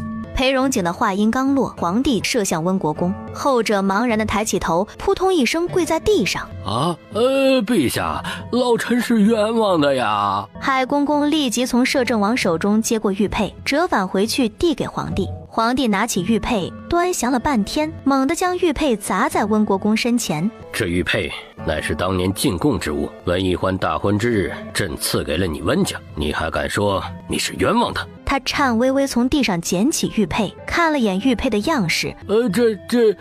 这是陛下御赐之物没错，可是1年前老臣就已经将这玉佩献给了温贵妃了。陛下若是不信，万可以命人去查看一番。温贵妃已经被朕一条白绫刺死，难不成刺杀之人还能是个死人不成？可那也不是老臣呢。可是老臣真的是冤枉啊！老臣哪有胆子刺杀摄政王啊？您就是给老臣100个胆子，老臣也不敢呐。海公公微微蹙眉，回禀陛下：陛下，这玉佩老奴见温贵妃死的时候还带在身上。死人的东西晦气，就连贪财的工人都不屑去拿。他甚至让人葬掉温贵妃的时候，还将玉佩一并埋了。这怎么又出现在了刺客的手中？昭昭昨夜没睡好，此时站在底下，小脑袋一点一点的。皇帝瞧见了昭昭的模样，忍不住招招手：来，昭昭，到朕的身边来。昭昭猛不丁听见有人叫他，茫然的抬起头：还愣着做什么？快过来呀！昭昭看了眼裴荣景，见对方点头，这才小跑着扑进了皇帝怀中。昭昭，今天有没有被吓到啊？昭昭没事，就是爹爹为了保护昭昭受了伤，昭昭心里难过。昭昭不哭，黄伯伯呀，一定替你找到幕后真凶，将他绳之以法。昭昭实在太瞌睡了，小脑袋点了点，竟然趴在了皇帝的腿上睡着了。皇帝眼底浮现出宠溺的笑：陛下呀，老臣与摄政王无冤无仇，为何要派人害他呀？陛下，您可一定要查个水落石出，还老臣一个清白呀！恰在此时，一只大白猫忽然从屏风后钻了出来，顺着房梁爬到了上面，找个舒服的位置卧下。这有什么好争执的？去查一下玉佩还在不在温贵妃身上，不就知道了？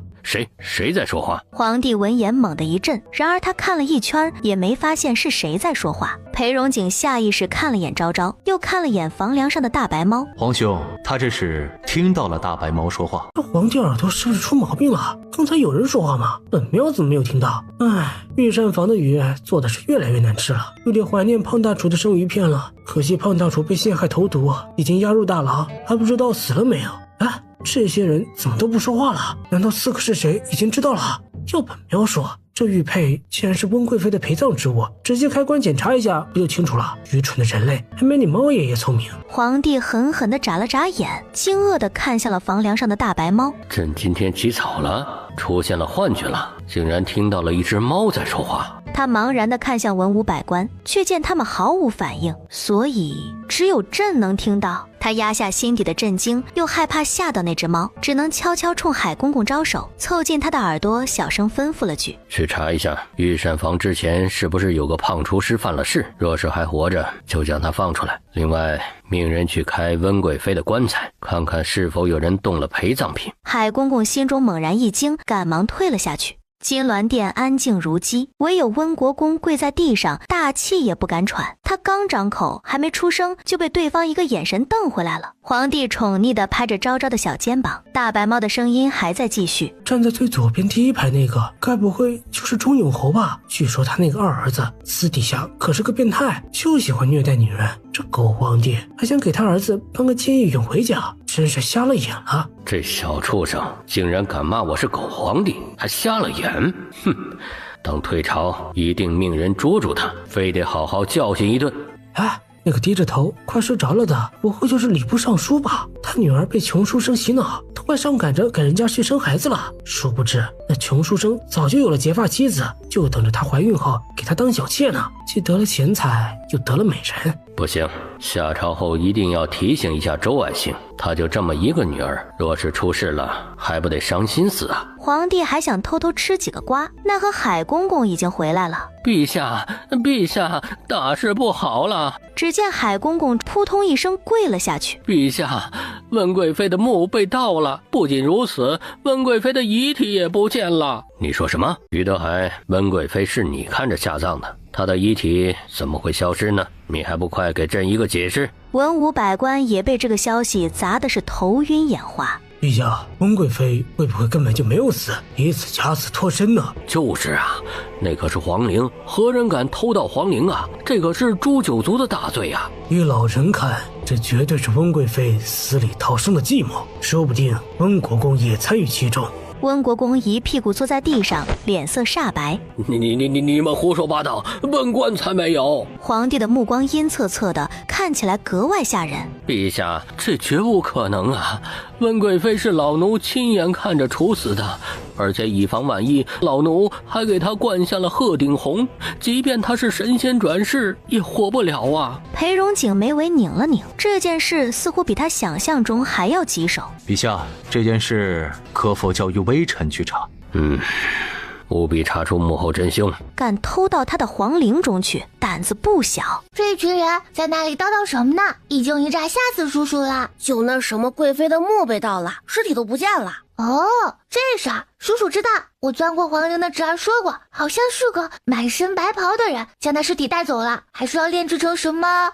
哎呀，我忘了。唉，咱们的日子是一天比一天难过喽。叔叔，我现在偷一块糕点都难了。可不是嘛，御膳房的人又多，看着又严。我上次就偷了一根鸡腿，那厨娘拿着菜刀追着我砍。这老登非说什么酸儿辣女，除了辣的一概不吃，吃辣的吃的痔疮都破了。出宫的时候要了老命了，硬是为了生女儿一声不吭，真是牛啊！他就是把全京城辣子吃完了，他也生不出女儿，他命里就注定没有女儿。盛怒的皇帝猛地一怔，讶然地瞧了眼房梁上的大白猫，见他似乎是睡着了，根本没说话，目光如炬地在大殿中四处搜索，最终落在了金銮殿角落的桌子下。两只老鼠缩在桌子下，啃着芝麻饼，吃得津津有味。皇帝气得面红耳赤，他吃辣怎么了？他就想要个女儿怎么了？还有这两只小畜生是怎么知道他出宫要了老命？他们躲在一旁偷看了。皇帝的秘密被两只老鼠给戳穿，气得吹胡子瞪眼。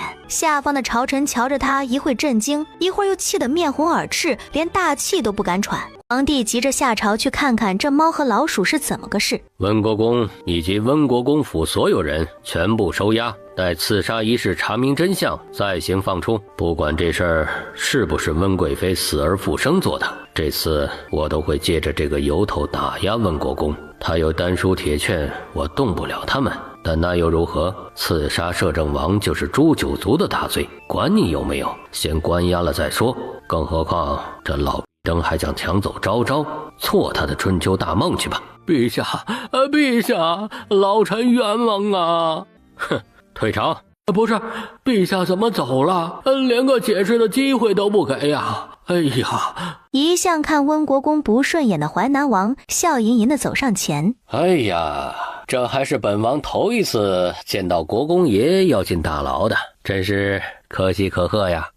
你也算是喜提一次牢狱之灾了啊！温国公气得面红耳赤，站起身指着他怒斥：哼，淮南王，你别得意，陛下敢这么对我，也能这么对你，老夫等着你喜提牢狱之灾。皇帝第一时间将海公公叫了过来，你去将金銮殿房梁上那只白猫给朕抓来。陛下这次喜欢上猫了。是，奴才这就去。海公公刚走到御书房门口，皇帝再次叫住了他。你等等，再将金銮殿南边角落里的老鼠一并给朕抓来。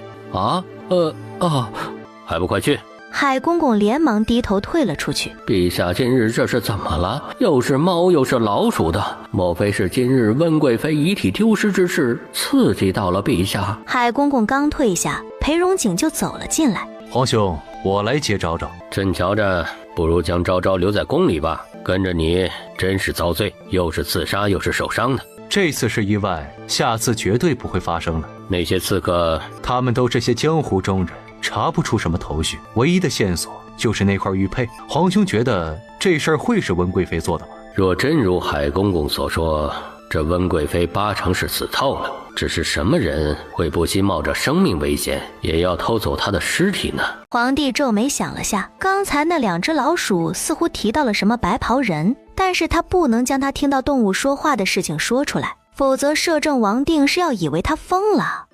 这件事朕也会命人调查，不过温贵妃确定已经死了，不可能会是幕后真凶。这样，你命人调查下京城哪里有可疑的白袍人出现，若是发现，立即逮捕。白袍人，皇兄可是知道些什么？皇帝被瞧得一阵心虚，他立马站起身，绕过龙案，走到裴荣景身边。刚才海公公回来说，温贵妃遗体失踪那几日见过白袍人经过，朕也只是怀疑。他绝对不能说他是听2只小老鼠说的，所以这锅就让海公公背着吧。裴荣景眼底闪过压抑的笑意，皇兄这会怕知道他能听懂动物说话，将他当成疯子？既然他不想说，那他也不戳穿，看他能忍到什么时候。裴荣景压着嘴角的笑应了声，将龙椅上的昭昭抱起来。今日昭昭受到了惊吓，臣弟先带他回府了。皇帝不舍地瞧着昭昭，朕的提议你要不要再考虑考虑，昭昭留在宫里。摄政王转身就走，跑得飞快，好似身后有什么洪水猛兽在追。半个时辰后，海公公终于带着御林军回来了，手中还提着一只不断折腾的大白猫。海公公有些害怕地跪下：陛下，是老奴没用，只让人捉住了这一只大白猫。您说的老鼠，老奴实在是没瞧见呢。皇帝闻言也没恼，毕竟老鼠会打洞，没那么好捉住。将它抱过来给朕。海公公听话地将大白猫放在了龙案上，还害怕它会跑了，给它五花大绑，结实得很。这皇帝抓本喵来干什么？落在皇帝耳朵里就成了喵。说人话。说人话？什么说人话？我只是只猫，你见过哪家的猫会说人话的吗？没听懂吗？朕叫你说人话。这老登怕不是个傻子吧？竟然让本喵说人话。本喵是能说话，本喵不得成精了？他是不是御膳房的毒蘑菇吃多了？在金銮殿上的时候不是骂朕骂得挺欢吗？这会儿不停的喵喵喵是什么意思？还跟朕面前装呢？朕让你说人话，你听不懂吗？再敢跟朕喵喵喵，小心朕要了你的脑袋！这皇帝是不是疯了？他竟然逼着本喵讲话，本喵也想讲啊，可本喵一只猫哪里会啊？老登，你给本喵说实话，你是不是看本喵不顺眼，想要找借口处理了本喵啊？朕叫你闭嘴，不准喵喵喵！大白猫立即止住了枪，害怕地瞪着他。这狗皇帝不会真的要杀了本喵吧？本喵真的不会说话。皇帝见他然真的立即停下来，颇得意地挑了挑眉，还给朕装不会说人话，朕怎么叫你闭嘴就停下了？你和老登都要杀我了，本喵哪敢不住嘴啊？你到底想干什么啊？你给本喵一个痛快！喵喵喵！皇帝眉头狠狠蹙起，他都这么威胁了他，这只猫怎么还在喵喵喵？你当真不会说人话？大白猫听懂了，狂点头。不会啊。那你能听懂朕说话吗？大白猫犹豫了下，他抬起眼眸对上皇帝危险的眼睛，点头如大蒜。听得懂，听得懂。既然能听懂朕的说话，那朕问你，你是不是在金銮殿上骂朕了？大白猫直接实话，不是他怎么知道他骂他了？感情他现在把自己抓过来，就是因为他骂了他。他支支吾吾的，连喵喵声都弱了。哼，这会儿知道怕了。这大白猫有点意思，难不成他今日听到他说话是有什么契机、时间、地点，还是必须在上朝的时候？他先是带着大白猫去了金銮殿，还是听不懂，又换了时间，还是不行，就连跟在身后的海公公都不知道陛下想要做什么了。皇帝重新回到御书房，将大白猫抱进怀里，给他松了绳子。朕听你说喜欢吃御膳房胖厨师做的鱼，朕已经命他给你做着了，以后你就留在朕的身边，哪里也不许去。若是你敢逃跑，朕就扒了你的皮，做成围脖。如果契机不是出在他的身上，那必定是在这只猫身上。既然能听懂第一次，那就会有第二次。他相信总能找到原因的。本喵真是刚逃出了疾风的魔爪，又落进了这皇帝的手中。不过有胖大厨做的鱼吃，也不是不能接受啊。这天，昭昭躺在椅子上，笑呵呵地看向对面两个美女姐姐。你们就是爹爹给昭昭安排的暗卫吗？红英和荔枝对视一眼，齐齐跪下。属下荔枝见过三界小主子。昭昭哪里见过这阵仗，她笨拙地跳下躺椅，小跑到两人面前。啊，快起来，快起来，不要跪昭昭。是。红英和荔枝十分听话地站起身。这就是小主子吗？长得和王爷真像。就在这时，嘿，小崽子，你疾风爷爷来看你了！眼看着他庞大的身躯即将扑到昭昭，两道身影如同闪电般划过，下一秒。疾风来得快，去得也快，约莫过了10个呼吸间，疾风才一瘸一拐地再次走进院子。小崽子，刚才的一幕发生的太快，昭昭都呆住了。好一只畜生，竟然还敢来！让我来，今天非得将他大卸八块了不可！荔枝抽出腰间的短刃掠过去。小崽子，快救救我！你的人要杀狗了！眼看着荔枝即将手刃疾风，荔枝姐姐住手，它是三哥的宠物。荔枝眼疾手快，匕首堪堪停在疾风的脖子处，疾风扑通一声吓得跌坐在地上。这比宫中的御林军还要可怕，我可是后宫一代霸主，竟然被一个黄毛丫头给吓破了胆儿。这要是说出去，我哪里还有脸面在宫里混啊？裴艳白从院子外走了进来，不愧是皇叔培养出来的暗卫，身手不错。三哥，你今天怎么有空过来？你个小没良心的，说说你上次见三哥都是什么时候的事了？怎么都不说去看看三哥？三哥今日若是不来，你是不是都忘了三哥的存在了啊？嘿嘿，三哥说笑了，昭昭才没有呢。他探出身子朝外望了眼，怎么不见二哥和六哥？他们没有一起来吗？他们课业落下太多了，夫子不愿放人。昭昭想见他们，恐怕要等到端午节休幕了。那好吧，还好昭昭不用上学。裴艳白闻言，眼底闪过一道光。昭昭如今已经4岁了，皇叔怎么没想着给他找个启蒙老师？莫非皇叔第一次当爹，竟把这事给忘了？看来他是时候跟皇叔提一提了。刚才还在庆幸的昭昭，殊不知自己也将迎来痛苦的学业。疾风从两人外面挤进来，小崽子，快上来！你疾风爷爷带你出去玩。昭昭看了看裴艳白，三哥准备带昭昭去哪里玩呢？裴艳白直接提起他的后颈，将他放在了疾风的后背。郊外的花都开了，三哥带你去放风筝，好不好？好耶！昭昭最喜欢放风筝啦。他们刚准备离开，大黄的声音从身后急呼呼响起。小丫头，你是想背着我们偷偷出去玩啊？疾风一瞧见大黄，顿时龇牙咧嘴。哪里来的丑狗，给本大爷滚远点！哎呦，我可是小丫头的看门狗，你是哪冒出来的？敢让你黄爷爷滚？没错，小主人已经有狗了，你是哪位？两狗一狼吵得不可开交，周围人只听到3只正在疯狂的汪汪汪，顺便夹杂着一声狼嚎。好丢人啊，怎么回事？好不容易安抚好了3只，他们终于出了府。等他们到了城郊时，就看见天上飞着各种各样漂亮粉嫩的风筝。昭昭骑着疾风，抓着风筝在前面跑，身后跟着凑热闹的大黄和皓月。巨大的丑蜈蚣刚升空，四周齐刷刷射了无数道好奇的目光。哇，那风筝好酷啊！怎么是个小丫头在放？她看起来好眼熟啊！这不是摄政王刚认回来的小郡主吗？同样来放风筝的苏慕瑶等人瞧见这一幕，嫉妒的鼻子都气歪了。娘亲，你快看，是那个。疾风驮着昭昭追着风筝跑了好几圈，这才累得吐着舌头回到裴艳白身边。昭昭从疾风身上跳下来，三哥你快看，昭昭的风筝最亮眼啦！独一无二，可不就是最亮眼的吗？何止是亮眼呀，简直是有点扎眼睛啊！你能想象在一堆粉色娇嫩的风筝当中，赫然钻进去一只巨大巨丑巨长的黑蜈蚣吗？三哥，你怎么不说话呀？是不喜欢昭昭的风筝吗？怎么会呢？三哥也很喜欢的。昭昭狐疑的小眼神充满了怀疑。他才不喜欢，他那是为了哄你开心。你的蜈蚣又大又丑，土不拉几，也就你有这样的审美。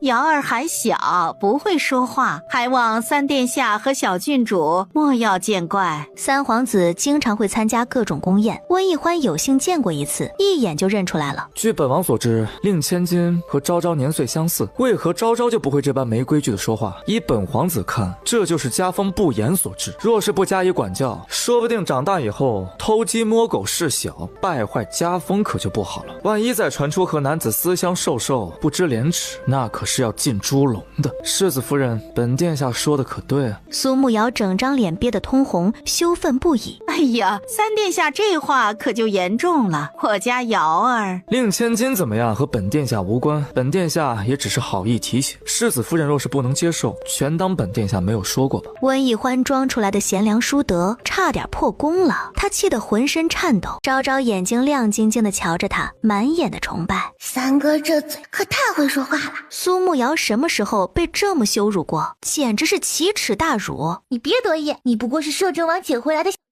你一个马蜂窝不知道从哪儿飞出来，顿时成群的马蜂嗡嗡嗡的冲出来，将他们二人悉数包围。两人惨叫着跌跌撞撞的往远跑。大黄背着皓月从远处跑过来，让你尝尝你黄爷爷的马蜂窝，让你们再欺负小丫头。主人，还有仔仔，是我捧着马蜂窝砸到他头上，仔仔砸的可准了，仔仔厉不厉害？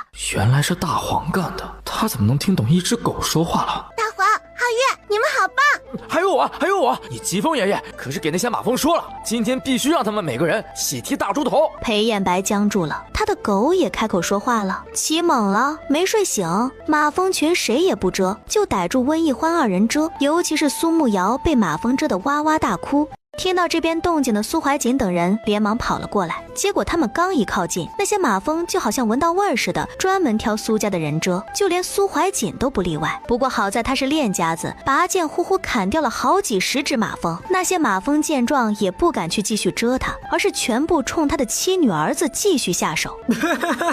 这忠勇侯府是做了什么孽了，竟然让马蜂追着蛰？哎，这一幕好眼熟啊！你们是还记得半个月前摄政王府门口温国公一家也这样享受了一场鸟屎浴？哎呀，要不说他们是亲家呢，这待遇都一样，哈哈哈哈！苏怀瑾面色黝黑，温国公的事情他也听说过，当时只当是谣言，根本没去信。如今这马蜂也是中邪了似的，专挑他们一家蛰。娘亲，是一定是他，肯定是他使了什么手段，这些马蜂才会只蛰我们。苏慕瑶嗷嗷的哭，小脸已经肿得看不出本来面目，猛地扑到温一欢面前，还吓了他一跳，失手将他推了出去。苏慕瑶平白无故再次受伤，反应过来的温一欢赶忙蹲下去扶他。哎呀，娘的瑶儿，你没事吧？娘亲刚才没注意，不是有意推你的。苏慕瑶终于忍不住了，嚎啕大哭。走，此地不宜久留。都听三哥的。裴艳白抱着昭昭上了马车，他趴在柔软的垫子上，将买的酱板鸭拿了出来，美滋滋的啃起来，正吃得津津有味。马车忽然震动，好像撞到了什么东西。来者何人？当小郡主的马车作甚？昭昭咕噜噜爬过去，从车帘子底下钻出个小脑袋。年过半百的白敬山一见到昭昭，颤巍巍扑过来，跪在地上。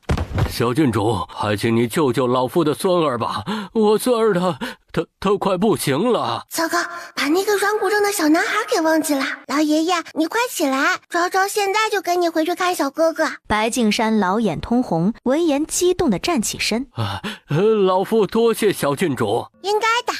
马车一路狂奔，回到了白府，还未下车，就瞧见了门口站满了人，其中最瞩目的就是身着华服的老夫人。见到白敬山下了马车，三步并作两步的走过去。老爷，人可请到了，燕儿的身子等不得了，大夫说已经无力回天了。唉，我们可怜的燕儿啊，这到底是造了什么孽呀？枉我们白府行善积德，最终连这一根独苗苗都留不下。别说了，小郡主已经来了。他话音刚落，昭昭就被裴艳白抱下了马车。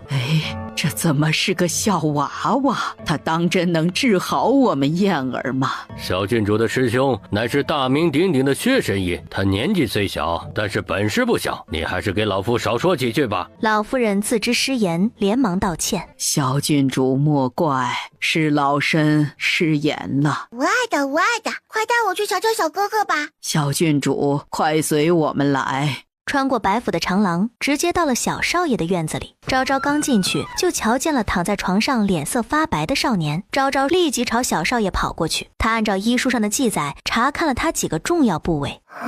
这也不是软骨病的症状啊，难不成昭昭记错了？软骨病的骨头应该是软的，就好似人的脆骨一样，没有任何的支撑力。可是小哥哥的骨头却很坚硬，一点都不脆弱啊，这到底是怎么回事？就在昭昭绞尽脑汁时，挂在窗棂上的2只小鸟忽然说话了：啾，真可怜，这小少爷就要死了，亏他爷爷还是个御医，连自己孙子是不是得病都不知道。也不能全怪他爷爷，是那幕后之人太过阴险，竟然使用了巫蛊之术。啾，只要将他贴身佩戴的护身符取下来烧掉，他孙子自然就康复了。可是他们根本就想不到，那护身符会是害死他们孙子的罪魁祸首。对呀，谁让那护身符是他祖母亲自给他戴上的？昭昭将他们的话听了个一清二楚，目光下意识地落在了白胜燕的脖子上，果然在那里看到了一个护身符。小少爷的身体猛地一颤，嘴角缓缓流出了鲜血。小少爷又吐血了。白敬山夫妇闻言，顿时眼眶都红了。小郡主，我家孙儿还有救吗？昭昭皱着眉，一把扯下了白胜燕脖子上的护身符，转身看向他们。白爷爷，您的孙子根本就不是得病了，而是中了巫蛊之术。这个就是害他差点死掉的东西，现在只要将它拿去烧掉，小少爷很快就会好转的。白老夫人闻言，身体不由自主地后退半步。这怎么可能？这护身符是老身亲自给燕儿求来的，为何会变成巫蛊之物啊？这个昭昭也不清楚，你们若是不信，老夫信。白敬山从昭昭手中接过护身符，转身命令小厮去火盆来。很快，小厮就将火盆端了进来。白敬山将护身符举到火盆上，护身符刚一碰到火盆，轰的一声冒出半人高的蓝色火焰。看到火苗的颜色，白敬山的目光忍不住一颤。若是正常的东西被焚烧都是黄颜色的火苗，根本不会是这种颜色。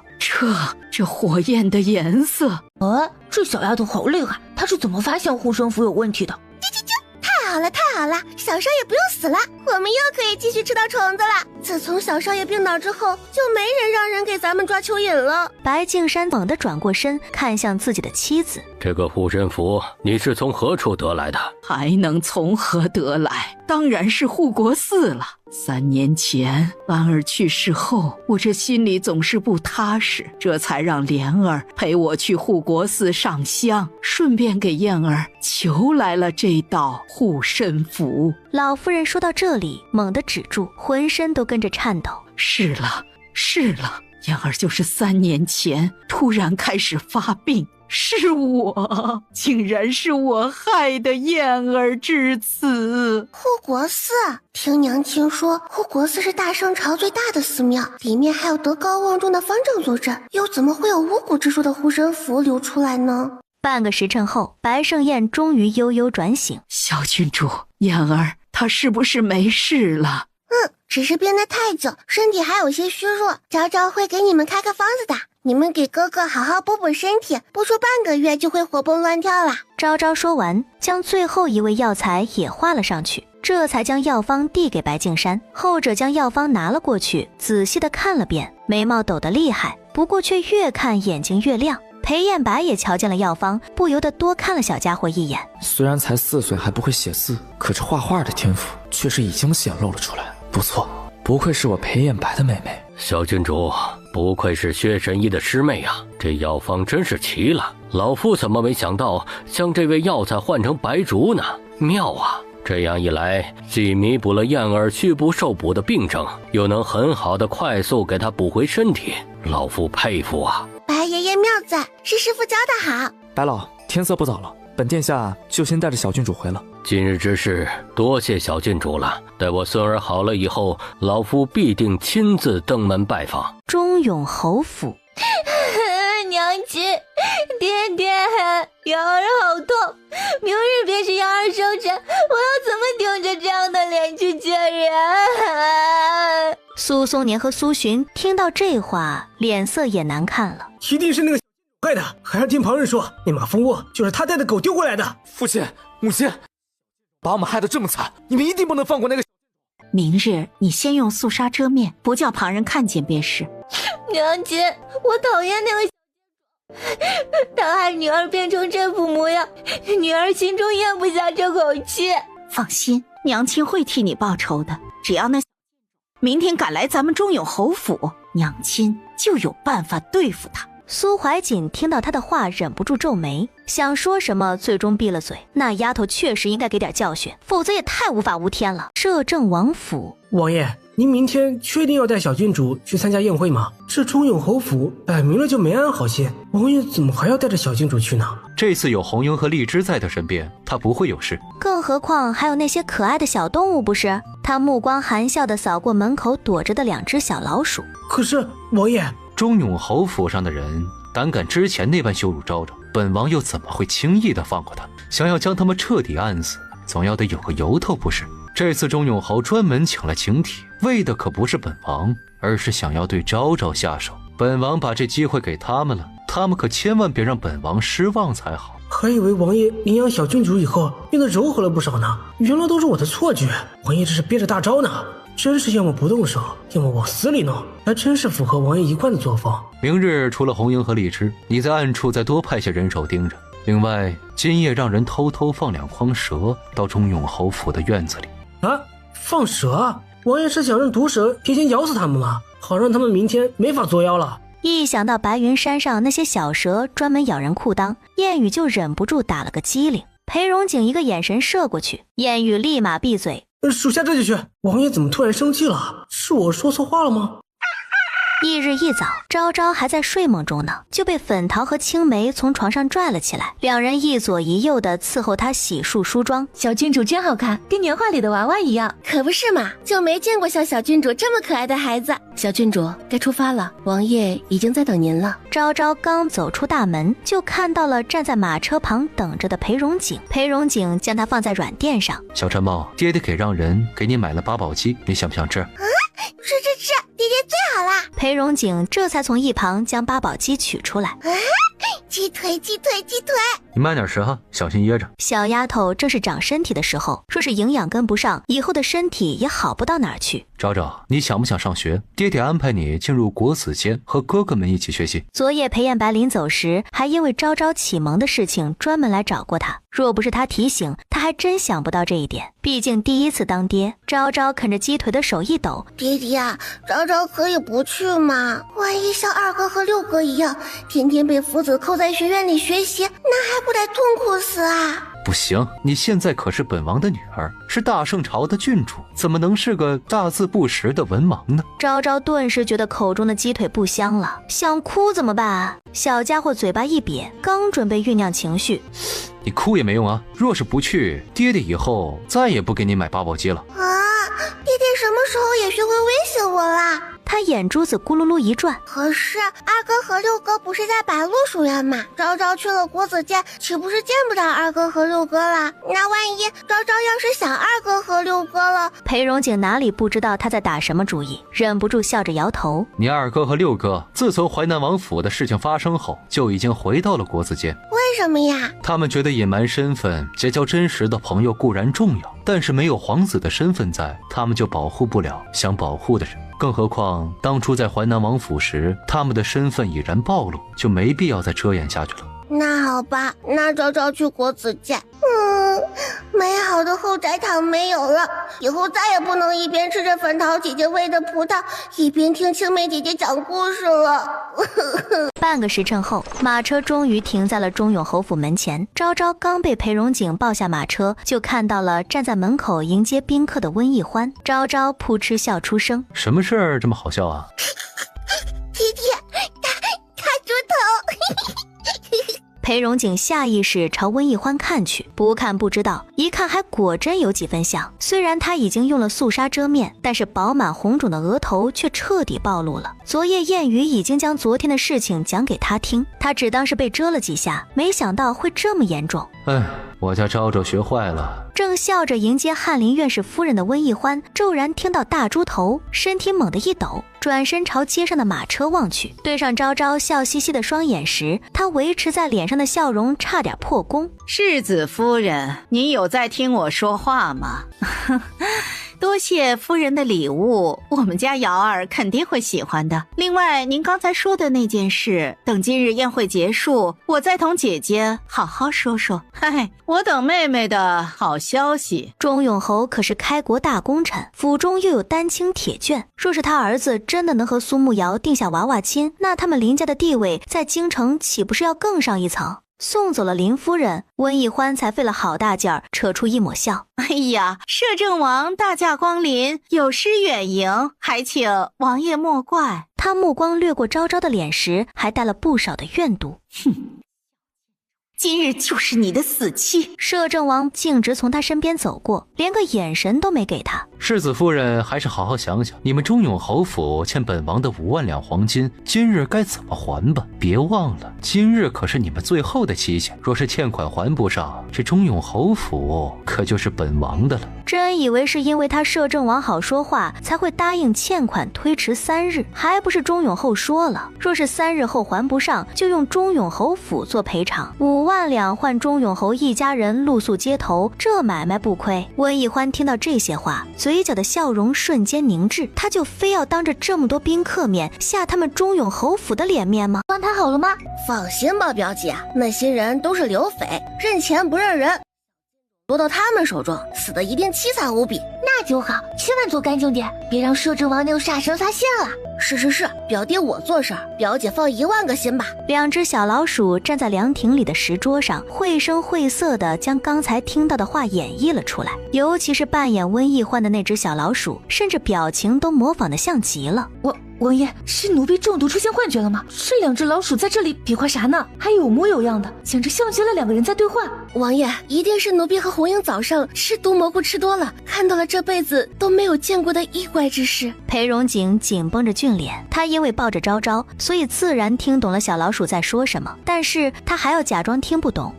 这是昭昭养的2只小宠物，训练后会简单模仿一些人类的动作，大惊小怪的，这有什么好稀奇的？就知道这个女人要搞事情。昭昭忽然趴在裴荣景耳边，将刚才小老鼠说过的话又复述了一遍。爹爹，你说昭昭现在该怎么办？裴荣景眼底闪过一丝寒芒。昭昭害怕吗？昭昭才不怕呢，昭昭身上这次带足了师傅教我制作的毒药，而且比之前都要厉害。他们要是真敢伤害昭昭，那昭昭就给他们下毒，哼，昭昭才不会吃亏的。王爷，你和小郡主在说什么呀？什么下毒，什么伤害？是有人想伤害小郡主？嘘，是钟永侯府的世子夫人呢，她是抢了昭昭娘亲身份的坏爷爷。红英和荔枝对视一眼，都从对方眼中看到了震惊。所以小郡主竟然就是传说中温家真千金温时宜的女儿。传闻中，温时宜5年前是因为偷人怀了野种，才被赶出了钟永侯府，所以他家王爷就是那个野男人。他们脸上的表情太过明显了，一看就知道在想什么。你们很闲吗？要不要本王罚你们绕着钟永侯府的外面跑几圈？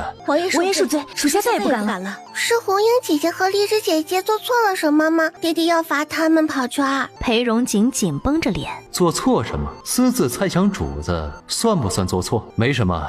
裴荣景转移话题，稍后爹爹有事要离开一会儿，你让红英和荔枝陪着你，好不好？好，爹爹快去忙吧。等爹爹走了以后，他就要去搞事情了。1刻钟后，昭昭鬼鬼祟祟地出现在了钟永侯府的后院。小老鼠啊，你确定这里就是坏姨姨的房间吗？昭昭表示不太相信，刚才他已经被他带着走错了好几回。哎呀，谁让叔叔我上次来都是2年前的事了，有点记不住。不过叔叔保证，这里绝对是温宜欢的房间。红英和荔枝也猫着腰，好奇地往里面张望。小郡主，我们这是要去做什么？我要找到坏姨姨的房间。小郡主找到房间做什么？坏姨姨想要害死昭昭，昭昭让她当众出糗，不过分吧？嘿嘿，等会儿见到坏姨姨，就让小老鼠去吓唬她，让所有人都瞧见她被马蜂蛰过的大猪头。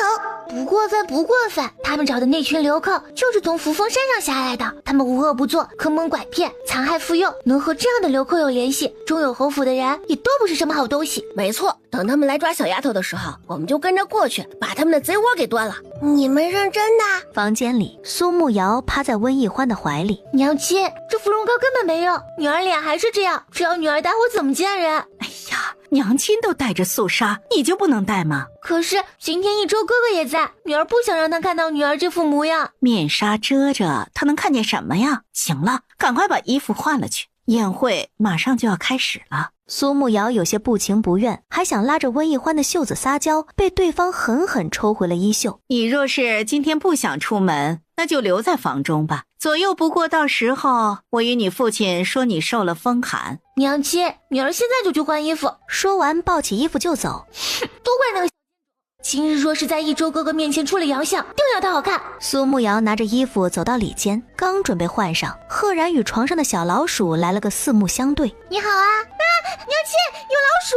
旋即他不管不顾地冲出来，跟在他身后冲出来的还有好几只小老鼠。温逸欢哪里见过这么多老鼠，简直以为自己在做梦。下一秒，更多的数不清的老鼠从房间里涌出。相公有老鼠！他吓得转身就跑，连身后的苏慕瑶都顾不上了。苏慕瑶跟不上他的脚步，哭得那叫个凄惨。这边的动静很快吸引了宾客们的注意。温逸欢和苏慕瑶还在尖叫，脸上的肃杀掉了都没注意。他们猛地冲进人群，抓住人就喊：有老鼠啊！好多的老鼠！鼠妖！温逸欢犹如晴天霹雳，呆愣愣地伸手去摸脸上的肃杀。我的面纱，这不是我！你们不许看，都给我把眼睛闭上！哎呀，哪里来的猪妖啊！本夫人告诉你们啊，这里可是中永侯府，识相的赶紧滚！对，你们别过来啊！再敢上前一步，小心我们跟你拼了！娘亲，老鼠又来了！这群人不让他们过去，身后的老鼠们又追了上来，这是想害死他们吗？成群结队的老鼠好像蝗虫过境似的朝他们蜂拥而至。这中永侯府怎么会有这么多老鼠啊？蛇！那里还有蛇！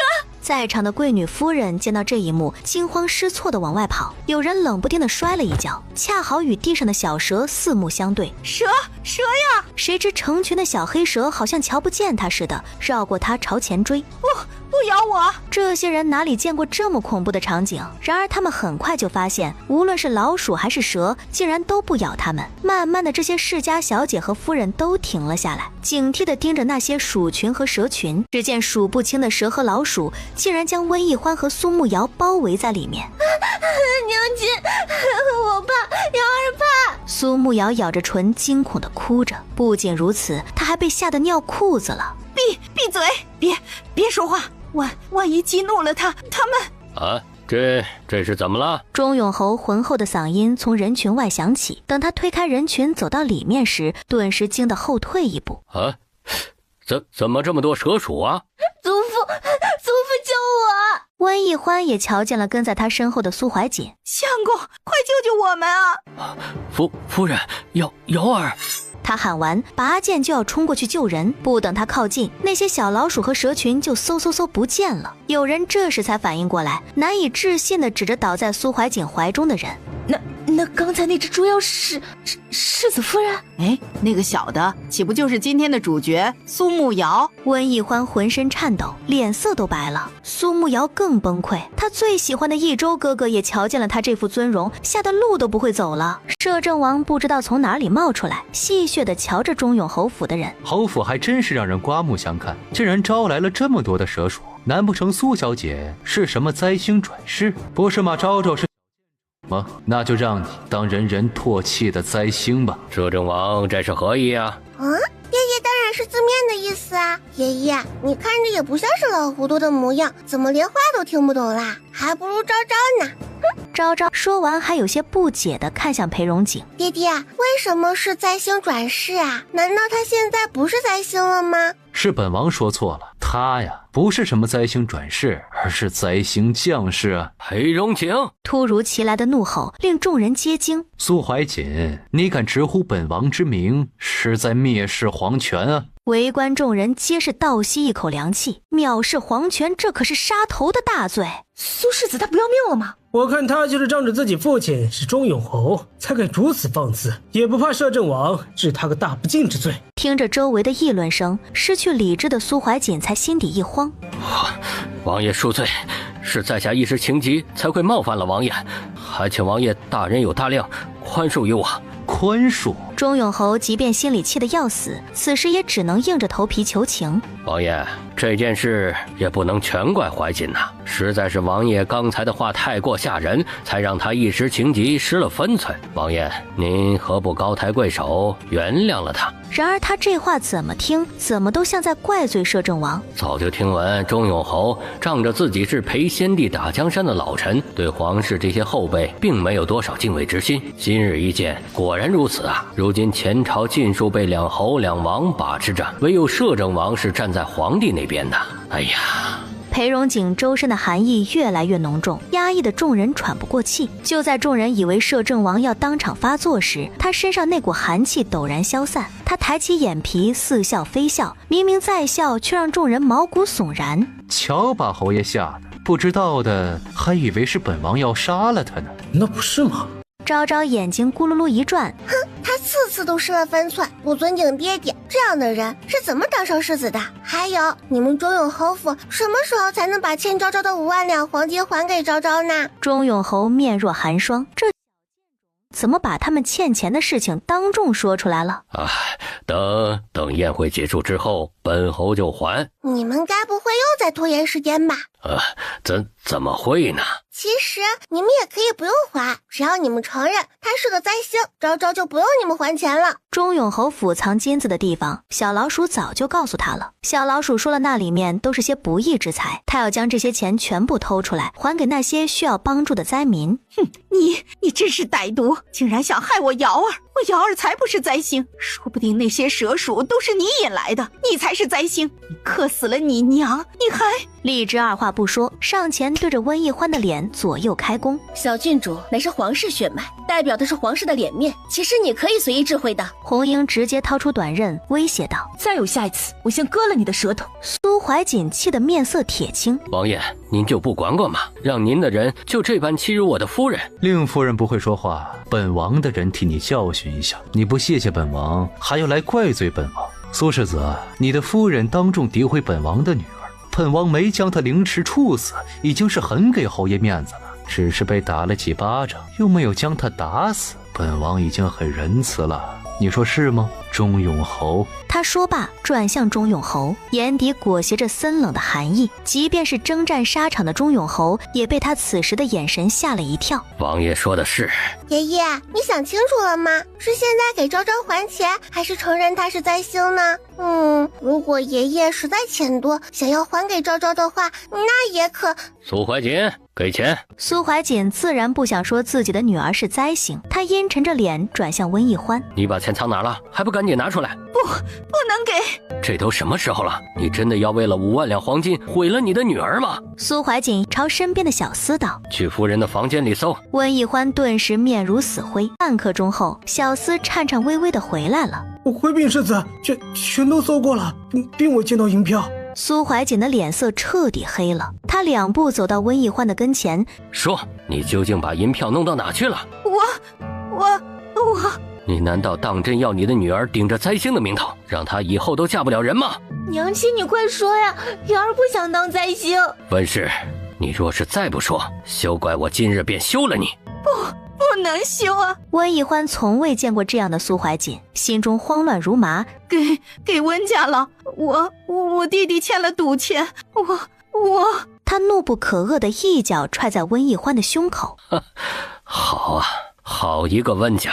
温一欢，你当真让本世子小瞧你了？钟永侯面色难看到了极点，那可是5万两黄金，他卖了多少田庄和铺子才凑出来的，他竟然全给温家了。父亲，别看为父，为父现在也拿不出这么多钱。父亲，你不是还有？你给本侯住嘴！钟永侯面色瞬间煞白。这个畜生，他知不知道他在说什么呀？万一暗室中的东西暴露出来，整个钟永侯府就完了。那可都是赈灾的粮款以及贪污所得。他以为我不想拿出来吗？那些金银上全都是官印，如今还没有想到更好的办法溶解掉，怎么能拿出来呢？钟永侯心中叹了口气，转身看向昭昭。当真，只要本侯承认瑶儿是灾星，你就把欠条还给本侯。昭昭说话算话哦，可不像某人，欠了钱还要一拖再拖。苏怀瑾脸上臊得慌，手背上青筋暴起。钟永侯一咬牙：好，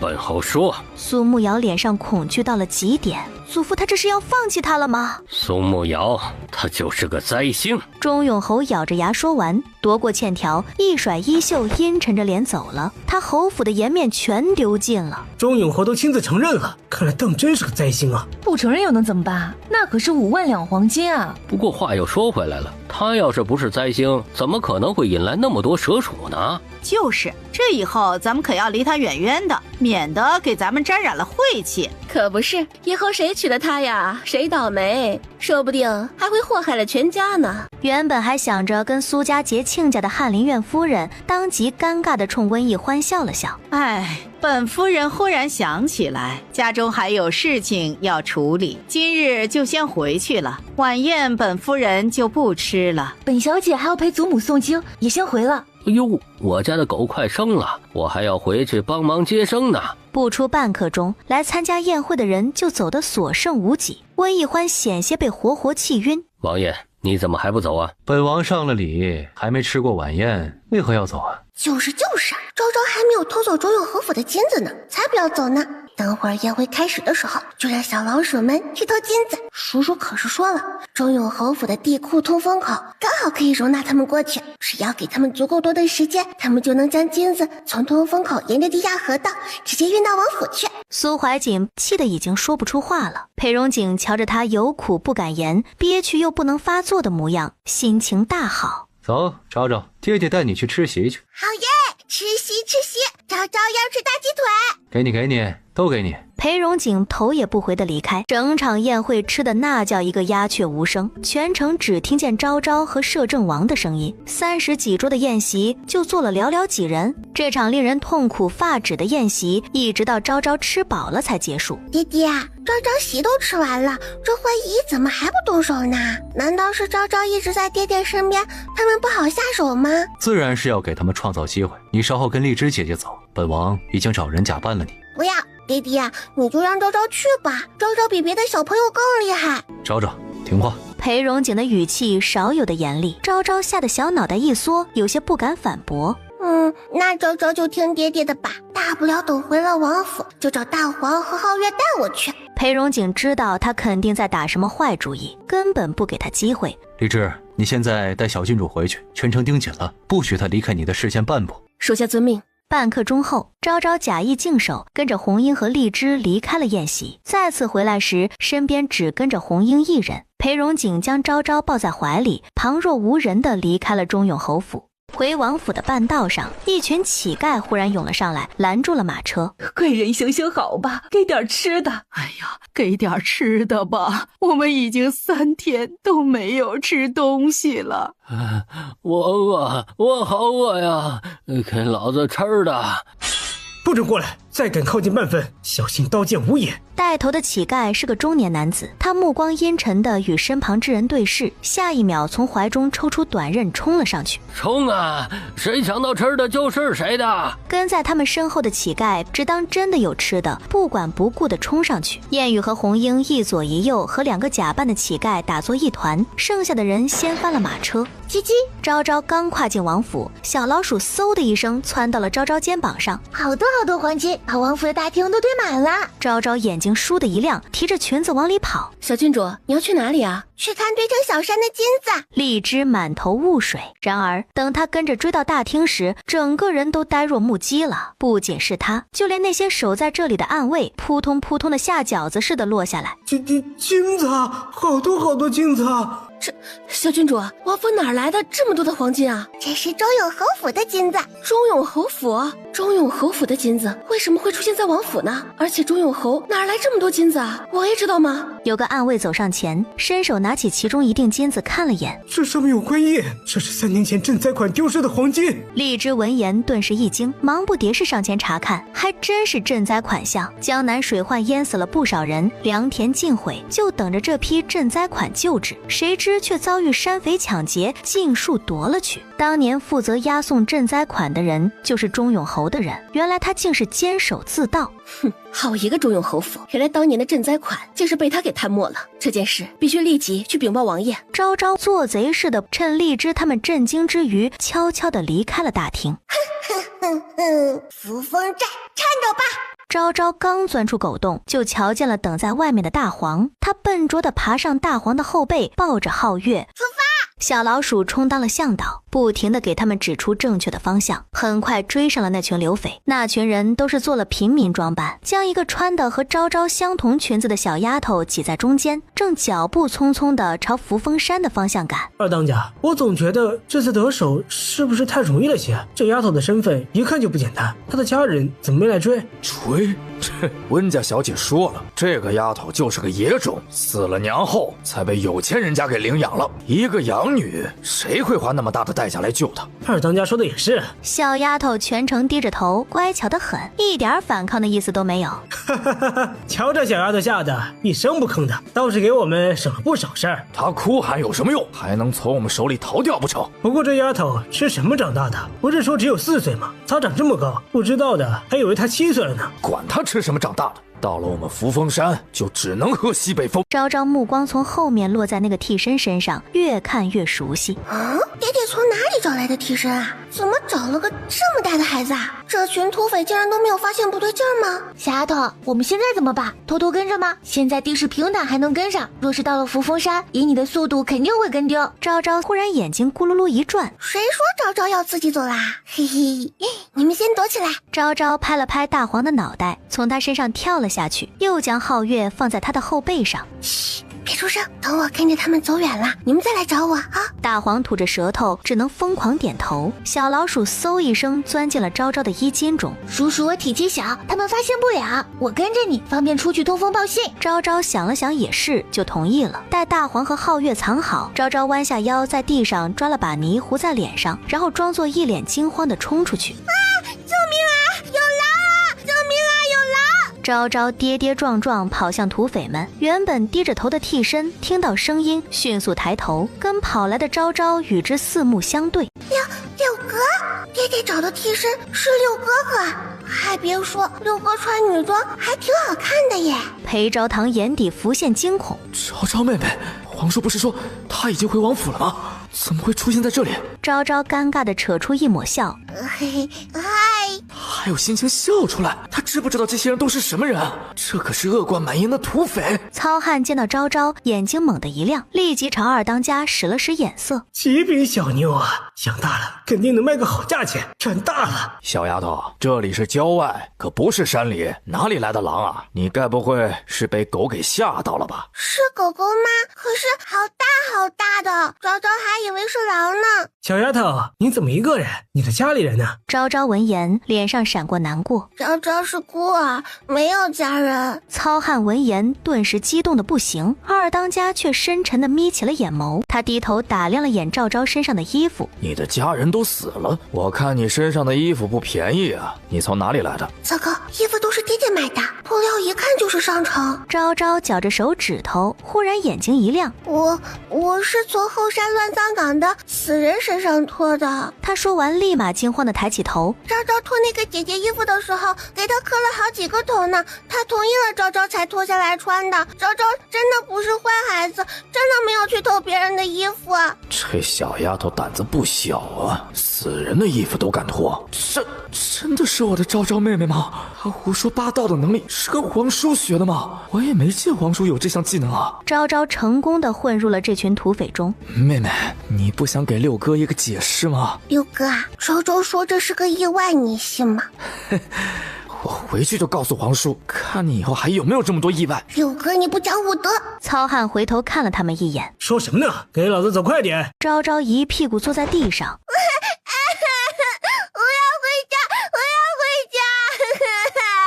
哼，你爹娘都死了，你哪来的家？你胡说！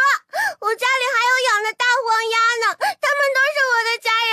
裴昭堂诧异地看着他，妹妹这是又打算干什么呀？皇叔啊，你们到底还有多久才来啊？难道真的要等他们上山了才来吗？我告诉你，到了我们扶风山的地盘，你休想回去了，乖乖给老子回寨子，否则……糙汉威胁的话还没说完，昭昭立马不哭了，从地上站起来，让昭昭跟你回去也可以，你们抬昭昭上去，昭昭走不动道了。哼，还敢威胁老子？看老子不打死你！来，打这儿打这儿，照着脸打，等昭昭的脸毁容了，你就卖不到好价钱了。他说完一屁股再次坐地上，哼，反正昭昭走不动了，去让昭昭累死，你还不如打死昭昭呢。糙汉气得吹胡子瞪眼，还是第一次见土匪被反向威胁的。他撸起袖子就要上前，被二当家猛地拉住。这小丫头说的没错，你要是打伤了她的脸，可就不值钱了。城中有很多有钱人家就喜欢买这种小女童回去玩弄，尤其是像她这样芙蓉面容的，那些人更加喜欢。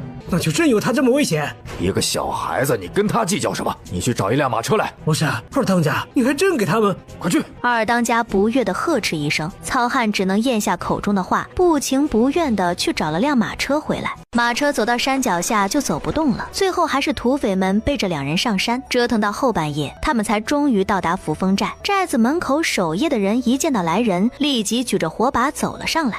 哎，是二当家回来了。二当家疲惫地摆了摆手，大当家的睡下了没有？哦，应该是睡下了。去，请大当家的到议事厅，就说肉票绑回来了。昭昭和裴昭堂被带着丢到了扶风寨的议事厅，二当家安排了人看管他们后，就带着人出去洗漱去了。小老鼠从昭昭的怀中钻出来，小丫头，我出去找别的小老鼠打听情况，很快回来。你小心点哦。裴昭堂听到声音，茫然地转过头。妹妹，你刚才在跟谁说话呀？我在自言自语啊！六哥，这扶风寨是不是很有钱啊？金碧辉煌的。哎，你看那柱子上的是金粉还是金子做的呀？裴昭堂随意地瞥了眼，对扶风寨的柱子没兴趣。小老鼠去得快，回来的也快。七七，小丫头，叔叔打听到一些有趣的消息。快说说，怎么回事？这扶风寨的大当家是个十足的变态，就喜欢虐杀年幼的男童。他小时候爹死得早，只有他娘将他拉扯大。为了养他，他娘经常出去卖，赚了钱就喝酒，动不动就打他，所以他从小就心理变态。长大后就开始也跟他娘似的，喜欢虐杀幼男。不过他最害怕的就是他死掉的娘。叔叔还打听到一些有趣的事。棚子里的老黄牛说，他小时候他娘最喜欢叫他跪在地上扇耳光，大骂自己是小。还有什么？小老鼠和昭昭猛地一僵，倏地回头看他。裴昭堂后知后觉的满脸震惊。我刚才是不是听到了小老鼠说话啊？昭昭和小老鼠齐刷刷点头。六哥，难道你也有了神通？我也有了神通吗？他动了动挨着昭昭的脚，兴奋的眼睛都红了。原来我也是天选之子吗？回去我就告诉大哥和二哥，以后他们要是再敢欺负我，我就让小老鼠去偷扒他们的小秘密。六哥，你还好吗？好，非常好，从未有过的好。完了，六哥好像有点不正常了。门外传来了几道脚步声，紧接着大门被推开。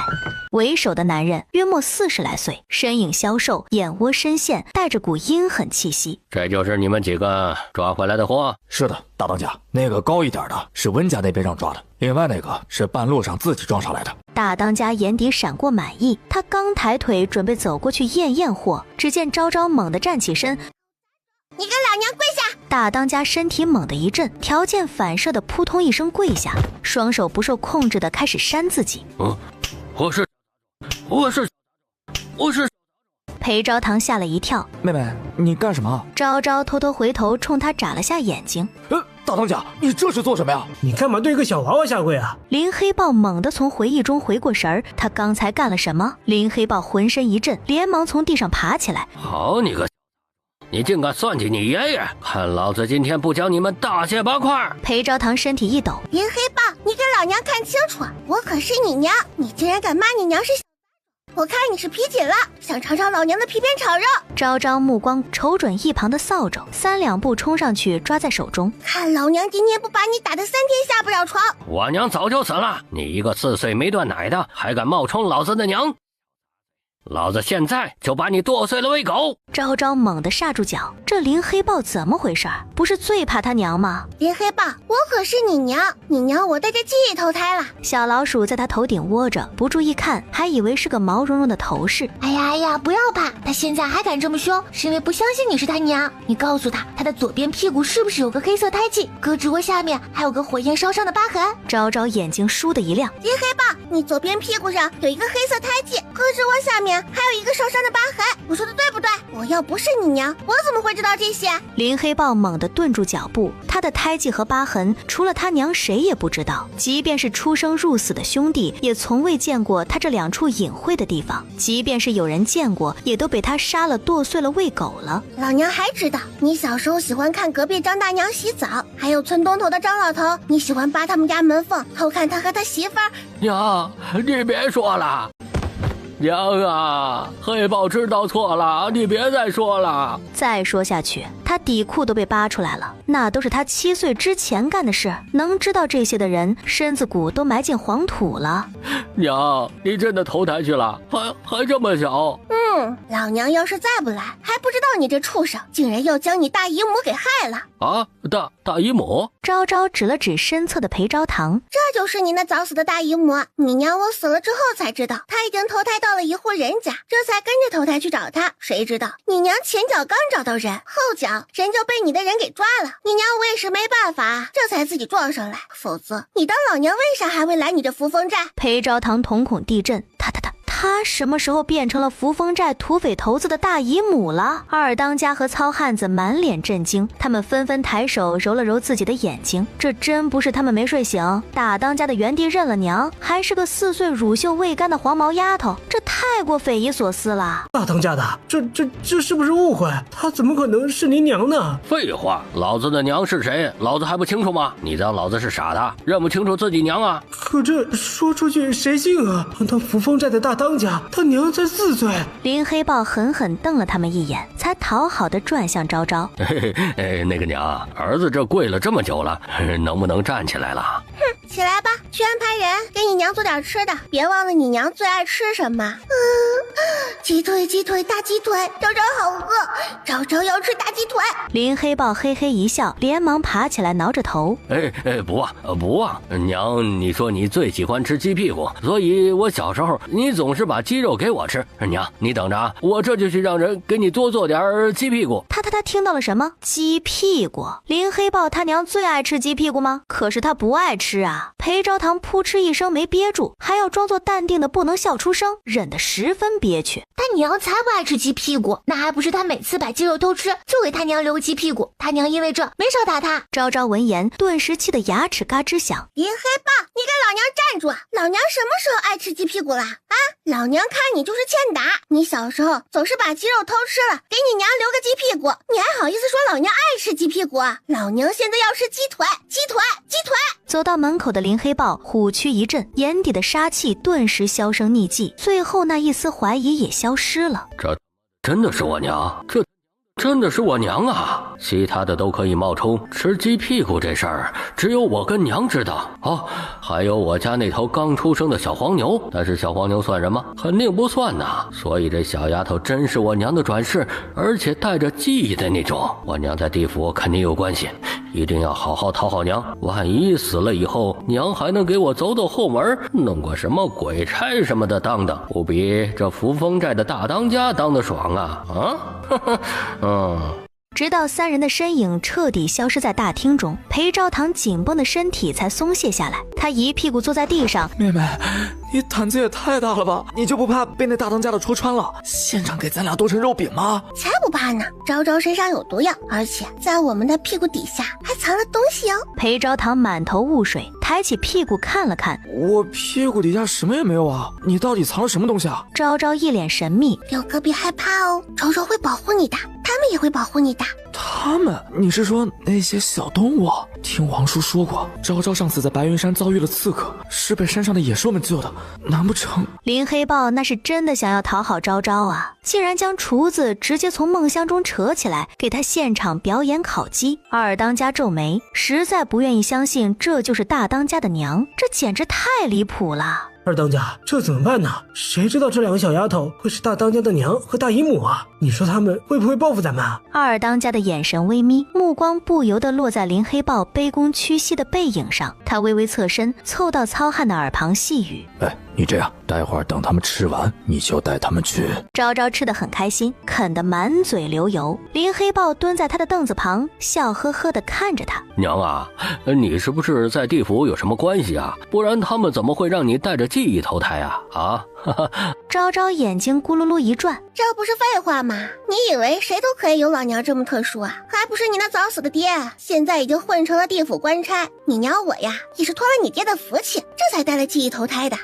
那爹知道豹儿的存在不？他娘说过生他的时候，他爹已经死了，所以他从小没有爹，总是被同村的人欺负。那简直太知道了，你爹还想跟你团聚呢。昭昭说的一本正经的，但是搭配上这软萌的小奶音，怎么听怎么滑稽。那我死了以后，是不是也可以让爹给我安排个鬼差当当啊？昭昭手中的鸡腿吧嗒掉在了地上，一脸见鬼了似的看向他，用只有鼠鼠能听到的声音问：叔叔啊，这林黑豹该不会是个傻的吧？他竟然还想当鬼差耶！鬼差，他想得美，他下油锅还不错了。叔叔说的好有道理。啊，你爹正等着你死呢，还有你娘。六哥说过了，爹爹已经派人上了山，很快扶风寨就会消失了。这话林黑豹听了一点都没觉察到不对劲儿，反而还很激动，嘴巴都笑咧了。裴昭堂瞧着他这不值钱的模样，默默的捂脸。令人闻风丧胆的土匪头子竟然是个傻缺。吃完烧鸡，昭昭说要睡觉，林黑豹连忙让人将最漂亮的房间收拾出来给他们住。糙汉笑嘻嘻的上前：大当家的，这么晚了，您早些回去休息吧，送伯母们回房间，就让小的去吧。这声伯母叫的可真溜，裴昭堂实在没憋住，肩膀一耸一耸的，脑袋都快垂到胸口了。算了，死了就好了。林黑豹确实感觉到了浑身的疲惫，有些歉意的看向昭昭两人。娘啊，要不要让他先送你们回去啊？儿子今天确实乏了，等明日了，儿子一大早就去给您请安去，如何？糙汉眼底一闪而过的冷光，昭昭可没有错过。哇哦，这个家伙一看就想搞事情啊！搞事情，我可太喜欢啦！好啊，好啊！昭昭忙不迭似的点头，眼底冒着兴奋，这模样瞧得糙汉子一阵胆寒。怎么觉得小丫头有些邪门？糙汉子带着昭昭和裴昭堂在漆黑的寨子中穿梭，糙汉子走两步就会回头看一眼他们。裴昭堂意识到不对劲儿，拽着昭昭的手紧张地问：妹妹，我怎么觉得这大汉不安好心啊？六哥，你才发现啊？不是，他早就发现了，那怎么还跟着糙汉子走？你就不怕他对我们下黑手？嘿嘿，他不下黑手，昭昭怎么搞事情？前方隐约出现了灯光，还有女人孩子的惨叫声。畜生，畜生，你们快放开我！娘，你们放开我娘！他娘的，进了我扶风寨就是我扶风寨的娘们儿，老子想玩玩你怎么了啊？糙汉子回头轻蔑地看了眼两人，就不信他们一会儿不会露出马脚。裴昭堂脸色黑沉，畜生！昭昭无辜地抬起眼睛看向裴昭堂。六哥，里面的人只是想跟他们玩一玩，他们为什么哭得那么凶啊？裴昭堂难过地看了眼昭昭，伸出手想要捂住他的耳朵，却被昭昭闪身躲了去。昭昭眼睛红红的，不是昭昭理解的玩耍对吗？妹妹你还小，我们要不回去找林黑豹吧？他现在把你当成他娘，肯定不会伤害你的。这群鳖孙娶不到老婆就去抢别人的媳妇儿和孩子。昭昭，你快冲啊，救救他们吧！不行，我妹妹她……放心，你妹妹不会吃亏。你给老娘站住！糙汉子猛地回头，狠厉的眼眸悠悠地看着他。大伯母害怕了，不过是男女之间那些事，大伯母不是最懂了吗？大当家他娘生前可不光彩，干的就是继子的工作，怎么可能对这种事情避之不及？来，大侄子，你靠近一点，大伯母有话要对你说。糙汉子警惕地眯起眼，忽然想到对方如今不过是个4岁小豆丁，这才慢悠悠弯下身。大侄子，你看这是啥？昭昭伸出手，猛地朝他脸上撒出药粉。糙汉警觉地后退，还是晚了一步，猛地吸了一口麻痹粉。嘿，还有好东西要给你哦。昭昭又翻出来一颗红色的小药丸，掰开糙汉子的嘴，给他塞了进去。你给我吃了什么？都说了是好东西，一会儿你就知道了。昭昭让裴昭堂帮着他，将糙汉子费劲巴拉的拖拽到了房间外。叔叔，你偷偷钻进去，看看里面有多少人，给昭昭报个数。姐姐，没问题，交给我。鼠鼠嗖的一声消失在原地，过了约莫2个呼吸间，里面传出来鼠鼠的叽叽声。小丫头，现在就一个，就一个，那可太好了。昭昭向裴昭堂招招手，趴在他耳边小声道：六哥，一会儿你就……裴昭堂闻言顿时一愣，他妹妹当真只有4岁吗？这也太聪明了。裴昭堂走到门口，开始疯狂地敲门。里面的大汉正准备办事，听到敲门声，不悦地皱眉：谁呀？不知道老子在办事吗？就不能一会儿再来啊？门外没有声音，但是敲门声还在继续。门内的人气急败坏地去开门，房门刚一打开，裴昭堂抬起小手朝他打招呼：你好。嘿嘿，没想到半夜还有这么嫩的小美人送上门来呀！来来来，快来爷的怀里，爷好好疼疼你。昭昭猛地从裴昭堂身后闪现出来，手中药粉倏地洒出。呵呵，有人待会儿会好好的疼你哦。那人没注意，瞬间中招，扑通一声倒在了地上。他震惊地瞧着两人，嘴巴张了又张，愣是一句话也说不出来。昭昭和裴昭堂又开始费劲地拖着糙汉子进屋，屋内的母女二人受惊般地冲出来，刚跑到门口就瞧见了这一幕。你们，爷爷姐姐快来帮忙，昭昭替你们报仇。苏夫人面色微惊，她本是尚书府夫人，月逢15，这才带着女儿想要去护国寺上香，谁知半道上就被土匪给掳到了山上。娘，她女儿胆小地拽了拽她的袖子，苏夫人才如梦初醒。好，她一咬牙，提着裙子走上去帮忙。妈儿，关门！直到他们将2个大男人都抓拽进去后，苏夫人也没有想要走，她目光在房间扫视一番，最后定格在一把金色的剪刀上。她快步上前，抓起剪刀握在手中，盯着地上的男人，浑身颤抖。小姑娘，你们先走。昭昭似乎看出来她想做什么。我们不害怕的，你想做什么就做吧。他身上中了我的麻痹散，没有3个时辰，不可能开口说话的。不过爷爷，你最好快点哦，若是天亮了，你们就逃不出去了。苏夫人咬着牙猛地举起，在男人惊恐的眼神中倏然落下。男人只来得及痛得痉挛，连一句话都说不出来。裴昭堂看了看男人裤裆下的一片血红，吓得身体不由得抖了下。真恐怖啊！糙汉也在此时悠悠转醒，浑身燥热，瞧见旁边的男人，猛地扑了过去。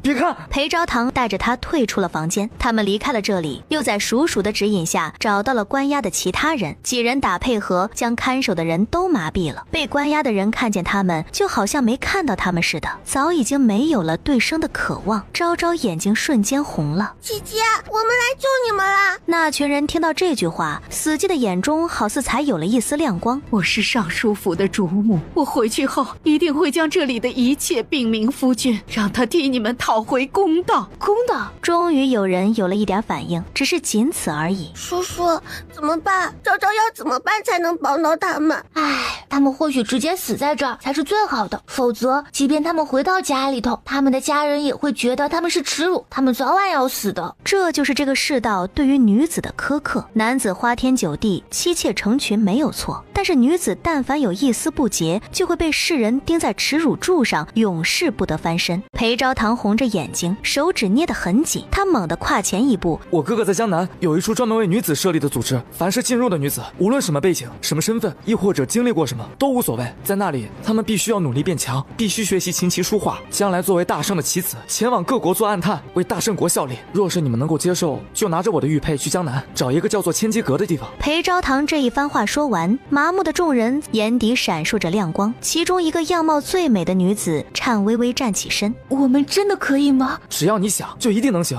为大圣做事，大圣绝不会亏待你们的。若你们满45岁，不想再做暗探，便可以风风光光的返回大圣，光宗耀祖。大圣也会为你们谋一份体面的差事，绝对不会让你们在世人面前抬不起头来。不断有人站起身，尤其是在听到满45岁便可以返回国土，还能给一份体面的差事，最美的女人立马双手接过玉佩。洛然，定不负小姐所望，我们也是。昭昭带着他们走了隐秘的路下山，临走时，苏夫人还不放心地拉着他：“你不跟我们一起走吗？”不走，昭昭还有事情没有做完。送走了这些人，昭昭忽然转身，看着身后透着微光的扶风寨：“叔叔，通知你的同类吧，扶风寨该毁了。”林黑豹是被震天响的爆炸声震醒的。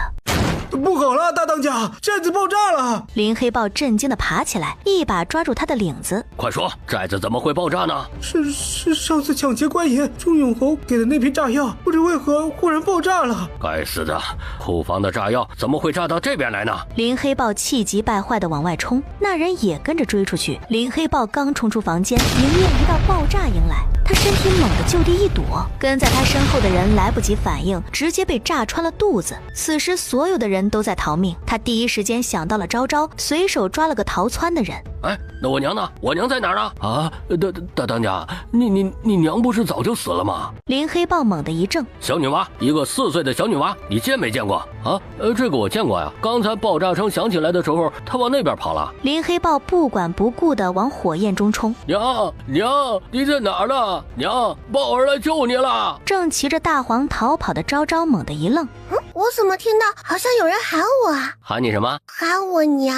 裴昭堂险些被自己的脚步绊倒。妹妹啊，咱们现在在逃命，可不兴这样吓人呐。可我真的听见了，该不会林黑豹没有被炸死吧？鼠鼠从他胸口钻了出来。不能吧，我的叔叔同类可是在他房间外埋了2处炸药，难不成真是我听错了？皇叔当时跟我约定的是后半夜突袭扶风寨，此时怕是已经在上山的路上了。妹妹，我们快点，一会儿就能和皇叔他们会合了。啊，爹爹呀！昭昭小脑袋一缩，想到待会会被裴荣景教训，顿时什么好心情都没了。我这么乖，还炸了扶风山，爹爹应该不会怪罪我吧？我这么可爱，爹爹肯定舍不得惩罚我的。眼看着他们就快冲到半山腰，一道黑影猛地从身后爆射过来。娘，豹儿可算是找到你了。林黑豹的身影如闪电，几个呼吸间就挡在了2人的前方。大黄猛地急刹车，险些就跟林黑豹撞上了。林黑豹胳膊和大腿都受了伤，还在不断冒着血。娘，你怎么一个人就跑了？害得我还以为你在火海里没出来呢。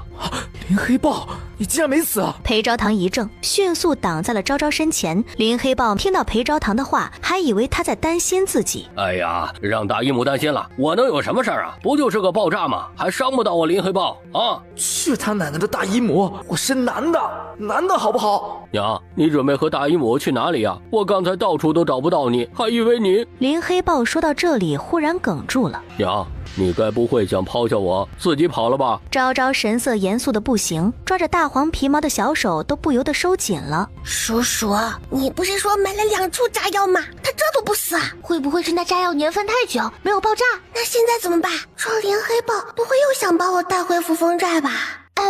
我看他现在还没有发现寨子爆炸的事儿是我们做的，要不你将计就计下，继续冒充他娘。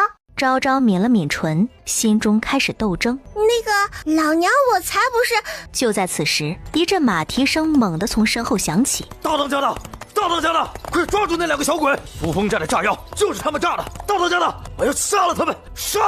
糙汉子拉开弓箭，猛地射向昭昭，想要置他于死地。林黑豹条件反射的拔刀斩断。黑熊，你敢伤我娘！大当家的，你睁开眼睛看清楚，他根本就不是你娘，他是骗你的。扶风寨的炸药就是他们引爆的。二当家的阴沉着脸，死死盯着林黑豹。大当家的，你当真还要袒护他们？你放屁！俺娘才不会炸扶风寨呢，肯定是那些官兵干的。娘虽然没有喝孟婆汤，可这小身板怎么可能搬得动那么多炸药？这不扯淡呢吗？二当家见林黑豹说不通，已经失去了耐心。黑熊，你去杀了那2个。大当家的，交给我来挡住！你们想造反？哼！林黑豹，若是老寨主知道你将整个扶风寨害成这样，你觉得他还会让你当这个大当家的吗？林黑豹脸色变幻莫测，神色不明地看向昭昭。娘，寨子里的炸药跟你没关系吧？傻儿子，你觉得老娘这小身板能弄得动炸药吗？更何况你娘我今日才上的扶风寨，我去哪里知道炸药的位置？我的傻儿子啊！我看他们就是故意欺骗你的，说不定早就想要抢走你这扶风寨头头的位置啦。妹妹也太坏了吧，这纯粹的挑拨离间。还有什么他这小身板弄不动炸药啊？他可是大力士，要不是亲眼所见，我都不会信。我妹妹竟然徒手就抱起来5包炸药，那可是足足50斤呢。要不是我也去试了，还以为那炸药是假的呢。林黑豹闻言猛拍脑门，还是娘聪明。您要是不这么说，儿子我还被蒙在鼓里呢。他说完，凶狠地转向二当家的。呸！我早就知道你不服我当这个大当家了，没想到你为了算计我，竟然拿寨子里兄弟的命做盘算。你对得起那些死去的兄弟们吗？我对不起死去的兄弟？到底是谁对不起死去的兄弟啊？他娘的说的是人话吗？明明是那个邪门的小丫头干的，她既然都能算到我头上来了。二当家的耐心彻底耗尽。林黑豹，我今天还就反了，我要为那些死去的兄弟报仇。黑熊，跟我一起上！黑熊闻言立即点头，他现在也对大当家的失望透了。两人忽然欺身而上，尔敢！林黑豹呵斥一声，身形快如闪电，冲过去拦住黑熊，不让他伤害昭昭分毫。有何不敢？今天我偏要杀了他，有他没我，有我没他。二当家眼神狠辣，手中的斧头挥舞得虎虎生威。林黑豹1对2明显有些吃力。裴昭堂悄悄来到昭昭身侧，妹妹，我们快走！还想跑？肯动！黑熊发现了他们的动作，一个虚假动作骗过了林黑豹，冒着被砍伤的风险直逼二人。昭昭，裴荣景带着人冲上了山，瞧见这一幕，顿时瞳孔骤缩，他猛地夺过身侧之人的弓箭，嗖一声利箭爆射而出。黑熊一个不察，被箭射中了左胸，口吐鲜血的倒地。是官兵。二当家的和大当家的猛地反应过来，停下来。昭昭，裴荣景迅速跳下马，跑向昭昭。去死吧！二当家提着斧子，身形一闪，迅速冲向昭昭。小心！裴荣景神色一惊，猛地俯身滑行，一脚踹在了大黄的腿上。大黄疼得嗷呜一声，身体不由自主地倒地。身上的昭昭顺势飞了出去，被裴荣景抱进怀里。大黄是妥妥的垫脚石，斧头砍在了血肉上。昭昭猛地抬头，滴溜溜的瞳孔震颤了下。只见林黑豹整个人扑了过来，以后背挡在了昭昭身前。啊，这林黑豹怎么回事？他怎么替小丫头当斧头了？哇，他不会真把小丫头当娘了吧？主人才不是他娘呢！二当家的身体猛地踉跄一步，摇着头难以相信。燕羽迅速拉弓，利箭嗖一声刺中二当家的胸口。他临死前都想不通，大当家的这是怎么了？林黑豹抬手擦了擦嘴角不停流下的鲜血，冲昭昭嘿嘿一笑。娘，我没事。他刚说完，又喷出一口血。裴兆堂有些于心不忍，他连忙过去扶住他。你还好吧？娘，儿子是不是很快就能见到爹了？他会来接儿子吗？昭昭小脸上有些动容，想在他临死前骗骗他，又想到那些被他害死的妇孺孩童，他绷着脸一言不发。他做了那么多坏事，怎么可能到地府当鬼差？林黑豹最终断了气。扶风寨剩下的人不足为惧，摄政王带来的人很快就把他们全部逮住，押送回京。扶风寨的不义之财也被全上缴朝廷了。马车上，裴荣景浑身冒着寒气，面容紧绷。裴昭昭，爹爹是否跟你说过，不许再做这么冒险的事情？爹爹，昭昭没事的，昭昭有好多的动物朋友，他们都会保护昭昭的。皇叔，这次昭昭可是立了大功的，是他的老鼠朋友发现了林黑豹藏匿炸药的地方，并且帮助我们运输炸药，我们才能轻而易举的将炸药引爆。裴荣景依旧不苟言笑，昭昭冲他咧嘴一笑，准备哄一哄他，谁知对方忽然眯起眼睛。林黑豹为什么喊你娘？昭昭好半天才将昨夜的事情讲述清楚。这小丫头她是怎么敢的呀？还有那个林黑豹，他是傻子吗？他怎么就轻易的相信了？其实林黑豹并不是真的傻，他心中大概也知道了昭昭在骗他，可是他真的好想他娘。他娘并非真的对他那么坏，而是因为他犯了错才会被教训。他最终还是违背了娘亲的遗愿，没有去做大将军，而是当了土匪。天大亮后，众人才正好回京，马车没有回摄政王府，而是直奔皇宫。你这次做的太冒险了，你皇祖母和皇伯伯担惊受怕了一晚上，到现在还在等你的消息。你随爹爹直接进宫。那昭昭就先跟六哥去看皇祖母了。爹爹，你先去上朝吧。马车停在了宫门口，海公公早已经等候在此，见到摄政王的马车，立即激动地迎上来。哎呦，摄政王，你们可算是来了。陛下说了，你们进宫以后直接去金銮殿。哎，对了，陛下特意嘱咐将小郡主也带上。咱们陛下呀，可真是疼爱这位小郡主，上朝都要先看一眼小郡主呢。裴荣景皮笑肉不笑，皇兄八成已经发现了昭昭的特殊了。看来昭昭不能先去看皇祖母啦。那六哥先自己过去。陛下呀，还请您安排大理寺的人彻查此案呐。老臣的忠勇侯府，他都能如入无人之境，说不定偷盗国库他也不在话下呀。若是让这样的人继续逍遥法外，乃是我大圣的不幸啊。钟永侯一把鼻涕一把泪的哭诉着，他这都是遭了什么孽啊？好端端的地库被偷了，若是普通的金银也罢了，可那些都是带有标记的赈灾款啊！若是那贼人不识得官印，将金银拿出去花了，肯定会引起官府的注意。届时他们在顺藤摸瓜，岂不就发现了他钟永侯府？不要让老夫逮到你，否则定要让你求生不得，求死不能！昭昭老远就听见了他的鬼哭狼嚎，没忍住扑哧笑出声。裴荣景面色有些不自然，若不是荔枝告知他那些都是昭昭做的，他都要怀疑对方是什么了不得的高人了。不到1个时辰，就将钟永侯府的金银搬空了，一般人根本做不到。不知钟永侯丢了什么东西，竟然能气成这样？也有一些银票。本王不是记得侯爷说过，府上已经没有银钱了吗？为什么凑出本王的5万两黄金，都变卖了很多家产和田地？钟永侯这库房怎么还有金银？正因为如此，才要赶紧抓住那个贼人。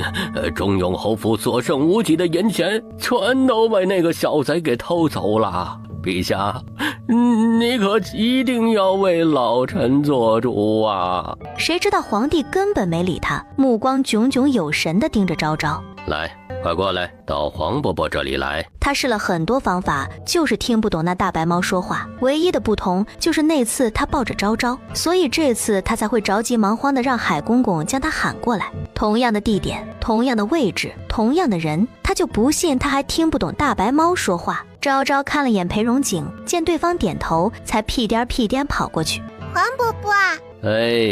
昭昭啊，你瞌睡不瞌睡啊？快到朕的龙椅上睡一觉。昭昭很想说自己不瞌睡，他在回京的马车上已经睡过了，可是对上皇帝期待的小眼神儿，他到嘴边的话又咽了回去。那昭昭再睡一会儿。对，睡一会儿。裴景帝顿时喜笑颜开，抱起昭昭放在了龙椅上。裴景帝刚用手拍了拍昭昭的后背，下一秒，一道不属于任何朝臣的声音忽然在大殿里响起。哎呦，这老逼灯还好意思告状？那些不都是他贪污的赈灾款？我还记得他还有个账本，专门记载赈灾款的。要是皇帝能把他找到，不得给他治个贪污大罪啊！贪污赈灾款，莫非是3年前江南雨患丢失的那些钱财？裴景帝的目光快速地在大殿之中搜索，果然在金銮殿的角落里发现了2只小老鼠。那账本是不是就藏在这老逼灯书案下的地板中？是啊，上次偷金子的时候我还瞧见了呢。光有账本有什么用？那些金子早就被小丫头让叔叔们转移走了。嘿嘿，你别说，我也参加了那次偷金子的活动，真刺激。我也去了，我一口气抱走他2个金元宝，还因为太重差点掉进护城河。所谓现在那些金元宝是在摄政王府，那个所谓的盗贼就是京城里的小老鼠。陛下呀，您倒是说句话呀，老臣的家底都被偷完了，哎呀，这让老臣一家人可怎么活呀？那不知钟永侯希望朕怎么做呀？钟永侯一怔，怎么感觉陛下在说这句话的时候有些阴恻恻的？是他的错觉吗？陛下，老臣希望大理寺能尽快捉住那个盗贼，并将他交由老臣处置。裴景帝扫视了眼底下的臣子，最终将目光落在了大理寺卿身上。沈清，你即刻命人去查看一番现场，看看有何蛛丝马迹，立刻回来禀报给朕。他说完，朝海公公招了招手，在他耳旁说了句什么，又吩咐了句：海公公，随沈清走一趟钟永侯府吧。这怎么行啊？万一大理寺的人发现了不该发现的怎么办呢？尤其是那个账本，爱卿不是想要尽快的抓住凶手吗？不查看案发现场，怎么找出线索？可是行了，你就在这里等着，沈清你们速去速回。是，陛下，臣这就去。大理寺卿立即领命，带着海公公离开。裴景帝目视着大理寺卿离开，这才将目光有意无意地落在钟永侯身上。果然瞧见他心虚地擦着汗。摄政王忽然跨步出列：陛下，臣有本要奏。不知道摄政王有何事要奏？陛下，昨日扶风寨的土匪被人收买，将本王的女儿抓绑到了扶风寨。臣在今日寅时才将她从土匪手中救出。扶风寨的大当家林黑豹被当场伏诛。臣还在扶风寨发现了不少被拐卖残害的妇孺，现在已经安置妥当。另外，臣还在寨子中发现了部分3年前被盗走的江南赈灾款。他的话音刚落下，文武百官顿时哗然。果真是扶风寨的盗走了赈灾款。这群畜生，他们知不知道这样害死了多少百姓啊？摄政王命得好，扶风寨这个毒瘤早就该出了。钟永侯顿时有种如芒在背的感觉，怎么感觉这是冲他来的？钟永侯，你可知这背后收买扶风寨，让他们绑走昭昭的是何人？摄政王，这话是何意啊？裴荣景冷笑一声，掏出一块荷包，直接丢在了钟永侯面前。侯爷不如先看看这块荷包，这是从土匪身上搜到的。这是幻云纱，因价格昂贵，鲜有人买。不巧的是，世子夫人上个月刚从针织坊买走了一匹幻云纱。钟永侯闻言捡起来绣着彩云的荷包，他仔细地查看了番，并未在上面发现什么标记，这才缓缓松了口气。摄政王这话说的不对，幻云纱虽然贵，但也不是没有人买，你怎么就断定这荷包就是老臣儿媳的？那是因为针织坊上个月发生了一场大火，所有的幻云纱都被烧了，而他们只救下了一匹，就是世子夫人买走的那匹。那以前他们就没有卖出去过吗？裴荣景淡笑不语。江慈州忽然站了出来，瞥了眼钟永侯手中的荷包，冲皇帝行了一礼。禀陛下，侯爷手中的幻云纱乃是针织坊上个月刚出的新品，上面有专属的彩霞色的纹路。给朕呈上来瞧瞧。小太监闻言连忙跑了过去，去接钟永侯手中的荷包。钟永侯捏荷包的手一紧，不愿意放手，因为就在刚刚，他瞧见了那所谓的彩霞色的纹路。难道幕后之人真的是温一环？真是个蠢货，连个小丫头都搞不定，还让人家告到了陛下这里。侯爷，钟永侯这才讪讪地松开手。小太监恭敬地举着荷包来到了裴景帝面前。裴景帝淡淡地扫视了眼荷包，顿时气场一沉。钟永侯，你现在还有何解释？钟永侯被吼得浑身一颤，扑通一声跪下。陛下，老臣真的不知情啊，老臣也不知道那土匪身上怎么会有老臣儿媳的荷包啊，定是那土匪偷了去啊。